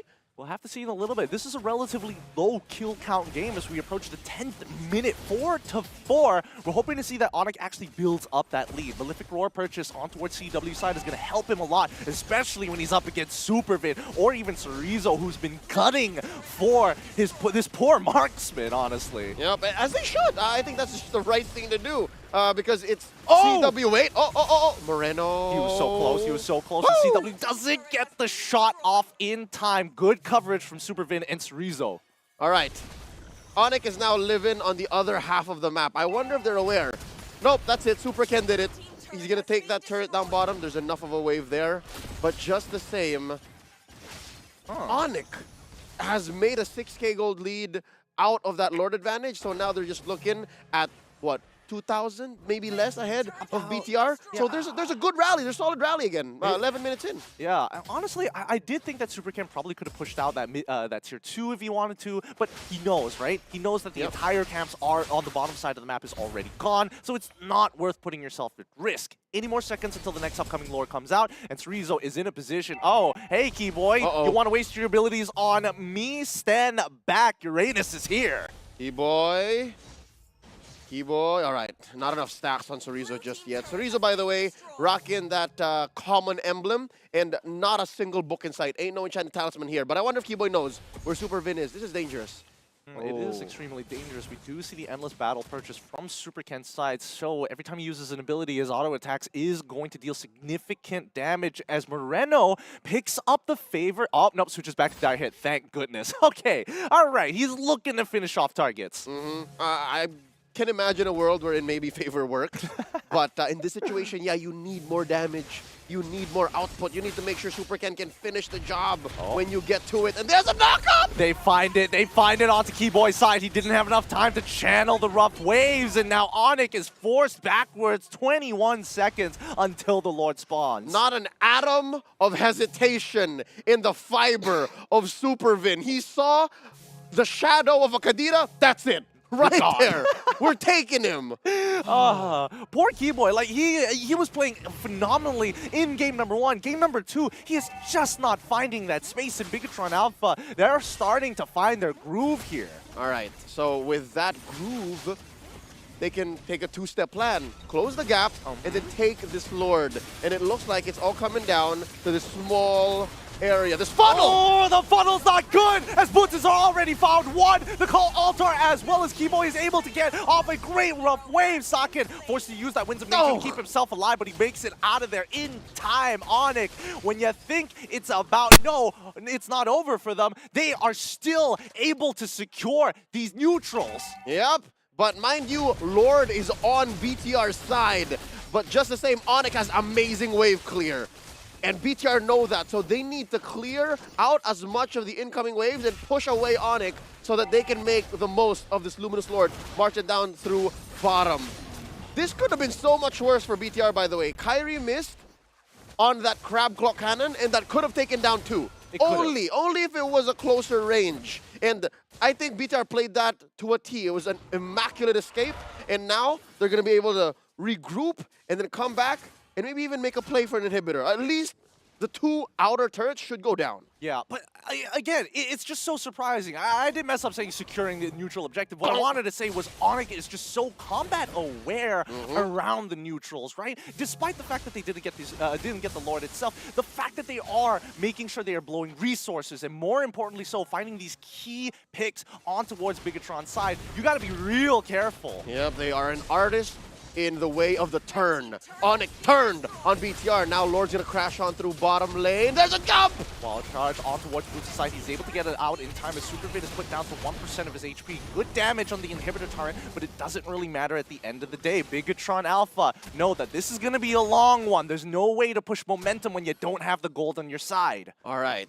So speaking of gold, you're looking at deadlock. Barely 500, 600 between these two top-tier global teams. It's amazing that we're all seeing this right now in the heart of Jakarta. And there's Keyboy coming in. Super Ken just got knocked out. He just got full comboed, and now Boots is in trouble as the crossbow attack can be popped, but Sakin is not going to take it. He's going to peel backwards. So Cerezo and Vin can only do so much to keep him alive. And even Moreno waiting for the right time. The deadly capture is going to isolate them, and it's going to be Super Vin who pays the price. The Super Bros have fallen.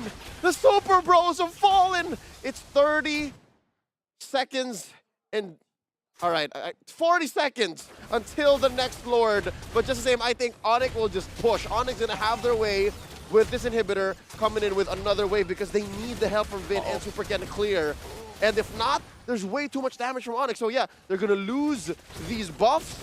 and then the next Lord is going to be much, much harder. It's going to be significantly harder, as a matter of fact. I mean, Onyx just piped down on the Super Bros, and they can't really do much, especially when they get zoned out like that. So I think Bigatron just got to be a little bit careful with the way that they pull back. It's either you pull back together, because as soon as one guy breaks off, Onyx is going to just jump on you. Yep, so that's one thing that these two lineups have in common. As soon as they see one straggler, somebody who's just uncharacteristically courageous to check a bush, it's over, even if you're a super bro, all right? Super bros are not immune to the folly of man that is to face check into a bush. That's against a team that has, what, a Bane, a Kadira, and even a Daira. Something to note, though, Saken has taken to the skies how many times this game?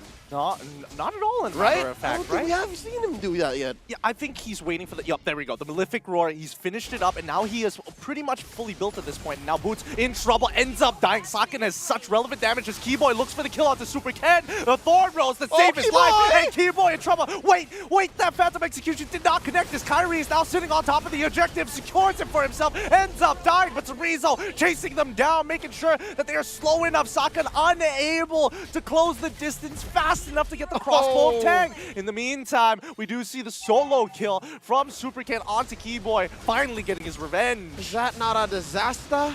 Did Onyx not commit too much, sacrifice too much for that one Luminous Lord?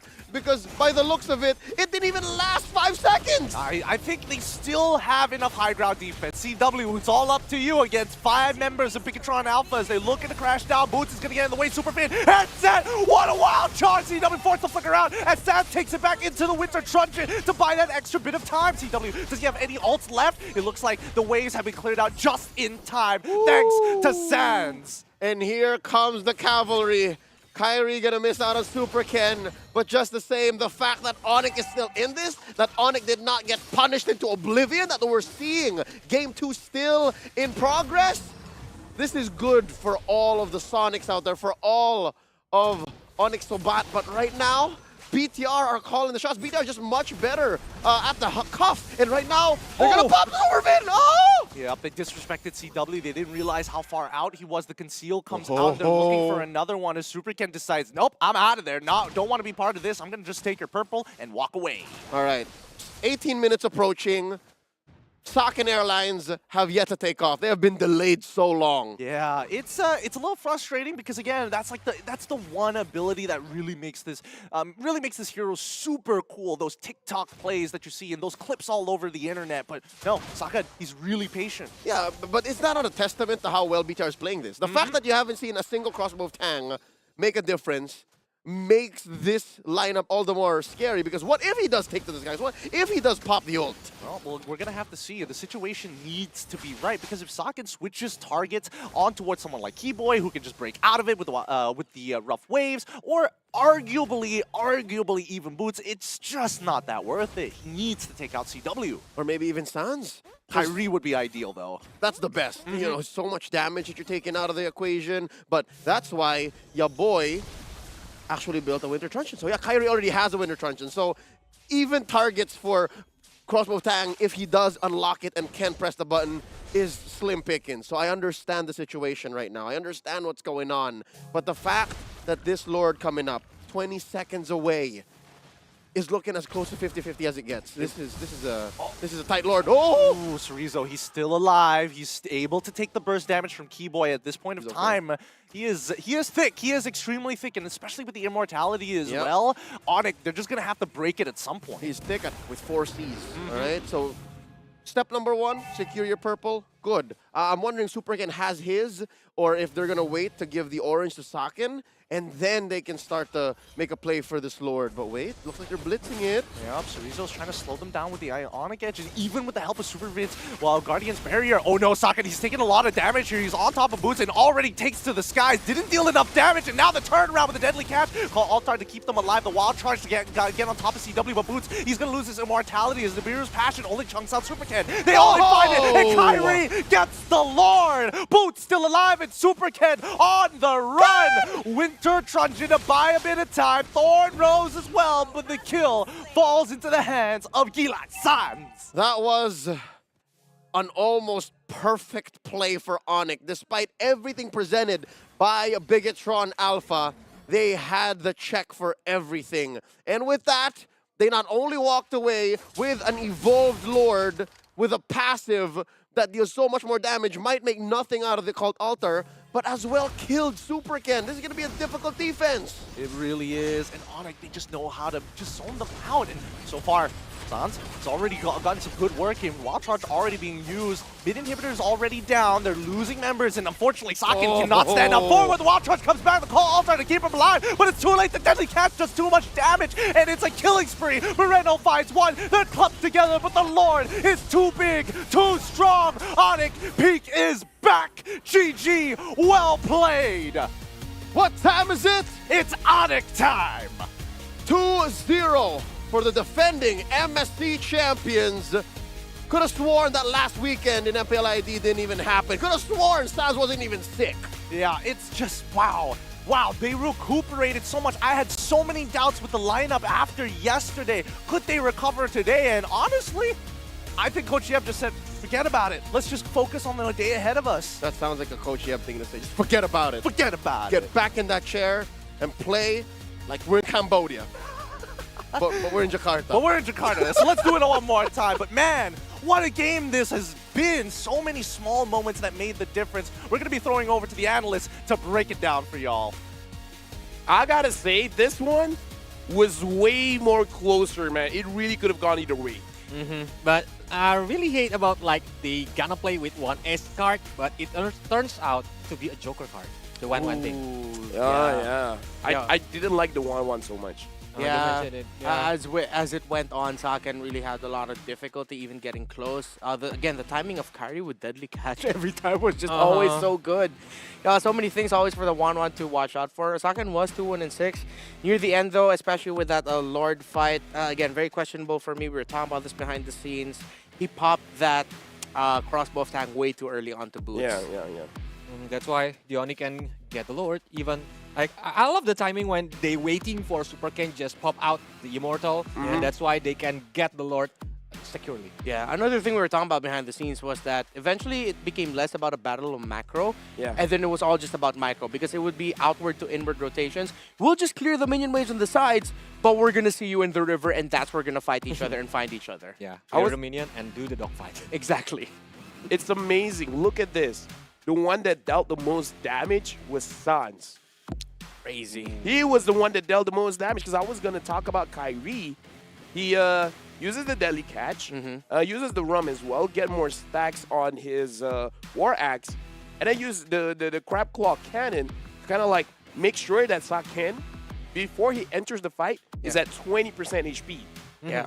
But even with that, Sans dealt way more damage. Yeah, the aggressive gameplay, I mean, from Sans is very, very crazy. That's why he called Gila Sans, because he always go to the front line and eat anybody who's in front of him. Yeah, and that's why I really thought the BTR would consider taking the Valentina away from Onyx's hands as a possibility. And which is why I mentioned there at the end of the draft, Kibo, if you're feeling it, pick up the Rome Karita, because Sans is going to end up in a hero that he absolutely shines in. Yeah, the thing is, picking up the Uranus first, I kind of feel like if you could pair up with a support that can really push this Uranus to a different level, it'll be much better. Now the MVP of the game, Kyrie, proving that he's the better jungler. I mean, it could be true still that Super Ken is the best jungler in Indonesia. It's just that Kyrie is the best jungler in the world. Right. So it's one country versus the world itself. Yeah. I like it. Again, man, his Deadly Catch, he knows the power of the ability, and hence why Bane is such a highly touted pick in the jungle. Time it so well, and your opponents will not even be able to get close or get a good look at the Lord or the any major objective they're up against. And now, as we watch the highlights, we're going to be seeing here, like, it's a mix. It's a mix of great Onyx plays, being able to play a team fight really well, but then from time to time, BTR would get a really good team fight going for themselves as well. Especially when the initiator from Kibo is always on point. That's why Sans is the executor with CW and Kyrie just following up. Yeah. This was way too close. Almost. Almost. Look at Winter Truncheon. Just to buy enough time. Enough time just to clear up minion waves. It's so sad there were many opportunities that BTR could have said, like, yeah, we're going to game number 3, but here's the thing. Every single time there's a Lord fight, it's always BTR that's going to go back with way less HP. Yeah. Right? They're always getting all of this splash damage in that just eventually they will lose. Yeah, and I feel like there's going to be a point of improvement for Bigatron Alpha to really look at. It's what we call hero turning, wherein during the major objective team fights, instead of just trying to lower the Lord's health while you're fighting, you completely avoid the Lord, maybe try to reset it, and then you damage the enemy heroes first. There's so many moments we were looking at it, all of us were yelling behind the scene, we're like, Kari, Kari's still alive, why aren't you guys turning? And they don't. Yeah, can I say that Bigatron takes the bait? Yeah, they took the bait really well. Yeah. Kari bait? The Kari bait.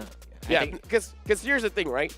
BTR, they did so well, but on it really does seem like Sans was just not feeling well. Yeah.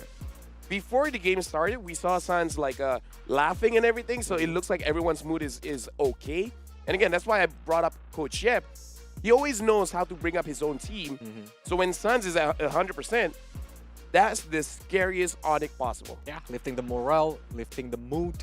That's why it can goes all out on this match. He's like the torch for Onyx, like quite literally. He has flaming red hair. So he's like the torch and light of hope for Onyx. I voted for Onyx this time they won, so curse end, maybe? Maybe. I don't know. But here's the thing, guys. For you guys to be on that kind of level, right? What do you guys need? You guys need this phone here, and you guys see me using the pen because I've been writing out Gila Sans. And honestly, I gotta say, like, there's so many good features from the Samsung Galaxy S23 Ultra, but I gotta say, this is, maybe it's because of our jobs as a caster, analyst, host. We like to put down notes, but here's the thing. The thing about this phone is, it's for everyone. Yeah. It's not just for gamers. Sure, impressive chipset from Snapdragon only on Samsung phone, but productivity with this writing feature, amazing camera for content, the screen is absolutely gorgeous. It can never go wrong. It doesn't matter what kind of career you guys have, this will help you out. No matter what you're doing, everything. It packs on one device from all of what you need. Yeah, everything. And now, LaFell's... I even have Mobile Legends loaded up here. You're ready. I could play right now, but you know, probably we don't have time for that. But either way, I gotta say, in terms of the frame rates and everything, now I can see why Sans can play that way. Ooh, very smooth. Yeah, sure. Hold on to that too. I'm holding on to the pen. Yeah, I'm not clicking ranked. Not at all. Oh, look. Not at all. Completely fine. Gonna play the rank. I really had to stop myself. I was really no. It's okay. I'll get my shot. Renmar so naughty. Eventually. Naughty Renmar. Actually, the rank. You know that hurts coming from me, considering you are an actual father. It's like I'm getting a talking to. It's like, hey, don't do that. Sorry, Dad. Actually, looking at the rank here, might be pretty good. Right? I feel like It's like you can do one whole segment. Yeah. And you'd already won 2 games. Yeah. So you know what? Don't do it. I might play rank, but for me to do that, I think we're gonna throw over to the interview. So see you guys then.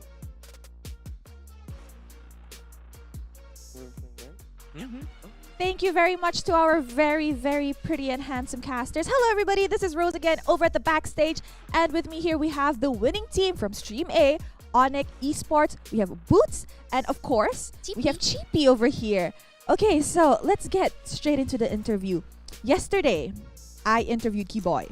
I asked Keyboy how he was feeling, and Keyboy said he was tired because they didn't really get enough rest from MPL Indo, right? Because MPL ID, and the next day you guys played 2 matches that day.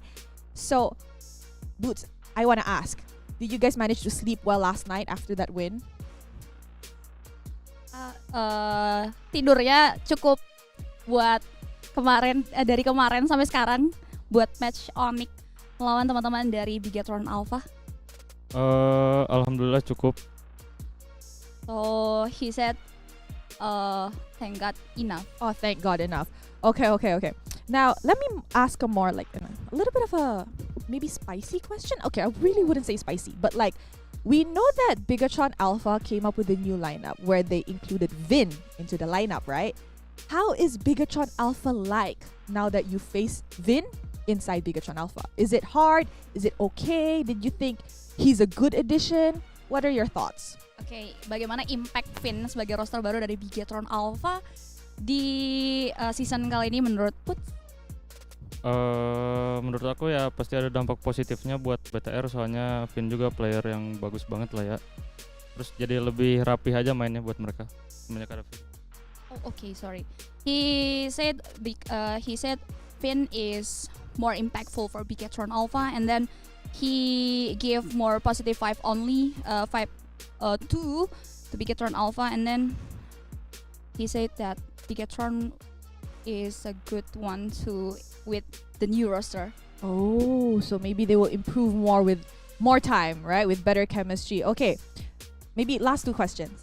I want to ask, tomorrow, another 2 match for Onyx. You guys will be going against Aura Fire, who just won against Todak 2-0. And you'll also be facing Todak from Malaysia, who just lost 2-0. So, are you excited for this matchup? Are you ready for this matchup? What are your thoughts about it? Oke, Rose bilang kemarin Onyx kalah sama Todak 2-0, sedangkan Aura Fire tadi di stream B baru aja menang sama Todak dengan kemenangan 2-0. Besok mereka bakal ketemu Aura. Jadi, apakah Boots cukup siap untuk ketemu Aura untuk pertandingan besok? Dia bilang siap, pasti siap. Terus buat lawan Todak sih pengen banget sih lawan Todak, soalnya kita kalah mulu kan di turnamen internasional lawan Todak.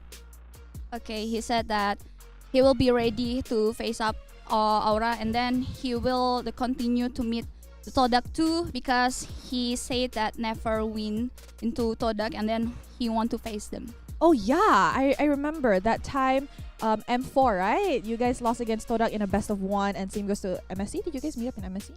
Yeah. Oh, even in M3.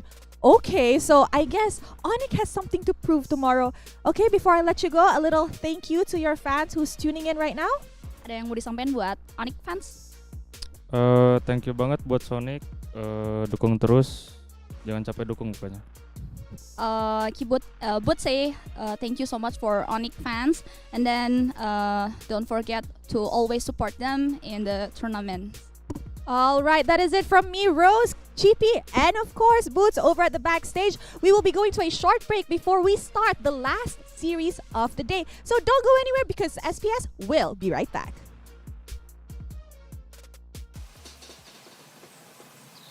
You love it, you wear it, wear it. Wear your passion. Share your passion. Wherever, whenever. Gaming is a lifestyle. Get your merch at shop.eslgaming.com.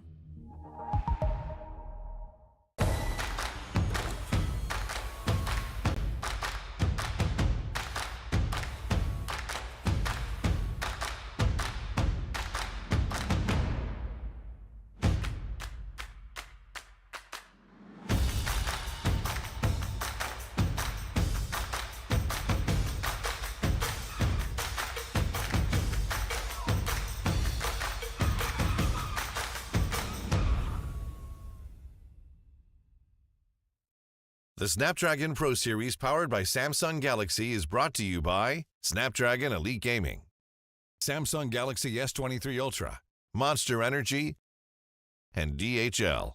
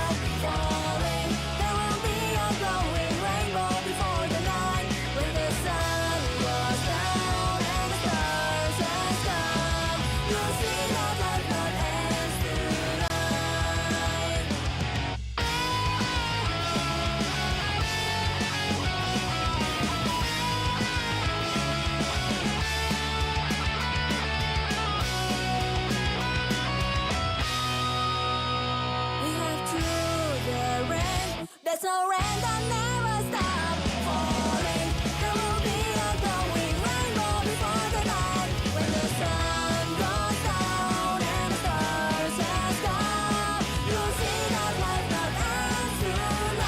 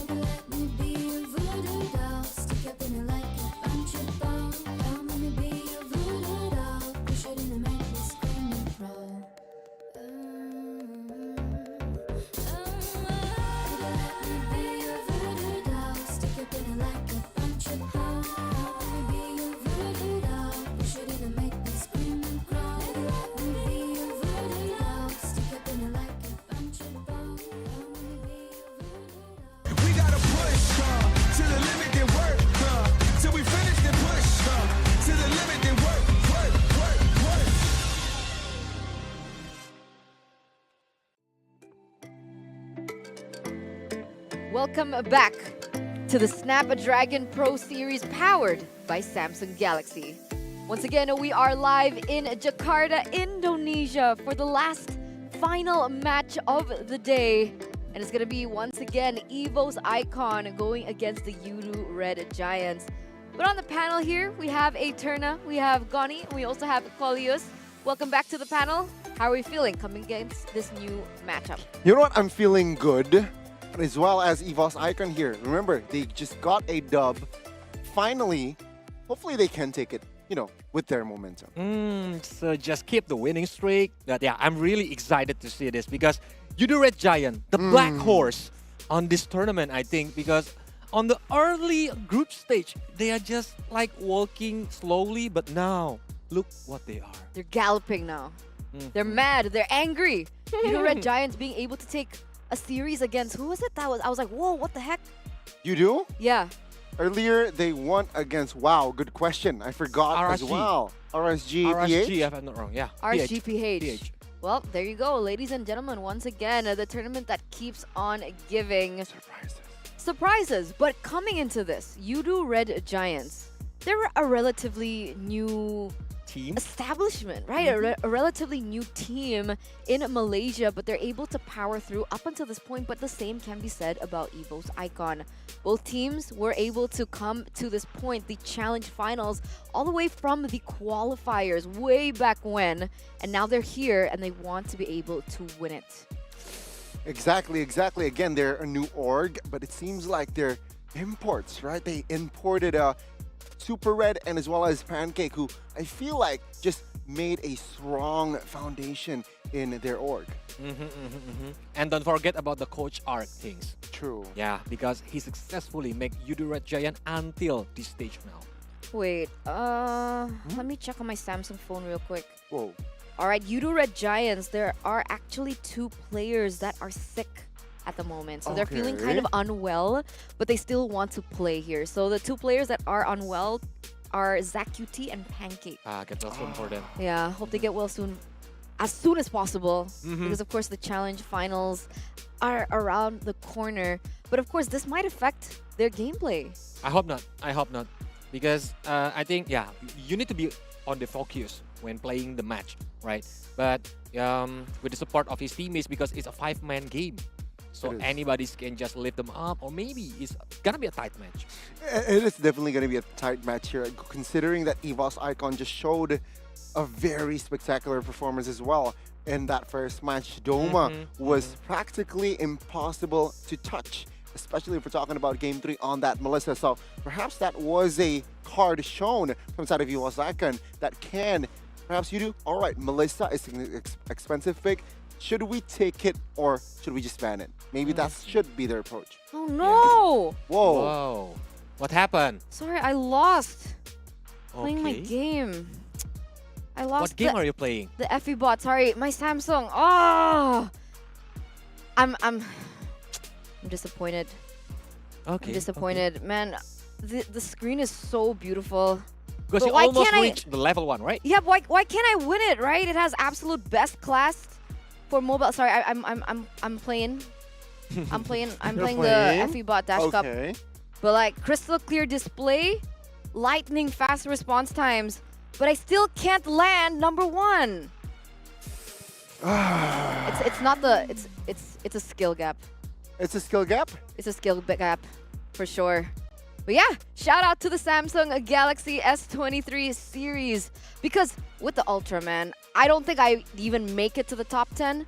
I'd be like 30 million on the standings, but luckily, because of the fast responses, the fast time responses as well, and of course the chipset from Snapdragon, I'm able to make it to top 10.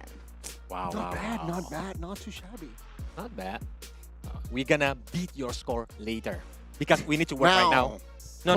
We need to work right now. We need to work. Colius wishes. Ooh, let's see. But yeah, once again, the Yudu Red Giants, one of the 2 left organizations coming from Malaysia left standing, right? There were a lot that was eliminated back in the qualifiers and the season, what is it called? Challenge season. Like Flash No, is Flash Singapore? Flash Singapore. Bleed. Flash No, Singapore. Bleed Singapore. also Singapore. What was the other Malaysian team? Homeboys. Homeboys. Yeah. HB. We lost. Yeah, we lost HB. Yeah, you're right. You're right. And so it poses the question: what makes Yudu Red Giants so strong that they can survive this long? Even though, like we mentioned before already, they're a new organization. The fact that Coach Arcadia has really stepped up, and there's a lot of highlighted players on their team.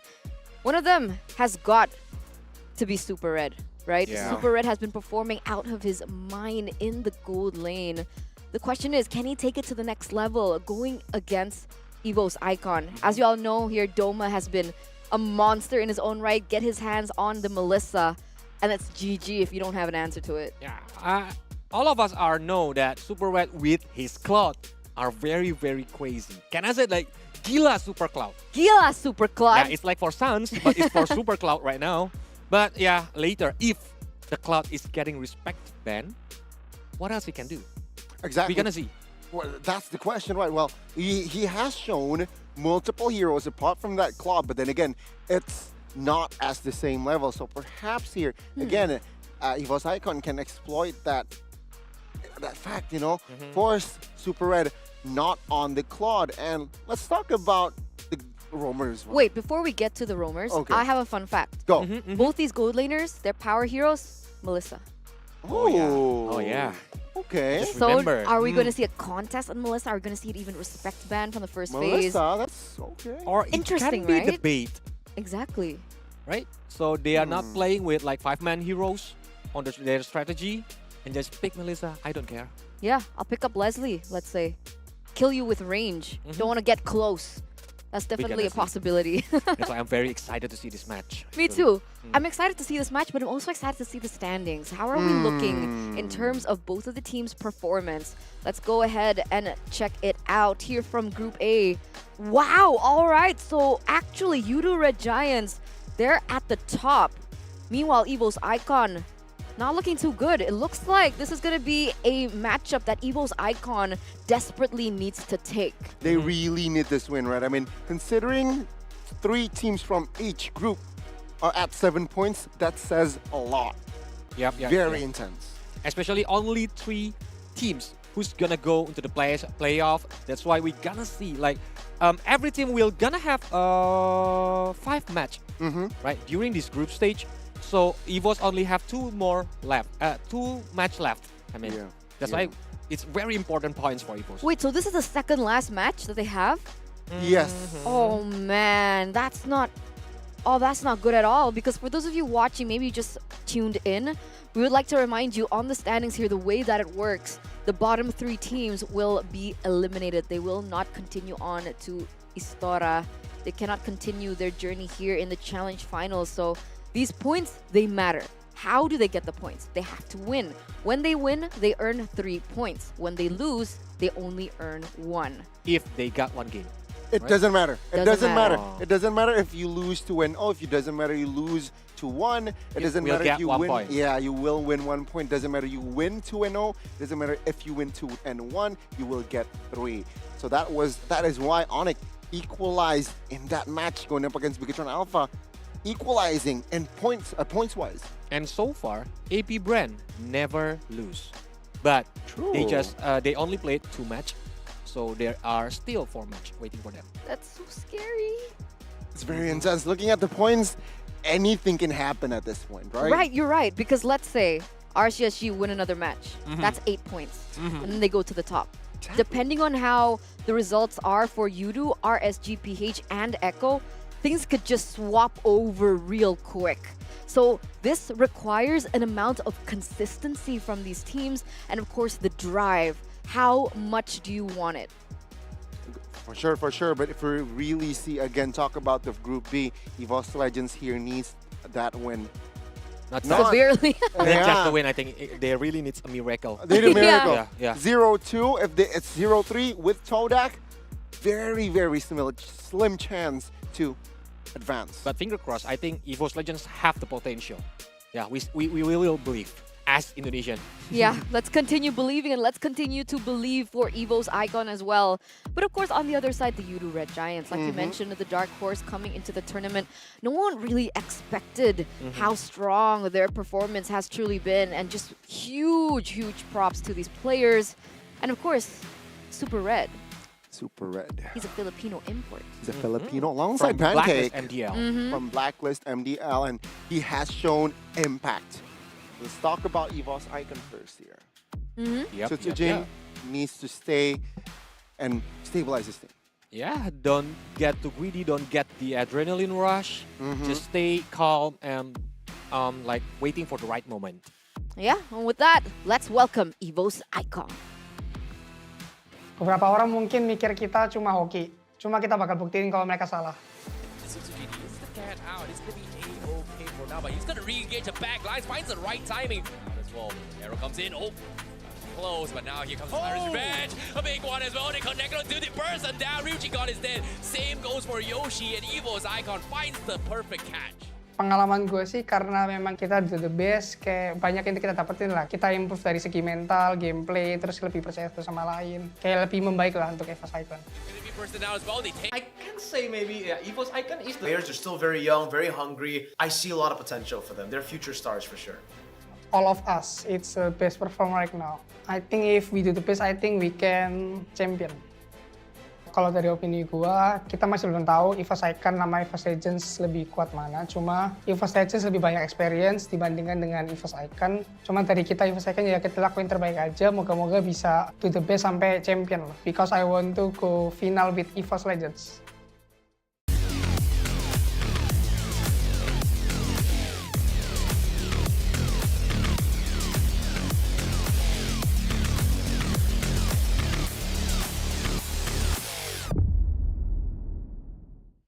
Momentum definitely on the side of EVOS Icon as they were able to beat RSG SG earlier. And with that, let's welcome Vildora, Sutsujin, Krite, Doma, as well as Ivan. Especially the new rising star, Doma. Everyone have a big expectation on these gold cleaners. It's scary to see how much he has improved this phase, right? Doma, again, we're talking about the Melissa. He is the player to watch. So, EVOS Icon, they need to bank again. Yeah, we need to cover. They need to draft to cover Doma. For sure, for sure. And if we focus on the jungler here for EVOS Icon, Sutsujin, already with very, very peculiar picks in the jungle, I think one of the main standouts would be the Dairoth. It didn't exactly work out before, but that already shows you the level of flexibility that Sutsujin has in the jungle. We can expect really crazy picks coming in from him, maybe even the Balman once again. But if the audience is asking why Sutsujin Link doesn't show up on that asset before, because Link always getting banned by the opponent, except for the first match of the day. Link is open, but he don't want to use it. Yeah, that's a very interesting approach, right? You want to see him on Link, but I want to see what Yudu has to offer. And with that, let's welcome the Yudu Red Giants. The best thing about them is that every single game, they seem to improve. So I would say the best thing about Yudu Red Giants right now is people always say we learn from our mistakes. They put those words into action. Double should be able to triple him, but no Super Red takes him out just in time. He's still alive, and despite all of Iman has the rose gold, and that's why he was able to. Iman is going to be taken down by Gorgeous. The base wide open, Irad targeting down, but will he be able to do it? Yes, he will. RSGPH starts strong with game number 1. We did perform before the patch, but after the patch, we performed very well because our jungle is assassin player, so it's very favorable to us. Super Red can short call and his voice is really loud. It is first time that I see a good laner that can short call. So when he shout like doing something, we just like, oh back, okay. Even we war, when he asked to back, just back. So go because his voice is so loud. Our biggest strength is when we fight other team, we can really fast learn of like how the team beat us. Or like we can really copy their meta. Like when we fight Blacklist, we can use UBE. When we fight this, we can use this, so we can adapt any meta. People thought that we are so lucky to be in here But yeah, we will prove them wrong. GG, well played as the U2 Red Giants have conquered their demons.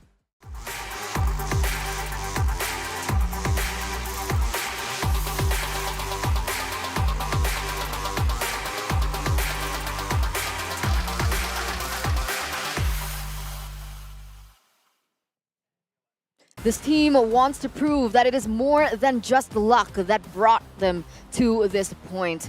With Gojes, Sekis, Zacuti, Super Red, as well as Pancake, they're looking to destroy the baby Tigers. Well, they have two players that are ill, so I expect them to play in an ill manner as well, in a good way. But again, Super Red here, shot caller, a gold laner that can shot call. We just know that from Gojes. So a very interesting play style, aggressive as well.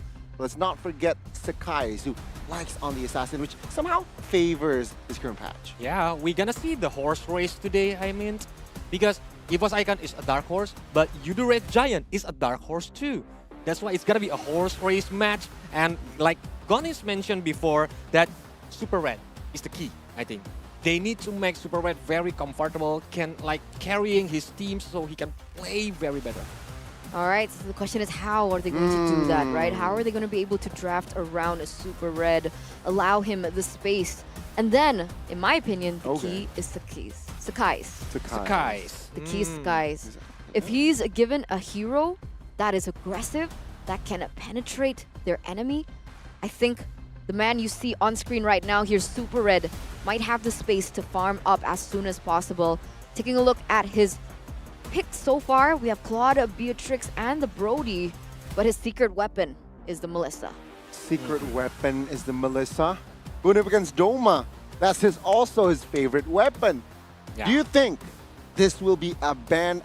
They will just ban the Melissa out, or will there be a contest and picks? I'm guessing they're gonna open it because they know very well about the power spike of Melissa. That's why just use it, and then maybe I can counter it with another heroes because I know how Melissa plays. That's actually a really good point. You know something so good inside and out that you know exactly how to counter it. I see that a lot from Filipino teams in particular, the way that they understand things and they try to look for out-of-the-box solutions. So very scary gold lane matchup here between these two. Now let's move on to the EXP laners. Veldora going against Gojes. We do see that Veldora has more of a hero pool. We've seen him pull out many different things from the Fredrin, Joy, Paquito, Glue, Benedetta even is something that he can utilize. But for Gojes, it's only been those three heroes. Dairoth, Fredrin, and Arlen. Yeah. For Gojes playstyle, I think the XP laner is like a sandbag for Gojes playstyle, but for Veldora is the mobility XP laner or even the damage dealer XP laner. That's why he loves to use Arlet. He loves to use Joy. Oh, that's a very interesting idea as well. Very good read as well, Colios. And I do somehow agree, especially if we're talking about post-patch. Yeah, Gojes doesn't really, I guess he adjusted, he evolved, right? Because pre-patch, he likes the damage. He likes to pick hero that can deal out damage and that EXP, but post-patch, it seems like he adjusted. You know what? All right, my team needs someone that can sandbag, so here you go. The Arlets, the Fredrin perhaps, and we might see again a Terizla pick in this match who is very, very popular. And we saw day one, a lot of Terizla picks. Why? Because it holds very well in lane. And to add to that, that penalty zone can cause trouble for your marksman. Timing is the key. Timing is the key. Penalty zone combo with Flicker, and then boom, everyone will just suck out into the middle, and yeah, the others are following up. You know, I think predictions are key because once again, we have a little bit of a caster curse, blessing. I don't even know anymore. I don't understand what's going on. But luckily, LaFell is not here, but unfortunately, Mirko is. So it really depends on the predictions right now. His charm, I think, because It's a every blast. prediction is correct. Why, Mirko? Why? He doesn't know. He's doing this. He's doing this. And then he's, why is he doing handstands? Mirko, are you Stop, okay? Mirko. Mirko? Don't hurt yourself. Oh, there you are. Oh, there he is. Oh, nice. Well, there you go, ladies and gentlemen. So don't forget to put in your predictions as well. Are you a curse or are you a blessing? Especially for those of you over at Twitch. We want to know your thoughts.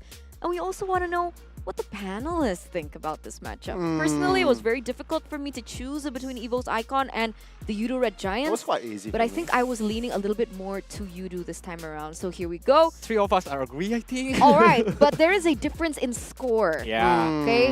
This Why, man in the Donnie? middle here, 2-0. You know what? After a disappointing performance from EVOS Icon yesterday, I woke up, had to do the predictions.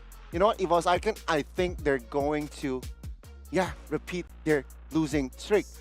But look at their first match. There you go, they broke You can it. still change the score if you want. No, I'm still sticking with my gut here. Yudu Red Giants, they're a strong team. They a very strong coach as well. And I'm not surprised if it's 2-0. Okay, and with that, ladies and gentlemen, let's get into the drafting phase here for game number 1 between the Yudu Red Giants and EVOS Icon. Yudu on the blue side, EVOS Icon on the red. You can see Kadita as well as the Florin is the choice of ban from Yudu. EVOS Icon will respond with Ling and Fanny, so already respecting Skies, huh? I think they want to make Skies feeling uncomfortable. Okay. That's why all of the Assassin's heroes are gonna ban. Maybe for the last ban is Cloud if they want to.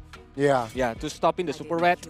But Florin banned from the Yudu Red Giant, I think it's a good point because we see how EVOS Icon play with Florin and it's really annoying. Yeah, it seems like they learned, right? They researched that Ivan is quite annoying on that Florin. But interesting approach. Usually, the blue side team wants that Valentina.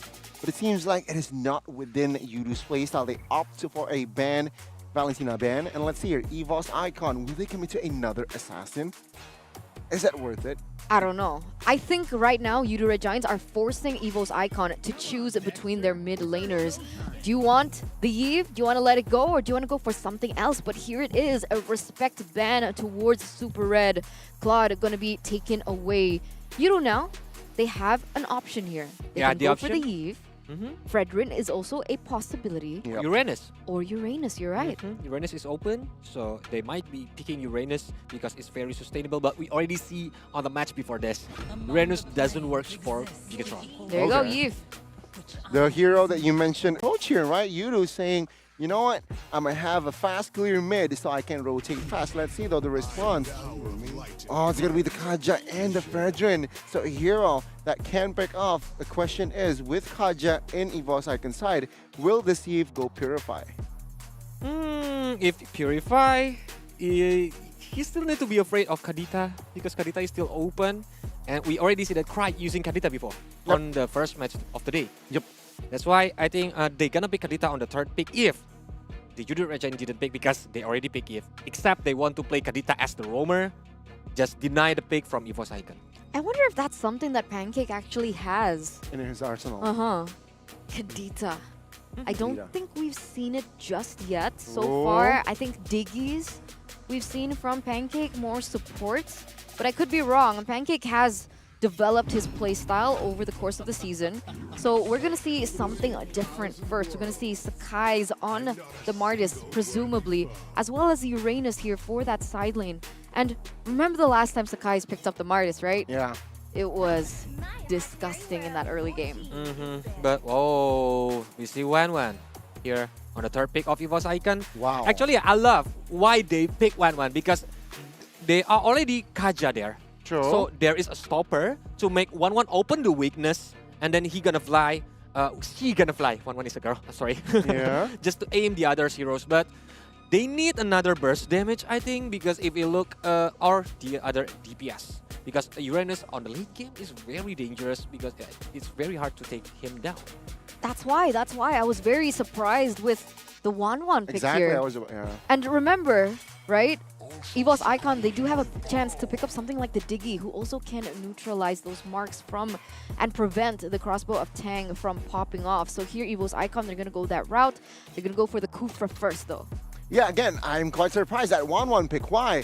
Because Yudu, they have picked the Uranus up first, which theoretically, 1-1 crossbow of Tang, Uranus can eat all of the arrow, no problem, if we're talking about the goal is not too far. So Yeah, I'm quite surprised with that early 1-1 pick.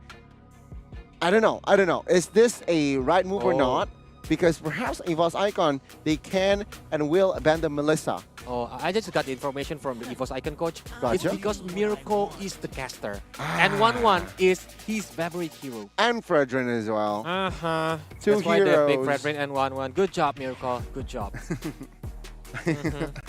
Oh my god. Let's see here. Final ban. Will they commit to another roam? Cho is also a hero that Pancake likes to use. Quite good going up against this composition, but very risky, right? Yeah. Because we're going to have Needles of Flower. Yeah. Even Kajak can stand by for his Divine Judgment. Just eat everybody who just got in to initiate. But we gotta see on the last ban.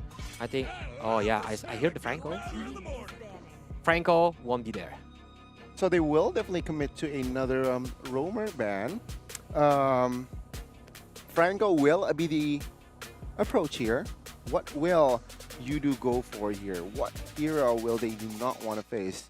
You know what? A mage ban here just makes sense. It can be, because Bane will be very annoying against the teamfight-oriented heroes. Maybe a Faramis? Either a Faramis or Kadira is still open up until this point, so... Oh, yeah. Oh, wait, Kadira is banned. So, okay, so they go for the Joy ban. They're really limiting this EXP lane. They don't want to, if there is any heroes who can just dive into the backline, Alright. especially disturbing Yif positioning. Esme EXP. Esme EXP for EVOS Icon. Fredrin Jungle. I don't dislike that. At all. They need someone that can also deal damage but be tanky. And Esmeralda seems like the only choice. But no, they go for the mage first here. A Farsa. But Marsha needs to be careful, because every time she do the feather airstrike, maybe Renus and Mortis will come into them. Yeah, they still have Grok. Grok roam? If it's Grok, Melissa. who do the damage dealer? Grok roam. No, wait. No. If Yves and Grok roam and Melissa. For the side of Yudu Red Giants here. This is why I think it's a very, very good matchup. They have burst, they have high ground, they have crowd control. And EVOS Icon won't have the DPS to just shred through all that front line. But all right. So there's still that lockdown hero, AoE at that, in the Lolita. And they go for the Beatrix. Okay. Yeah, because if they want to pick Melissa, it's gonna be scaling heroes on the early game, and it's gonna be bad because they must play a very patient game during the early game. But I love it, because the damage burst from Paquito later, it can just instant kill the Beatrix or even the Yves. So both of these teams are going for kind of a different approach here. EVOS Icon, not much of a front line with the Paquito, but they're opting for more damage compared to Yudu, who has a lot of sustain. Now, sustain versus damage. I'm gonna go call the casters. Ring, ring, ring, ring. What's going on? Rush hour. Leo and Miracle Mosh. Gotta give kudos to our teams here for picking up heroes that have a lot of firepower. It's Leo and Mikari at your service, bringing you game one in our final matchup for the night. As you see, we brought our guns is because we noticed something. Yeah. The Beatrix and the Claude always picked up. If it's not the Claude picked, it's always the Claude banned and vice versa. But here, whoa, a little bit of a difference here already. You went for Yudu Red Giants. I went for EVOS. Dark Horses. No one counts them as a superpower, but with the way that they've been performing, especially with that upset against RGPH yesterday, I believe in the red hype. We'll see if the red hype can go through EVOS Icon, because honestly, looking at Dark Horse teams, I think EVOS Icon can certainly fit that criteria as well. With their performances so far, I think they started off as being one of the favorites, but then with the 0-2 start to the group stages, I think now a lot of people, a lot of teams are starting to underestimate them. No doubt. I actually agree with you, and that's why I brought it down to a game 3. But today, with the way Yudu Red Giants are showing up, right? I know that some of them are feeling unwell, but looking at them on cam, they looked all right. I think they loving the blue. looked a bit more than just all right. They're just looking really good. Especially, they're really feeling it. You know, you mentioned the win against RSGPH. I don't know if I was as shocked as you, but I was really shocked. I rated RSGPH pretty high, but here it is, the Land of Dawn for game number 1. Here we go, Sutsujin. Mirror start with Sakai's here. Orange for both junglers. But as you can see, man, this is why Martis is a counter to Fredrin. Not only when they start to face off against each other, but even on a farming standpoint. The Martis just moves so fast. Clearing, farming, even evading from a lot of the CC. Lockdown coming in from EVOS Icon is going to be very, very easy for him, especially because, whoa! We've seen defensive, we've seen the Martis players go for the Tang Emblem. Wait a minute, Grike taken very low in the mid lane. Pancake almost taking a kill over, but again, weapon mastery for Skies on the Martis. Very interesting choice. All right. I could only really think of a certain reason why is because he's going to start building damage items, right? But alongside that, he's going to build damage items while still building maybe partly hybrid. He will build maybe 1 or 2 defensive items, and then the rest are going to be assassin items, which will help him get the job done. Alongside, of course, Super Red and Zach QT. So, cleanup crew. That's what Sakais is going to be doing here. But how about EVOS Icon? Let's talk about their winning image. What do they want to do? I think, for one, they want to have Duma take to the skies. We saw earlier in the previous series, Saken really didn't get to fly much, man. Saken Airlines had 1 trip. That's it. It was a very bad trip, too. I mean, they did win the team fight, but they weren't able to really secure the Lords, right? So, 1-1, same kind of problem that we saw in the MSC Grand Finals. Whoever picks 1-1, unfortunately, will end up losing. Here, though, around a turtle, Gorgeous already trying his best to just spot everyone out. Ivan now with Divine Judgment coming down. Boom! Gorgeous falls! First blood over to EVOS Icon. Sutsujin looking for more Skies, and 1v1. It's not a 50-50 now because Ivan is looking to zone them away, creating a 100-0 chance for Sutsujin. Yep, this is just the wiser choice. Again, given the bad situation they find themselves in. But wait, the fight continues! Real world manipulation popped in to lock them down. Sutsujin with an Abrasion's Wrath with Zach QT is able to flicker around Veldora in under the tier 2. Finds a kill. That's hilarious. Seeing a Paquito just jog underneath that tier 2 turret. Getting on out of there. Quantum Charge, thank you so much. Now, with the fight breaking out and dispersing just as quickly, under the 3-minute mark, we see EVOS Icon skyrocket to an 1,800 gold lead here. And we haven't even seen the shadow of the second turtle of the game. So this is definitely them going from 0 to, I'd say, 65. I don't want to say at 90 or 100. Talking about kilometers here, folks, per hour. Well, 0 to 65. So Red Giants, I think even with their winning matchups, again, lane to lane, hero to hero, it's just so different when you fight a team that is so good at team fighting, like EVOS Icon. That's their meta. Yeah, you're right. I mean, the Quantum Charge really helps the mobility of every single member on Yudo Red Giants and EVOS Icon. But something that I do want to ask you about, Leo, is the fact that we've seen Uranus on Brave Smite, even earlier on Impure Rage, Diablo. Gorgeous. Quantum Charge. I don't know how to feel about this, given that there really isn't... All right.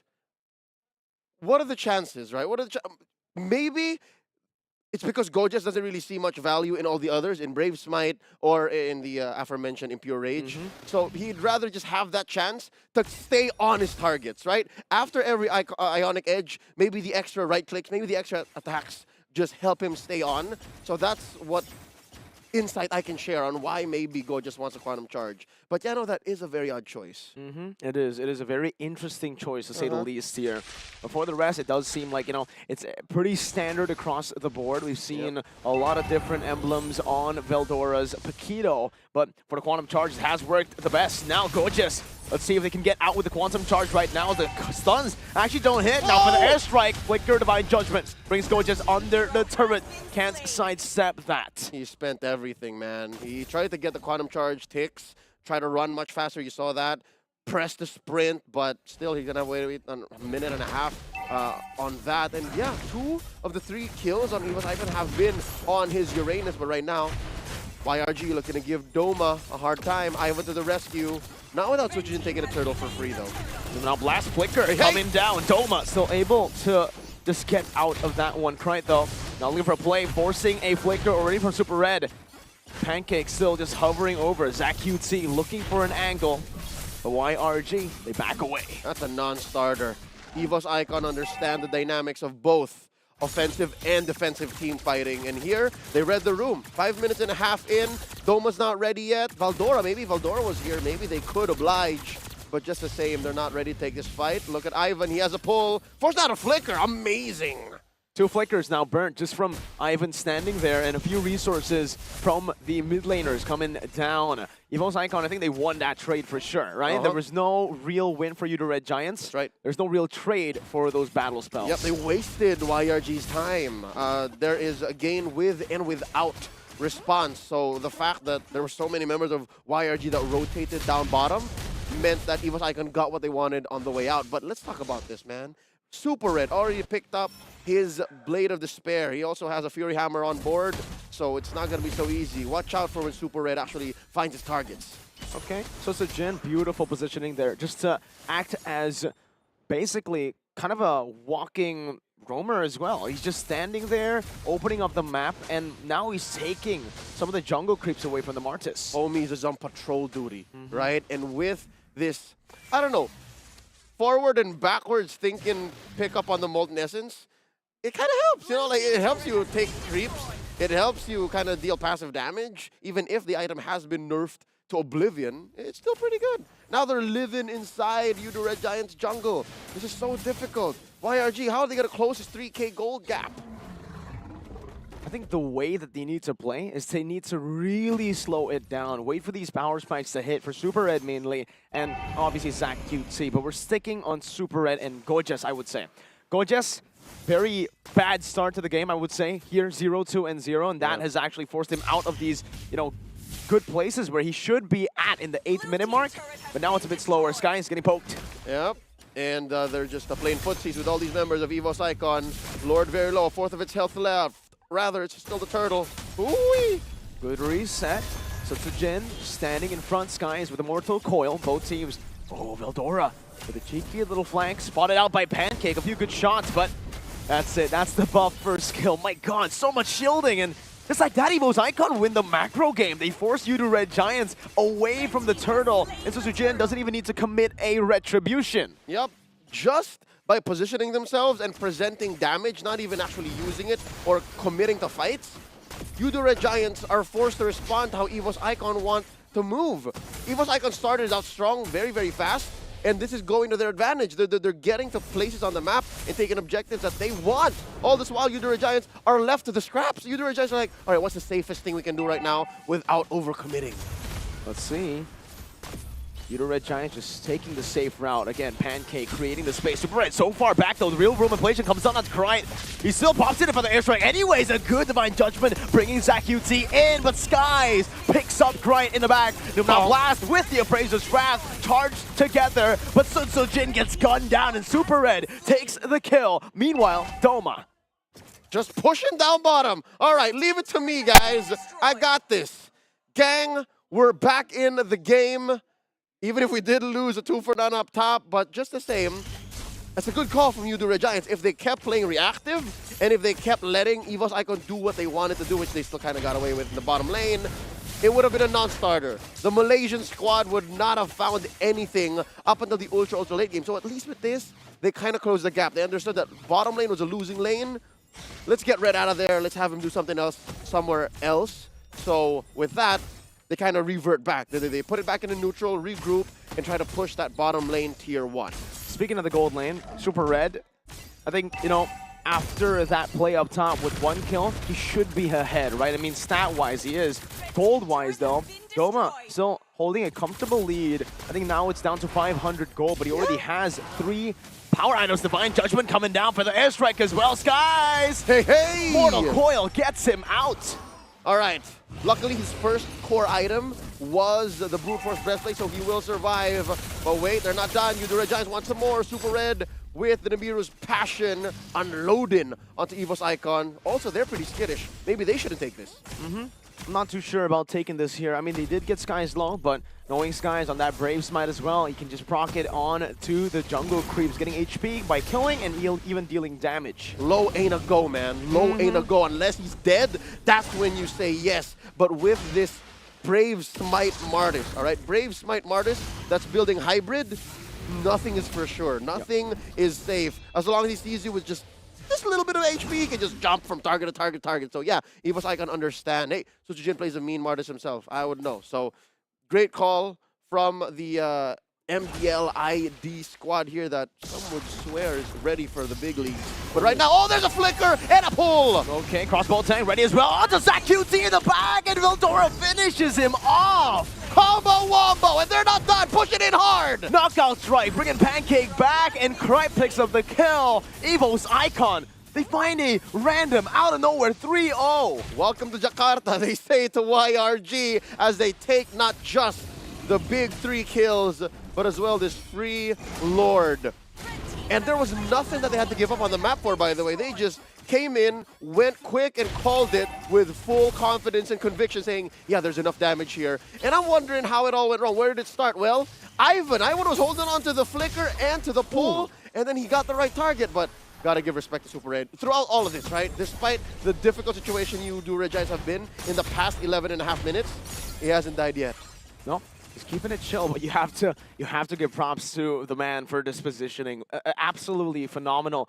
All the way from the back, he always is so aware of what's around him. That spatial awareness has actually granted him the deathless game so far. Look at him all the way in the back now, changing to the Bennett, trying to clear out the waves. Ivan getting brought back, and now blast the quicker. Real world inflation as well. Ivan falling to the decimation as Doma is actually trying to crack all those weakness points, but will not be able to find it. The bird is down. The bird is down. We can try to defend in mid. The bird is down. They continue on and try to control the damage that EVOS Icon is putting on the board. And again, it's Super Red who's in charge of all of this. Of course, there was some level of communication, but the fact that you know that you are the guy. If you die, I swear, if EVOS Icon can find Super Red, a majority of this crumbles.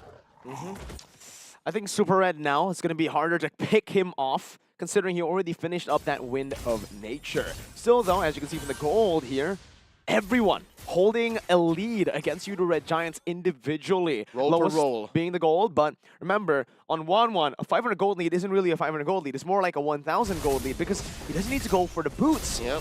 More items, so Jin caught in the real world. Everything thrown! 5 ultimates! Oh, we're out.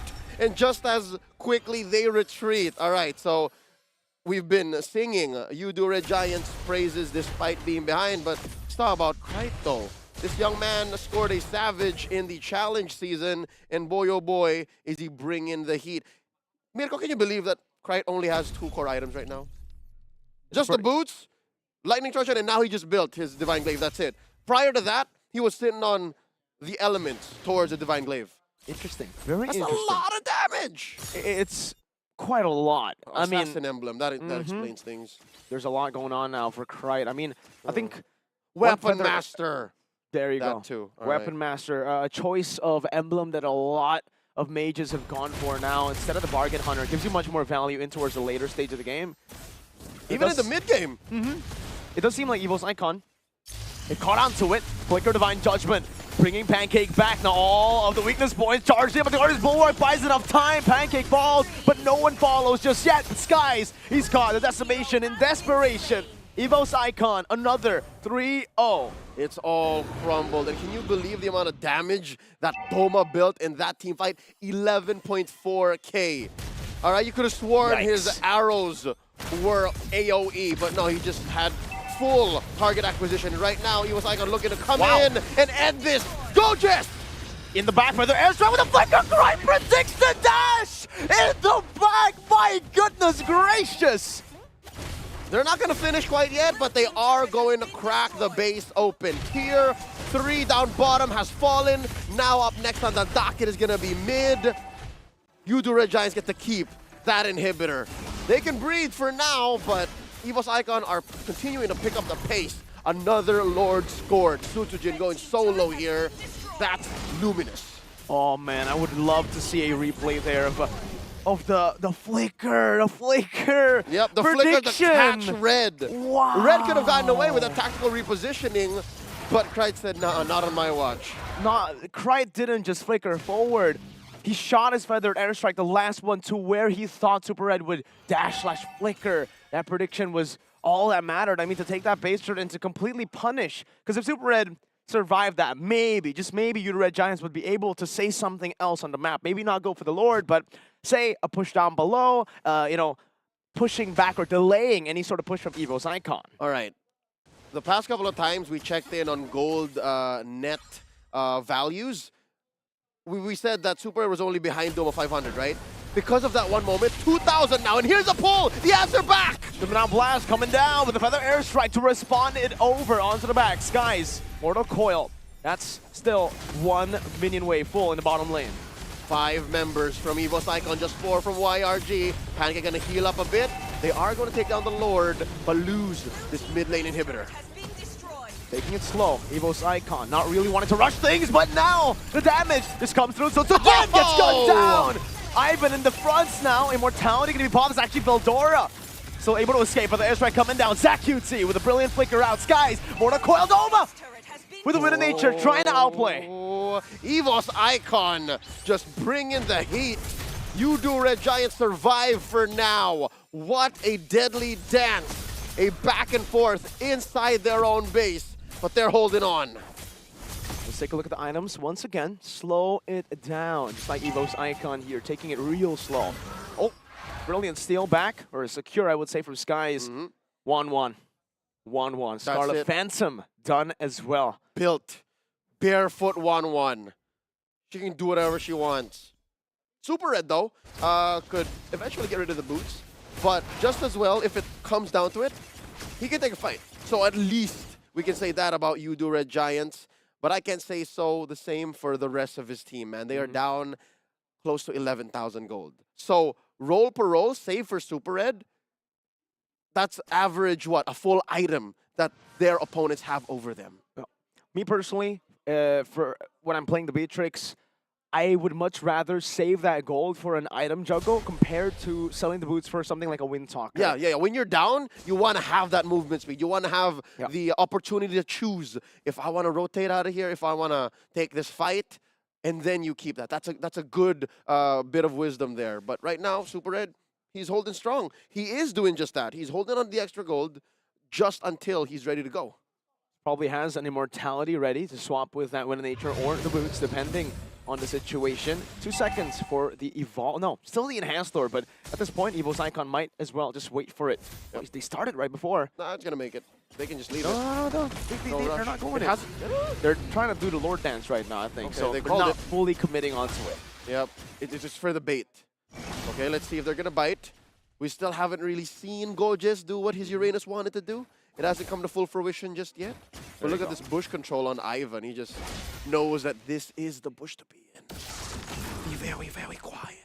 It's always these side bushes that makes or breaks the game. EVOS Icon, as long as they have it covered, it should still be a free Lord. Yep. I think it's clear. EVOS Icon knows that ZachQT is inside the base. They just don't know where Red is. Hasn't really shown himself, but now he has. That's it. It's clean. They can either force and turn or take the Lord. Doom and a blast on 3! Oh, Doma timed it wrong. They're still able to find the crossbow. Tang on the back, though. Now translating over to Gorgeous. Force winner Truncheon coming down. Doma popping it. Still able to find a double. Welcome to Doma's domain. This is going to be a disaster. Red Giants did their best to respond, but now Doma pushing the advantage. EVOS Icon will not only get 2 free kills, not only maintain lane priority, but even take the Lord. Free Lord over to EVOS Icon now. Veldora was trying to go for a cheeky little split push earlier. Ivan with the flicker finding Zach. Oh, Numenor Blast catches Veldora, but not enough to punish him. Oh, the end is nigh. Just 2 defenders left. The Reverse Bastion used up. Ivan zoning away in the back line. Pancake demolished, melted. Super Red, 1 death, but the game still falls to EVOS Icon. The pace was just way too much for Red Giants to keep up. And in the early, you could have sworn that they had a plan, but EVOS Icon just knew how to spoil that. It's all, everybody has a plan until they get punched in the face. And certainly EVOS Icon brought that punch with the man you see on your screen here. Sublime predictions, mechanics shown, and even discipline. Something we haven't seen from the offline EVOS Icon. Thought you were talking about Valdora. I'm pretty sure our analysts have something to say about that. What y'all think? Intense game from EVOS Icon. What a play! With all those micro mechanics coming in from Doma as well on the Wanwan of all heroes. Wow. When we thought that Wanwan had no place in this meta, he proves it otherwise. A 19-minute game, almost 20 minutes, and all around it felt like EVOS Icon controlled that mid towards that late game, always gaining the better advantage in those team fights. Doma was awesome, but I gotta give my hat, or as Reptile like to say, give it rose towards Ivan. Why? He managed to find the right openings with that flicker, and he's also on focusing mark, mind you, 6% damage on a targeted mark. And after he got the momentum, he builds fleeting time. Yeah. So more cooldown reduction on that Divine Judgment. I'm agree with you, Gunny, because with this kind of draft, especially they already got the momentum, the snowballing momentum since the early game. That's why they just eat anybody who goes in front of them. That's why I told you guys before, when 1-1 accompanied with stopper hero like Kaja, 1-1 is really unstoppable. Again, a very good execution from their draft. And that Paquito last pick also somehow caught Red Giants perhaps off guard. Why? Because sure, Uranus sustainable in lane, but with Paquito, you can still clear fast. You can still cause problems to your comp. You know, I didn't think that they could make it work, this composition. I thought they didn't have enough damage, but they proved me wrong here. Go just had quite a difficult early game, 0-0 already in the first few minutes. And it poses the question whether Quantum Charge for Uranus is actually effective or not. For me personally, if I'm using Uranus, I prefer to use Press Smite than the Quantum Charge because I'm gonna spamming the Ionic thing, right? Yeah. Yeah, that's why Breath Smite is more important. But yeah, maybe he just have another consideration since Uranus can do the basic attack too and get the movement speed. But this is it, the MVP. 606 on the 1-1 Doma. Wow. He has been the anchor for his team, always being able to put EVOS Icon in a better spot when they're not. It's another Doma game here, it seems like, but I like the choice of talent there, the tenacity. It comes in a clutch, adding hybrid defense when down 50%. This is going to be the highlights here for the side of both teams. Early game, it was actually back and forth. But we're talking about mid-game, it's actually EVOS, especially after this play here.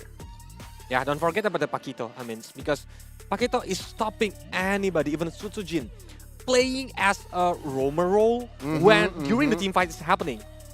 Yeah, being the sandbag, and here minute 16. Yeah. Actually, I kind of hate this movement because they're just overextending on the enemy's base, but yeah, they still got the winning. Thankfully, right? This play here, again, Red Giants overcommitting, almost here. And take a look at Paquito, minimap. He forced Yves out of the war, which adds advantage to their side because without Yves, you can't poke, you can't deal damage magically. So very good spot there by Veldora. And after that, it was just too much for Red Giants to, defend. Yeah, if there is a title for the Forgotten One, I think, it can be give to Paquito. Definitely. And even from the side of Red Giants, right, you can see that Super Red was trying really hard to stay consistent. He was able to take down a lot of members from the side of EVOS Icon at some point. But unfortunately, with everyone falling so far behind, it was very difficult for them to find an opening. And we saw even the Lolita, right? Lolita got so many great Numenon blasts. There was no follow-up. There was no cover from his team.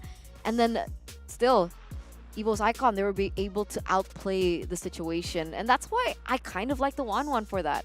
The counter engage that the 1-1 provides, being able to, you know, kite back, get those weakness points, and then pop the ultimate, that's a lot of damage. That was a lot of damage, and this is why, you know what? I really dislike, I understand the Lolita pick, right? You can somehow counter and, you know, cancel the ult perhaps to delay that crossbow attack, but why I prefer the Grok personally is you want to fight fire with fire, and perhaps that Grok can be the answer, because with the Lolita you play counter reactively. Well, yeah, counter attack, right? You want to counter attack, you want to kite, and okay, you beg to differ. I think it depends. Okay. It really depends on the pilot. Because let's say Lolita on key from Bigatron. We saw that he's able to play very aggressively on the Lolita, finding those flanks, getting like 3-man, 4-man, Numnon Blast, and then the team responds towards it. So my honest opinion, I think it's more deciding by the pilot.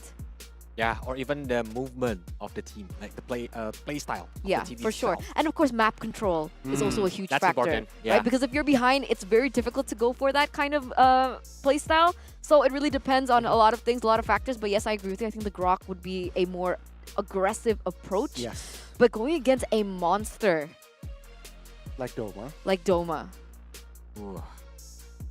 It's very hard. It's very hard. It's very tricky here. It seems like the first game, it's very clear execution-wise. The side of Voodoo Giants from Malaysia wasn't able to crack their that puzzle, EVOS's puzzle, right? Perhaps they need to bounce back here in the second game. But EVOS Icon, another surprise. Yesterday, he's very struggling to find a good game. But this time, today especially, multiple good games. Yeah, but I cannot say the game 1 is the easy game, because yeah, I think Red Giant have kind of fighting spirits on the game 1. That's why EVOS needs to be careful, still respecting the Red Giant for the game 2 later. I agree. I think there's something different about EVO's Icon here. And I've been hearing that, well, a lot of these players have been consuming monster energy. Ooh, that's why Doma is monster. Exactly, because this is a very different EVO's Icon that we saw before. Today, they are all stocked up on monster energy to unleash the beast. And don't forget, you guys can do too. You guys still at Epic and rank? That's fine. Drink monster energy, one game, immortal. Find some partners to play together, and then immortal instantly. Yeah, that's the rumor. You know, you drink monster energy, you're just Not a epic. rumor. That's true. It's facts. It's facts. It's All right, facts. do it. You're You an tried it epic before? player. Yeah, I've never hit Mythic Honor yet. Okay. I'm already Mythic Honor. Monster energy. Okay. There you go. That's a testimony right there. Check it out, guys. Unleash the beast with monster Now. energy. Now. And I think both of these teams still need a lot of energy, because once Yeah. again, this is a best of 3, ladies and gentlemen. Still the first game. Luckily for the side of EVO's Icon, they were able to bring it. Red Giants, though, like we saw in the interview, Gorgeous mentioned that they are really good at adapting to the playstyle of their enemies. So now, Coach Arcadia is like, all right, this is what EVO's Icon want to do. They want to play with this, and this. Let's counter it for game number 2.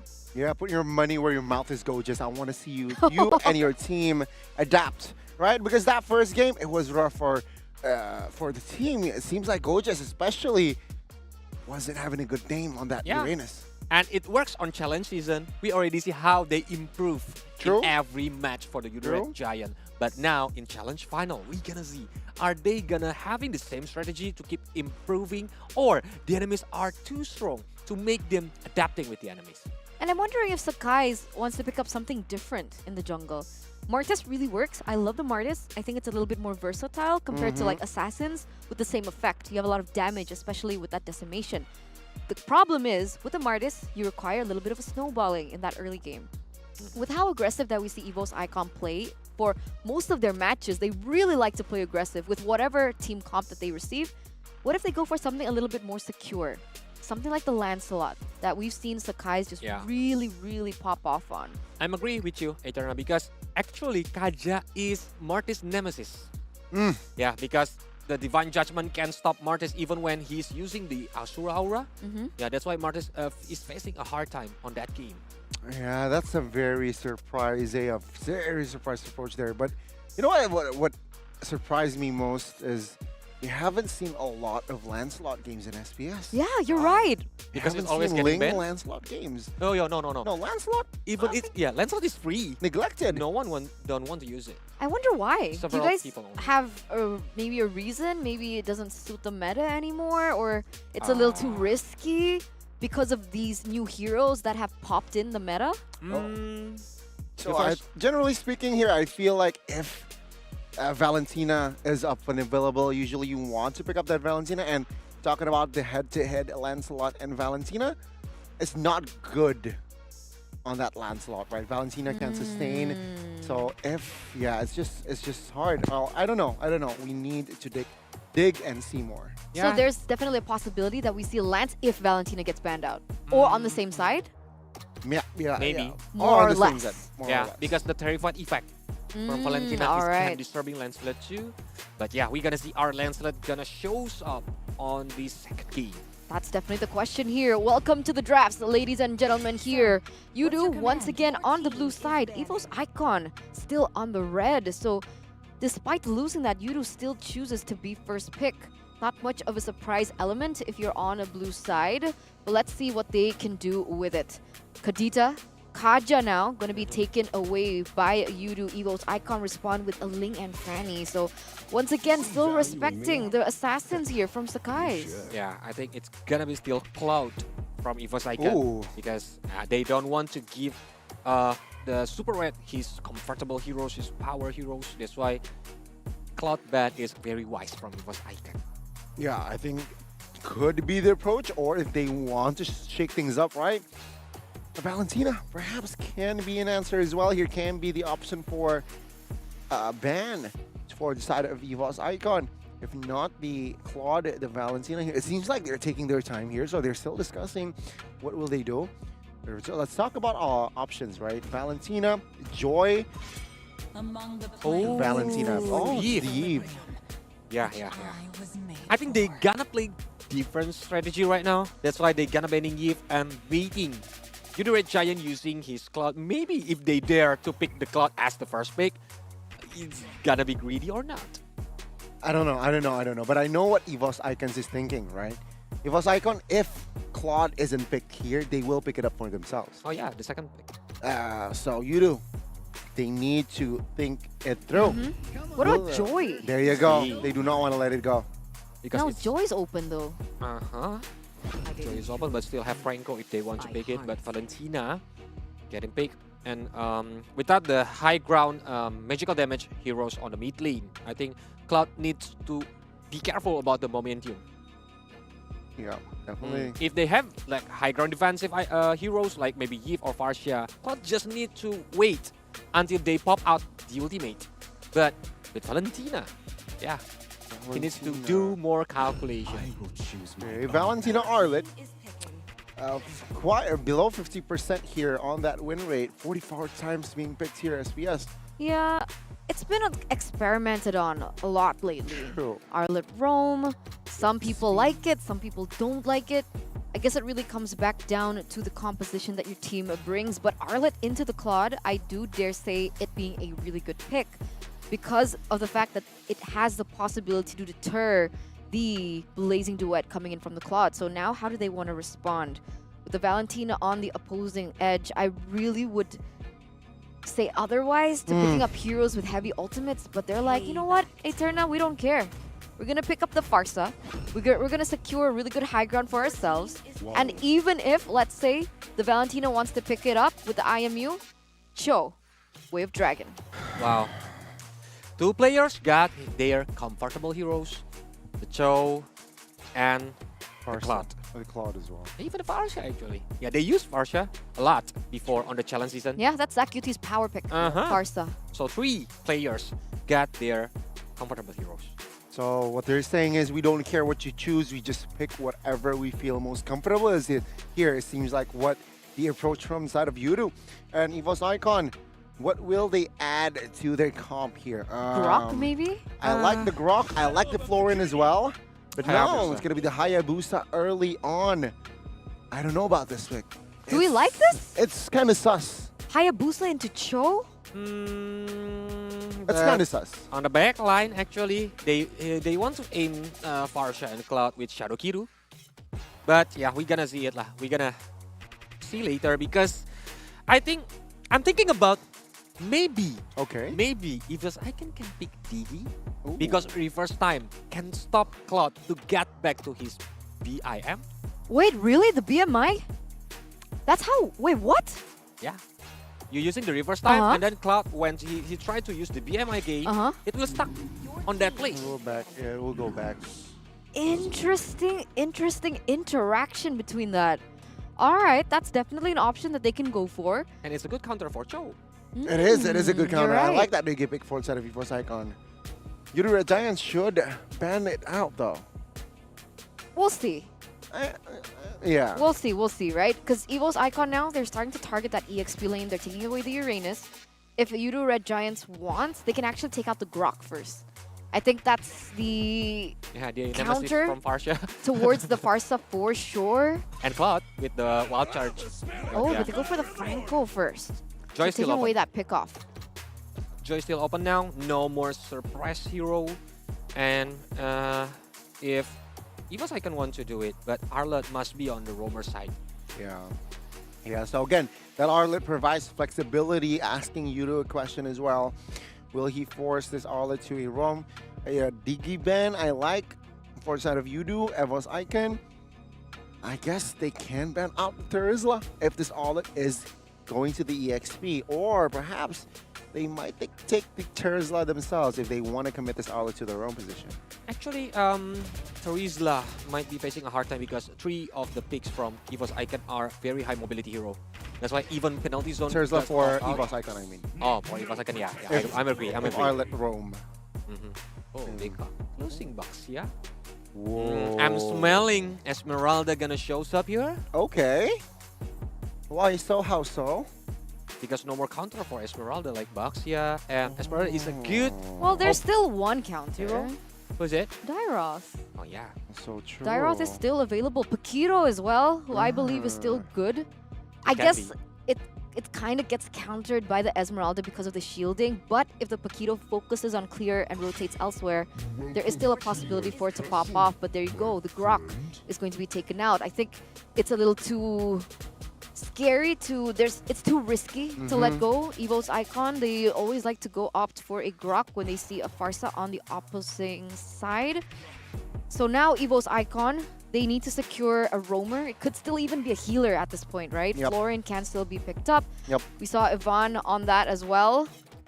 What else can he go for? A Kufra here just makes sense as well, right?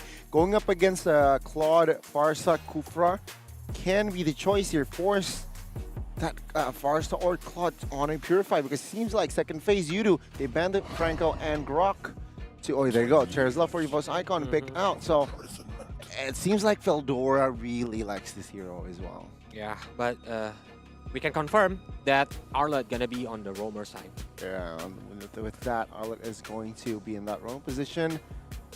So yeah, I don't know. Going up against Arlet, Farsa and Claude can pick up another spell apart from Purify, which favors their side. I feel like with a Flicker, Claude, let's say, go Vengeance. It's possible. But if Farsha using Purify, Hayabusa will be happy. Yeah, exactly. Yeah. So don't go Purify. Oh, there you go. Finally. Lancelot. Oh, 40 times being picked out throughout the SPS. But into Valentina, like you guys mentioned here. Sure. So risky. Iffy. I like it. There's some crowd control from both Edith as well as the Cho to work around. A little bit more damage as well from Edith. Dare say it lacks at some point, even though they do already have the Claude. EVOS Icon, Harith. All right, so that's their choice for the gold laner to be able to go 1v1 against the Claude in lane. Okay, Harith Purify. I think it's a complete package from Yudu Red Giant, but I'm waiting for the answer or what casters are thinking about. All right, and with that, let's throw it over to Leo and Mirko. How about it? YRG reintroduces the Edith in the XP lane, but I'm feeling pretty confident. I like the output that they have. You know what, Leo? I honestly, I've had it with you. I challenge you, Leo. You've done it, man. I use Doma's domain. That means I'm gonna need this Super Ultra Mega Deluxe Game of the Year Edition Red. All right, that was We pretty might good, see a game man. 3. We might see a game 3. That was pretty good. That was a good card to have. He was good even in game 1 when they lost. Yeah, I mean, I think really, Red Giants need to rely on Super Red a bit more. They need to try to facilitate him in the early game because in game number 1, yes, he had a really good performance, but I think it was too late that he got his power spike. That power spike was never a power spike. It was just when he got his items, you know? If they are able to facilitate that early game, to get him to that point a bit faster, a bit earlier, I think they'll be able to take EVOS Icon down. And I agree with you. Also by the principle of his hero choice. Homie was playing with a Beatrix, and now it's going to be so much better because he got his hands on a Claude. But it's not going to be easy. EVOS Icon have actually drafted out of their minds as well. The amount of damage that they present, oh, ain't no joke. They have not just Krite on Valentina, which if I'm not mistaken was helped him get that Savage in the challenge season, and but as well they have Valdora on a Terizla, who played a phenomenal game. I know our analysts sang his praises quite a bit in the post game of game 1, but I still can't believe what we saw in the Pakiro. But yeah, now here in game 2 on this Terizla, we're bound to see him do great things as well. I think in this matchup, this is something quite interesting. Terizla, usually we see him against an Arlet, a Yuzong even. But here, up against an Edith, I'm not too sure how this matchup goes, right? Because the Edith kind of wants to just look for random trades and get out. Yep. Terizla, can he survive that? But wait a minute, Ivan already pushing the pace early on, winning the trade against Mr. Pancake. Hey, Archie Guevara. Ain't no one, none of this. Something to note, folks. Check it out. Arlott here on Ivan rocking the common emblem. So he wants a little bit of that mana regen. Okay. That's the only reason why I think you put that on the Arlott. Yeah, I think that's the only reason, right? I mean, on the Arlott, probably just some more mana. We know. We've seen it before. Arlets really struggle in lane when you're spamming those abilities with the mana. So Veldora here and Ivan. Ivan, I think he can afford to do it, right? If it's an XP, maybe you still need a bit more damage or penetration depending on what you go for. But as a roamer, you only want to try to spam it around. So makes sense, makes sense. Yep, and the overall or macro implications of this is Ivan doesn't want to go home. Ivan has Brave Smite, he can just hit the heal, and then he has the common emblem for mana regen. But now he hits level 4 before Pancake, and now this is a fight for Turtle. The turn! Oh, first blood instantly there. Even the shadow kill was used up, but it was not really necessary. Gojes trying his best, taking aggro of the Turtle. So Jin made aware of this now. Jumps in with the quad shadow, I think, but no, Skies picks it up for free, gets out even. Zach QT facilitates that, but no, he falls. Fade away. Jin on the other side with the quad shadow gets up, goes back in, but he goes and he finds Super Red. That's right. See? You didn't see Super Red do this in game 1. You didn't see him rotate away from his lane or at least even try something before his items were ready. But here on the Claude, he's so comfortable. And now Pancake with the kick! Oh, Doma under the turret here. Not enough sustain. Super Red takes him out. Oh, they'll call it a pan kick. Now Super Red with the BMI. Can he get a 1v1 kill? Ivan flickers out. Oh, barely. 1 HP, both Super Red and Ivan. Krite, though, now trying to punish that fact. But nope, Super Red keeps calm, has Pancake near him, so he can actually just soak in all the gold from that wave. All right, this helps with Red Giant's MO. Protect Super Red, have him do Super Red things, and then go from there. This is the best shape Red Giants have been all series long against EVOS Icon in this series tonight. And it helps that Sekai is able to secure the little Wanderer, but wait, they catch Pancake one more time. Oh, even with the way the Dragon, it's too much to handle. Jin takes him out, picking up the 3rd kill in this game for himself. Lethal Ignition. That's why the damage is quite unreal. Let's start counting our blessings for Red Giants, given that EVOS Icon is in the lead for a small margin, right? 600, 700 gold here, 4 minutes in. It's better now that it's Pancake dying more often than Gojes from game 1. Yeah. It's just a fact. I think the roamer, having your roamer, take more of your falls is way better. I think it gives Gojes the right amount of space to finally just find that power spike on the Edith It's level 4 with the Primal Wrath. You're able to dish out so much damage. I mean, with the Brave Smite, honestly, your sustain is quite literally going to be insane. Yep, and he's but a tickle away from a Dominance Ice here. And that's definitely going to be a game changer, especially when you're looking at heroes like Sutujin. You're looking at, hell, even Doma, right? That's a right-click in or auto-attack in Harith in this case. That'll help slow him down. You know, this is a little hyperactive Leonin child. But thinking about, oh, never mind. He just picked a Starlim Scythe. Now he hurts. Okay, that's the power spike, right? From Doma for the Harith. We'll see if he can utilize it, though, because it does seem like for EVOS Icon, they're still just telling Doma to stay in lane. Super Red with a good Blazing Duet into the mid lane, and now back again towards the gold lane. He is going to have, I think, an advantage here when it comes to gold. Already 500. I love it. It's a renaissance of the old funnel strategy, but wait, can they punish Sutujin? Oh, jumps back in with a quad shadow. Now ZaQT with a shadow kill, but Skies takes him out with a Phantom Execution. But at the cost of the gold lane tier 1. Let's see what this means for the rest of the map, though, because Turtle has spawned down bottom quarter. Gojes and Ivan doing a little dancey dance, and that'll allow Veldora to clear the wave. I wonder. I don't know if you saw that interaction, Leo, but that was quite an interesting interaction. Earth Shatter, Final Slash. Displaces the Edith, but the Earth Shatter moves as well. So it changes the trajectory. Yeah, Veldora was actually knocked up there. Interesting, interesting. That could actually be used by Gojes in other situations if he's lucky enough or if he's good enough. Oh, well, we know that he's good. It's just, can he find the window? Here we go. So the airstrike coming down to Jin. Quad Shadow out.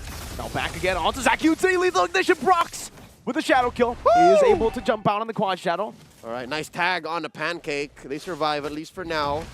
Massive pull, but on the opposite side for EVOS Icon, they're going to have to let it go. Reset as EVOS Icon's jungler and Udo Red Giants go for the respective buffs. Purple for Sutujin, orange for Sakai's. Now the dance continues. All right, EVOS Icon just going on the Turtle. Not much that Udo Red Giants can actually do. I mean, especially after that chunk of damage that Sutujin was able to force upon the mid lane duo for all YRG. Yep, and he's only rocking the Hunter Strike, mind you. He really only has that, but wait, Final Slash! Say goodbye to Pancake here, should be dead. With the Dragon committed out, Veldora picks up the kill. EVOS Icon still steady in with this lead. Approaching the 2K mark here, just under 7 minutes in.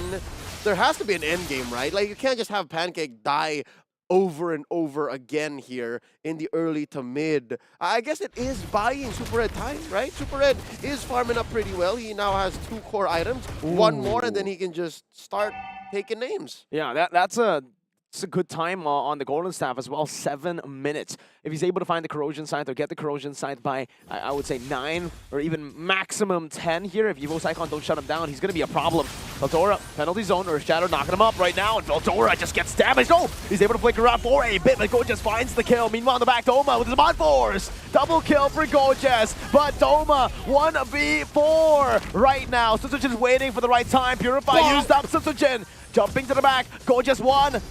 A good shutdown picked up by Doma. Oh, Sutujin almost just finding Zac under that turret.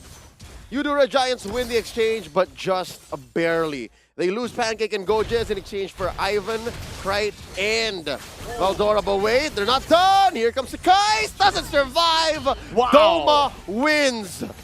You don't step in Doma's domain. No, you don't. Similarly to how you don't step in Veldora's zone. Oh, his PZ. Wasn't enough, though. Wasn't quick enough to protect that tier 1 down bottom. But just the same, Udo Red Giants are catching up to EVOS Icon's pace.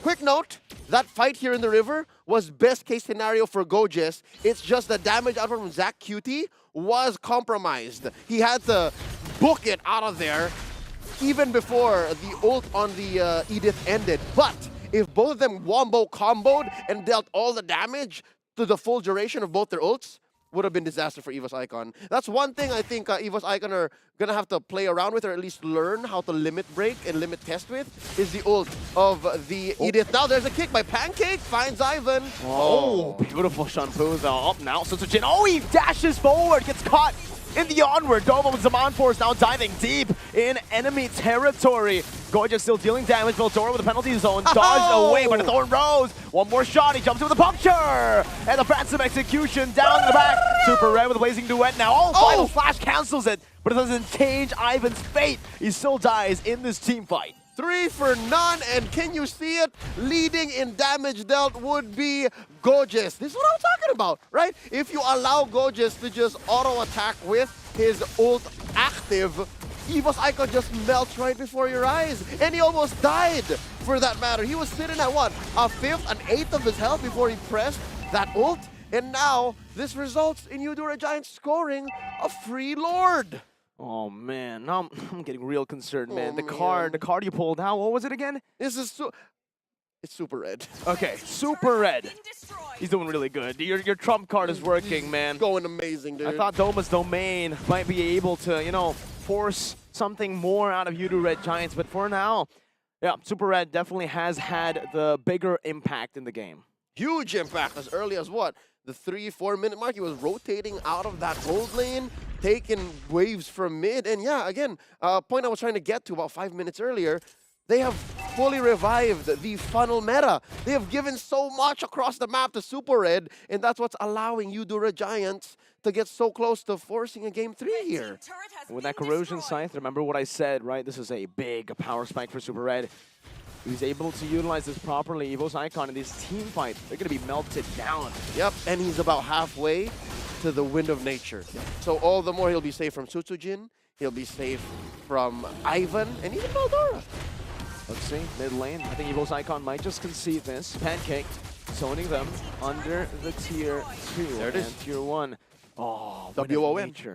1 minute away from the corrosion side. Sutsujin up top. Oh, Pancake! Beautiful way the dragon KO to lock him down. Oh, Flicker penalty zone from Veldora right now, or Shadow coming down right now is asking for the damage through from Doma as he pops into Zaman Force onto Gorgeous. The burst is enough. 2 for 2. Amazing use of the penalty zone. I told you Veldora was still going to come out with a banger in game 2. That almost single-handedly bought the clap back for EVOS Icon. If Veldora was, If Veldora wasn't there, forget about it, trying to kill Gorgeous and Pancake, man. That's what actually pulled him in and dealt enough damage from his ticks on the skill 2 on the Terizla to actually get those trades back. So if they can fix their target acquisition, or at least pick fights on their terms. If Eudora Giants gets caught out, maybe Wildsword happens, actually. This Lord is actually close to a 50-50. I wouldn't call it just clearly all for the Malaysian squad. Then, yeah, EVOS Icon are still in this, despite it being very close. 11 to 10, 12 minutes in. Even if Eudora Giants are ahead and controlling the map and the waves, EVOS Icon still has something left in the tank. I do believe that much. What's interesting is the fact that for Skies 4 and 2 compared to Sutsujin 3 and 4, Sutsujin is still leveling with Skies. He's still actually equal in gold, which is, again, very, very interesting to see. Yeah. His farming has been phenomenal, even though sometimes that decision-making of his jumping in onto an Edith has costed the team some team fights. Yeah, for every death he's had via a face check or an odd use of a shadow, he's made up for it through what, 20-30 seconds of good old farming. So right now, Pancake just playing footsies with 4 or 5 members of EVOS Icon, and they get away, man. Just skedaddle out of there. Well played from Eudora Red Giants, is utilizing the super fast clear that they have towards the Lord here with the Claude Super Red. That burst, yeah, we can technically just call it a burst at this point. It's not even DPS. Nope, it's just it's instant. Yeah, and again, that was effectively 4-5 members if you count Pancake for that last 2 seconds. That helped take down that Lord's HP bar. So yeah, no, Eudora Giants now sitting at a 2,000, 3,000 gold lead.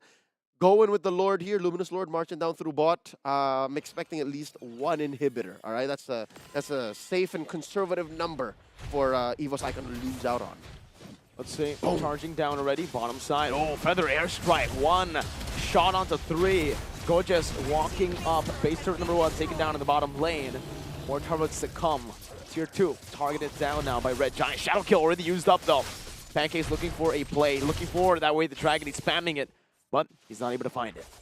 All right, looking at the damage output between these two massive mid laners, you'll see here that Krite is actually ahead of ZachQt by 500, and that's explained by Super Red's funnel. If only Super Red wasn't as funneled as hard, you can expect ZachQt to be on top of Krite here on these charts. But I'll have to say, after ZachQt picked up the DG a minute ago, they should be both playing in the same field right now. And I love that EVOS Icon is respecting that fact. I love that EVOS Icon knows that even if ZachQt is slightly behind, they have to respect the Feathered Airstrike. So when it's out, that's a clear sign. Let's not fight just yet. Let's wait for hours.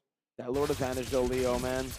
I mean, talking about the power that you the Red Giants have in this late game as well. 5.6k with that Lord advantage alone.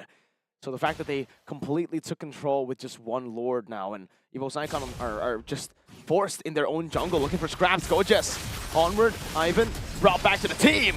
Not gonna happen. Feathered Airstrike from both sides. Doma, though, jumping back and forth, getting kicked down, but he has the Purify now with Zaman. More Shadow Kill on the back. Super Red. Massive shutdown. EVOS Icon back in this, shrinking that gold lead almost instantly. Now cut in half. Victory is within reach. This Lord coming up in half a minute is within reach suddenly. Man, the team fight. YRG, interesting choice to target Ivan at the start there. The roamer who can, well, firstly, his job is to soak in damage. So the fact that that worked out, giving so much space over to Doma and Jin in the end. Great. Kicked, Purify instantly by Krite. This could be a mistake that they can punish here. Jin walking forward now with a quad shadow on the shadow kill inside. Doma dodging everything. Doma, my goodness gracious, Doma! One more shot, he finds the shutdown, he gets out. Doma! Oh my goodness! My God, Doma's domain is everywhere. Off of that single engagement, they make a beeline straight for the Lord. 2 minutes shy of it being evolved, EVOS Icon happy to oblige regardless. Now they're in control, now they're on top of things, and I can expect that if the same mistakes happen in the next big team fight, if Doma is not focused down upon it, it's going to be much, much more difficult, folks. Given that he has his Purify off of cooldown, this could be the end. Wind of Nature forced out already. Shadow Kill still on him. Quad Shadow out. Wind of Nature. No Wind of Nature for Super Red. Lord is still marching down. He's not going to have it for the next team fight, Leo. Yep. Huge team fight incoming since the map is shrinking. So no more odd angles off of Pancake. No more free onwards from Gorgeous. EVOS Icon sees everything clearly now.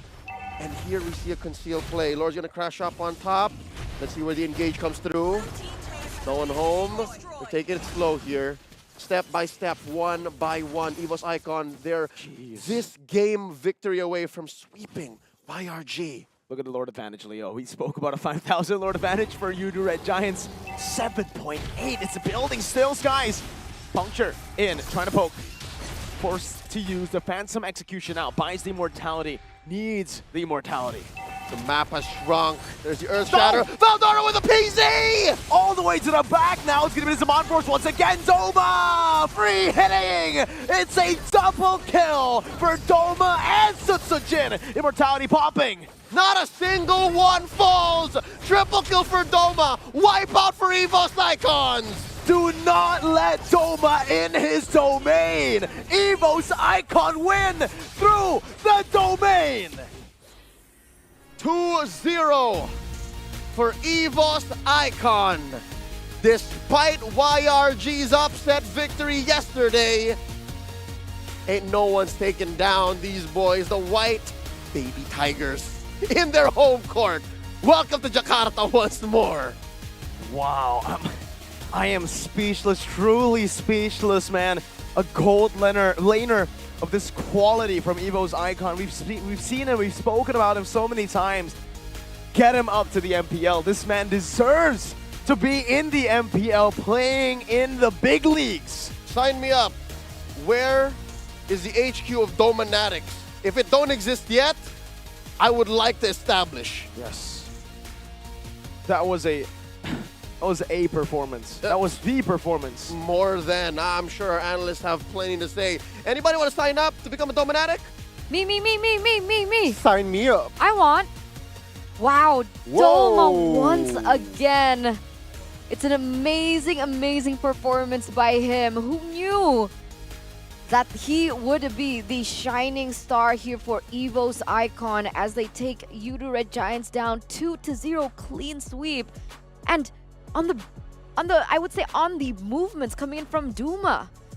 He's so young. Yeah, it's unbelievable movement. Goodness. Even the combo with the Veldora, it's really crazy. I need to give my standing applause or even hats off for Doma on this game. I mean, early game, he was 0-1-0.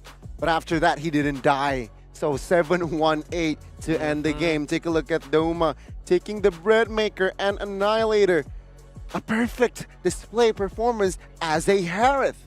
And it's a Harith that is notably known and very notoriously known to be very susceptible to CC. Yudu Red Giants, they had Gojas, they had Super Red, they had Pancake, they had Super Red for the damage, and even the Feather Airstrike coming in from Zac QT, but the way that he was able to utilize the Shaman Force to dodge all these abilities was just, wow. I'm so impressed by this guy. Very good.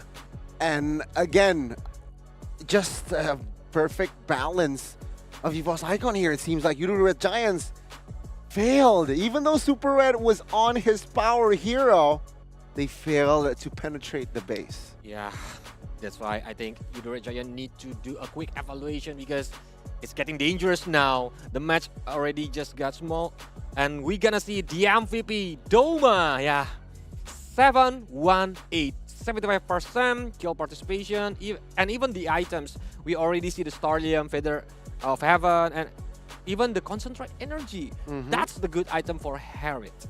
And on top of that, right, the talents, the emblem choices that he utilized, which is very interesting because he opted for the Mage emblem. So not the Assassin that we're accustomed to. He doesn't go for more penetration, he goes for more pure magic power, as well as that cooldown, especially with the Impure Rage to be able to handle the mana usage. Plus, he goes in for tenacity, so still a little bit more versatile in these team fights that he needs to dive in and dive out of, which is really perfect. You can see how he does it here in this team fight. And again, shout out as well, not to Doma, but to Veldora, right? With that true as well.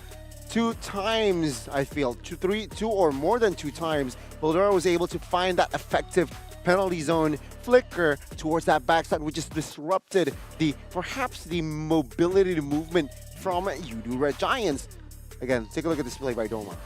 I love your hunch, man. When you're thinking about Terisla, it's gonna be a good counter for the Yudu Red Giants draft, and it proved. There you go. Yeah, this is one that of was the that. Closing. Perfect closing for EVOS Icon. Yeah, wipe out, win the game. Yudu Red Giants cannot do anything. Wow. The cool thing is, because he's able to dive in with the penalty zone, one, he's taking all that damage, he's able to lock these heroes down, and then it allows an aggressive player like Krite, who likes to go in and flicker in for the offense, to not be taken down as a result. So it all really just blended together with each other's playstyle.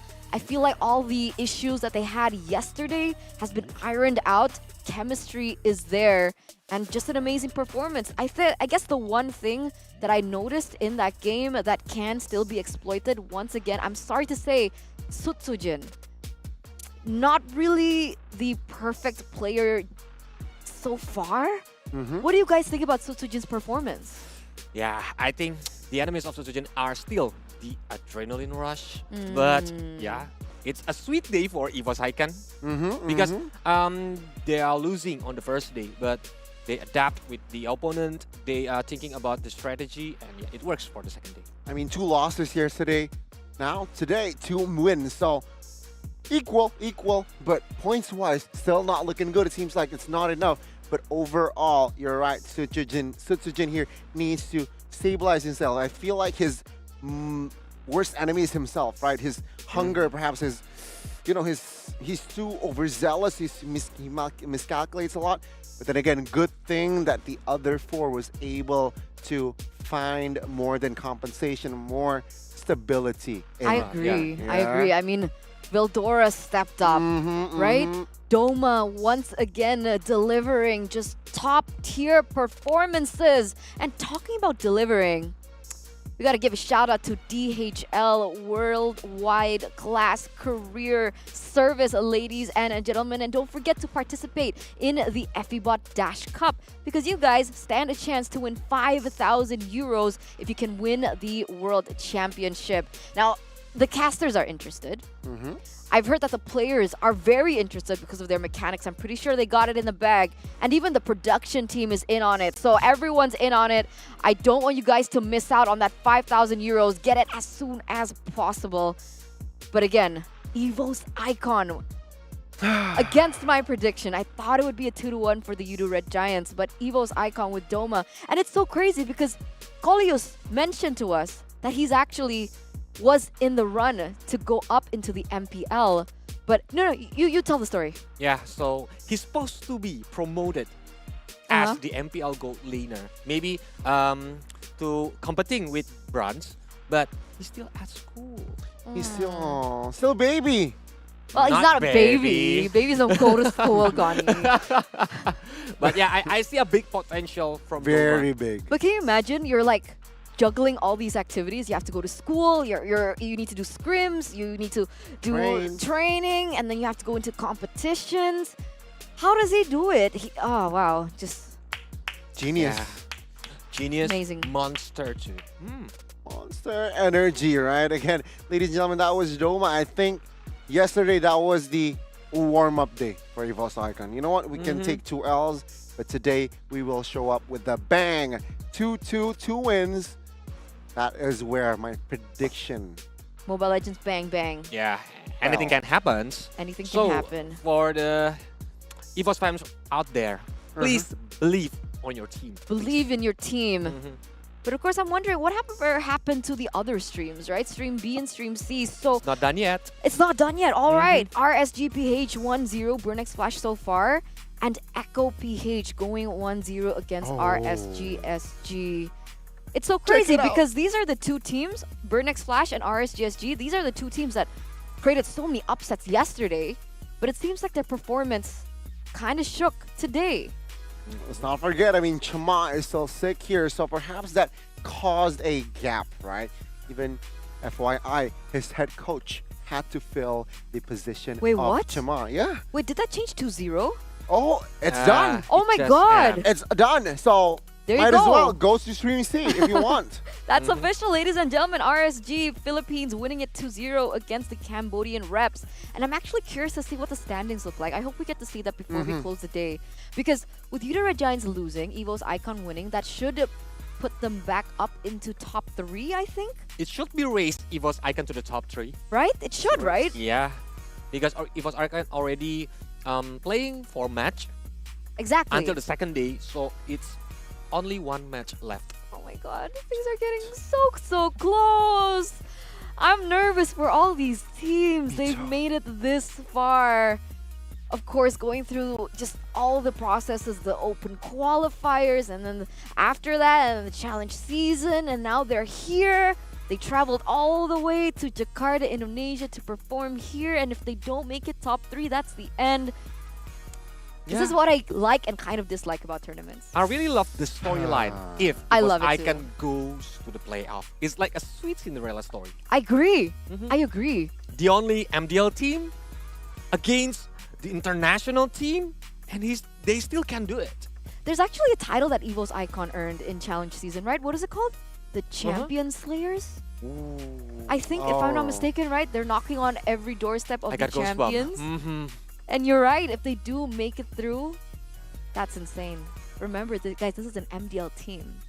For those of you who don't have an MDL, MDL is a tier below. Second tier 2. The tier 2 below MPL. So it's called the Mobile Legends Development League, where these players are developed, not supposed to obliterate the MPL teams, but that's what they've been able to achieve so far. And even after the patch, right? Because we thought that, okay, EVOS Icon strong before patch. Strong in GH, gaming house. Today's EVOS Icon are still on the development stage. What if when they are Mature. just mature? Right, Goni? Yeah, it's going to be very scary indeed here. I do get your point. Offline event. First time, post-patch. still showing, sure, there were a lot of mistakes, but they managed to adapt, they managed to bounce back, they managed to adjust, and that is what I feel like they will gain a lot from. They were super shaky yesterday, going 0-2, not winning a single match. And now they're dominating today. So I want to see what the standings are looking like. Let's pull that up real quick here. The standings, okay, Group A, Group B. There you go, EVOS Icon, top 3. Wow. Ooh. Whoa, whoa, whoa, whoa. But, if Echo wins against RSGSG in Stream C, then that should prop them back up. Udo Red Giants get 3rd place, EVOS Icon 4th. Because of the alphabet. Because of the C and V, right? So there are 14 who's got on the 2nd, 3rd, and 4th placement. Yeah. Right? You know what? Fun because fact. they have the same points. True. But what fun fact here, EVOS Legends and Todak, because they're 0-3, I feel like it's done. Oh, wait, it's done. there's a change. There's a change? There's a change. Udo Red Giants number 1, EVOS okay. Icon 2. Wait, did Echo lose? Echo lost? No. No, it's still ongoing, right? It's still ongoing. It's supposed to be 1-1. They just got 1 point, if I'm not wrong. Wait, so why is there a shift? Yeah, we're gonna see it. We're gonna see the updated later, maybe on the social media. Yeah. After today's end. But again, EVOS Legends and Todak, no chance of advancing because they're 0-3. It doesn't matter if they win 2 matches, if I'm correct. Yeah, they already the maximum thing is good. Yeah, 9 points. Yeah, or a fire. Yeah, or a fire. If they lose, it's still possible. But then 9 points shared though. If Aura Fire, Bigatron Alpha, and Onyx just lost 2 matches left, I think they will have the same points. So essentially, it's going to take a miracle. But you know what? When we're talking about miracles, let's take a look at these amazing plays that we saw earlier on from Sans. Now, we're going to take a look at what happened with Kyrie here. Whoa. Remember, ladies and gentlemen, you do have a chance to cast your votes to who you think was the best play of the day. It's between Sans, Kyrie, and Veldora. This is the Kyrie one here. Oh, his mechanics on this Lancelot. Yeah, I mean, Bigatron, they were looking like a strong team, but it seems like... Here he comes. Here he comes. The mechanics. Oh. Nice. Oh. Yep, and this is the Veldora one. The last PC. Using the flicker and penalty zone. PZ. The clutch moment. I think it was super clutch. I don't think it's just clutch. I think it's super clutch. Because with the composition that was built by EVOS Icon, sure, they have high ground, quote-unquote, from Doma. But the opposing side, they have Barca. It's not going to be as easy to crack the base, especially with the composition from Udo Red Giants. That's so good in the defensive position. With the fact that he was able to close that gap, nail them down, allow his friends to dish out the damage, that really was the nail in the coffin for the Udo Red Giants. So I believe that was a massive play by Veldora. You know what indicator can makes like they have a good chemistry? What? It's when something goes wrong, but they can make it as an advantage. That's what Veldora do. There you go. There you go. A quote of the day from Coleus. Coleus 2023. It's 2023, right? Yep. All right. I just need to make sure. Because when I'm doing these events, I lose track of time. I don't even know what day it is today. Yeah. Is it Sunday? It's Monday, isn't it? Tuesday? Tuesday. Supposed to be. It's Tuesday? See? Nobody knows what day it is. Nobody knows. Nobody knows. We're just having too much fun. But thank you for the schedule. Now we get to know what day it is. Okay, there's not necessarily a day there, but true. You get what I mean? So tomorrow we are going to have 3 matches. It's going to be Todak versus EVOS Legends there to really... Okay. There's a change. We like changes. Todak, EVOS Legends. For match number 1, match number 2, we have RSGPH going against EVOS Icon. Wow, interesting matchup there. And the 3rd and final, Todak and Onyx. Wow. That's a very historical duel there. Match number 3. True. A lot of history, a lot of bad blood maybe between these two teams. But this is going to be the full schedule here. That was a schedule for Stream A. If you are curious to see Onyx and Aura Stream B, no! Our teams are going head-to-head in Stream B for match 1. That's true. Yeah, and on the stream C, we gonna see AP Brand versus Bigatron Alpha. AP Brand is never lose, I think, No, until today. not yet. Never lost a single match so far. They have 9 points. The only one with 9 points. Even the champion of MSC 2023 cannot beat AP Brand Yeah, they're so shaky. on this challenge season group stage. Challenge final group stage. Maybe later in the playoff. I still believe. What about you? What's your most anticipated match? Of course, seeing our team Eterna going head-to-head in Stream B, unfortunately. Aura Fire, as well as Onyx. Onyx, they need the win. Of course. They haven't really secured the spot to advance. And So I'm we sorry, know. Aura Fire. I'm sorry. Yeah, but we that's know true, though. how terrifying Aura Fire when they are playing on their top performance. I don't know. That's Wait, why. what? I don't know how Aura Fire. What did you just say? I don't know how strong Aura Fire is. Why? You know. Dude, if Aura Fire wins, it's also like a Cinderella story. Uh-huh. Right? They managed to climb their way through from the open qualifiers. Okay. That's the grit that they have. Okay. So a lot of Cinderella's going to happen. But ladies and gentlemen, if you don't want to miss out on information, don't forget to participate in the newsletter. Get your hands on the newsletter to get the latest updates and news. You don't want to be a nerd. You don't want to miss all these actions. Yuck! The memes. We love memes. You like memes? I love memes. So go ahead and drop to esl.gg/MLBB-newsletter. It's right? The dash and slash. Slash is the one that... And the dash is Yeah. So just bookmark the page, guys. Or just tap twice on your Samsung phone and go like, okay, this is the link. I don't trust Aturn anymore with the dash and slashes. I wouldn't either. I don't blame you. But yes, ladies and gentlemen, unfortunately, this does mark the end of today. We've seen 3 incredible matches. We're going to see 3 incredible matches as well tomorrow. Oh, no. But before we close... I thought we're going to have match 4, 5, and 6 right now. You want to do it now? Yeah. All right, let's continue. Kolio's casting alone. Ashley, he wants the solo cast. He's like, no. Okay, with that, it's going to come to a close. Thank you so much, ladies and gentlemen, for tuning in. We love you all very much. It's going to be me, Eterna. We have Gani as well as Kolios. We're going to say thank you for today. We'll see you tomorrow. Stay tuned for another day of epic Mobile Legends. Bye-bye, everyone. This was the SPS Snapdragon Pro Series powered by Samsung Galaxy.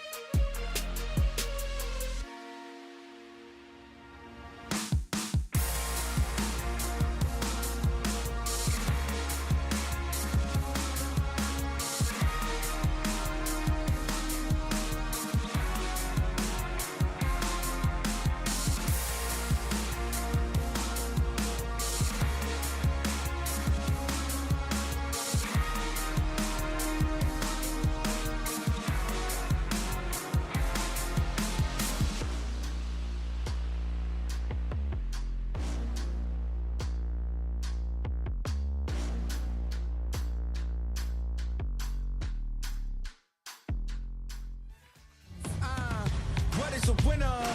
Make a promise, then I go and deliver. What is a great? They all amazed. This ain't for beginners. Back in the days, we used to dream, but now we can get it. Work. We gotta push to the limit, then work till we finish, then push to the limit, then work.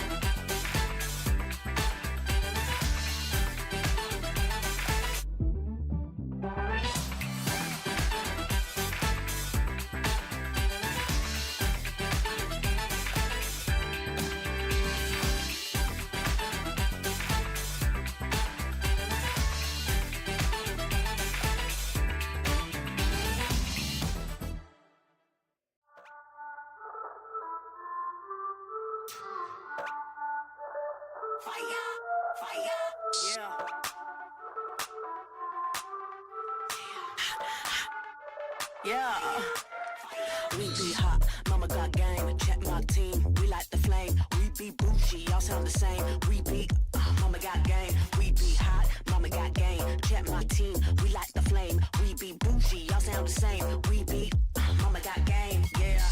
We be cooking something new. Hear us knocking, coming through. Push the limit on them rolls, cause we don't do it like you do. We be cooking something new. Hear us knocking, coming through. Push the limit on them rolls. Yeah, mama got game. Mama got game.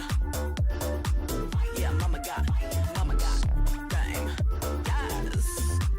Yeah, mama got game.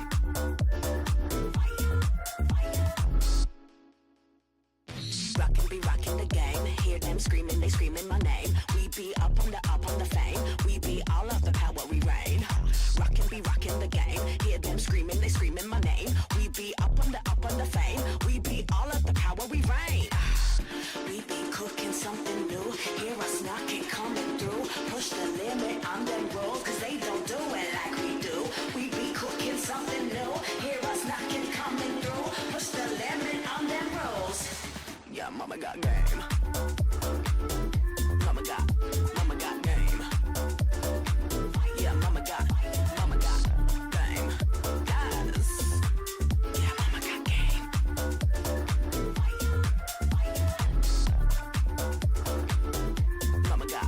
Mama got game.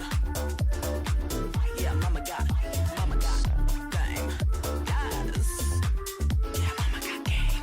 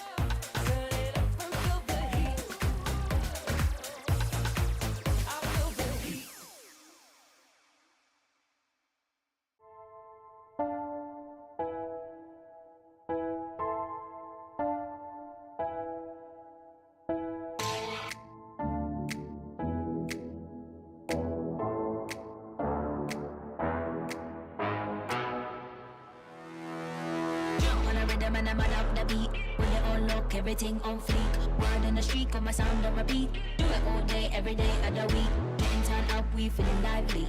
On the dance floor, where you gonna find me? Here comes the drop, it's time to party. Here comes the drop, it's time to party.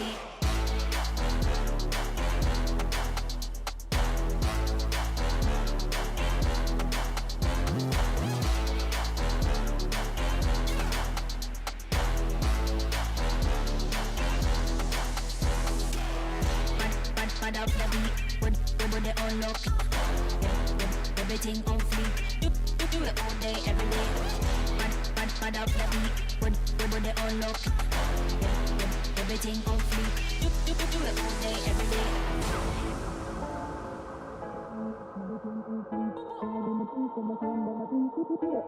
Every day of the week, getting time out, we feeling lively. On the dance floor, where you gonna find me? Here comes the drop, it's time to party. Here comes the drop, it's time to party.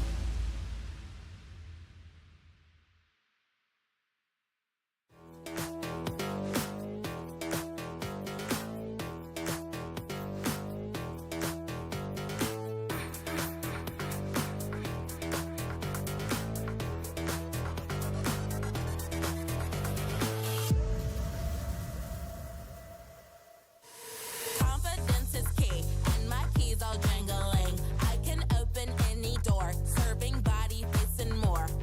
Confidence is key, and my keys all jingling. I can open any safe, serving body, hair, and face.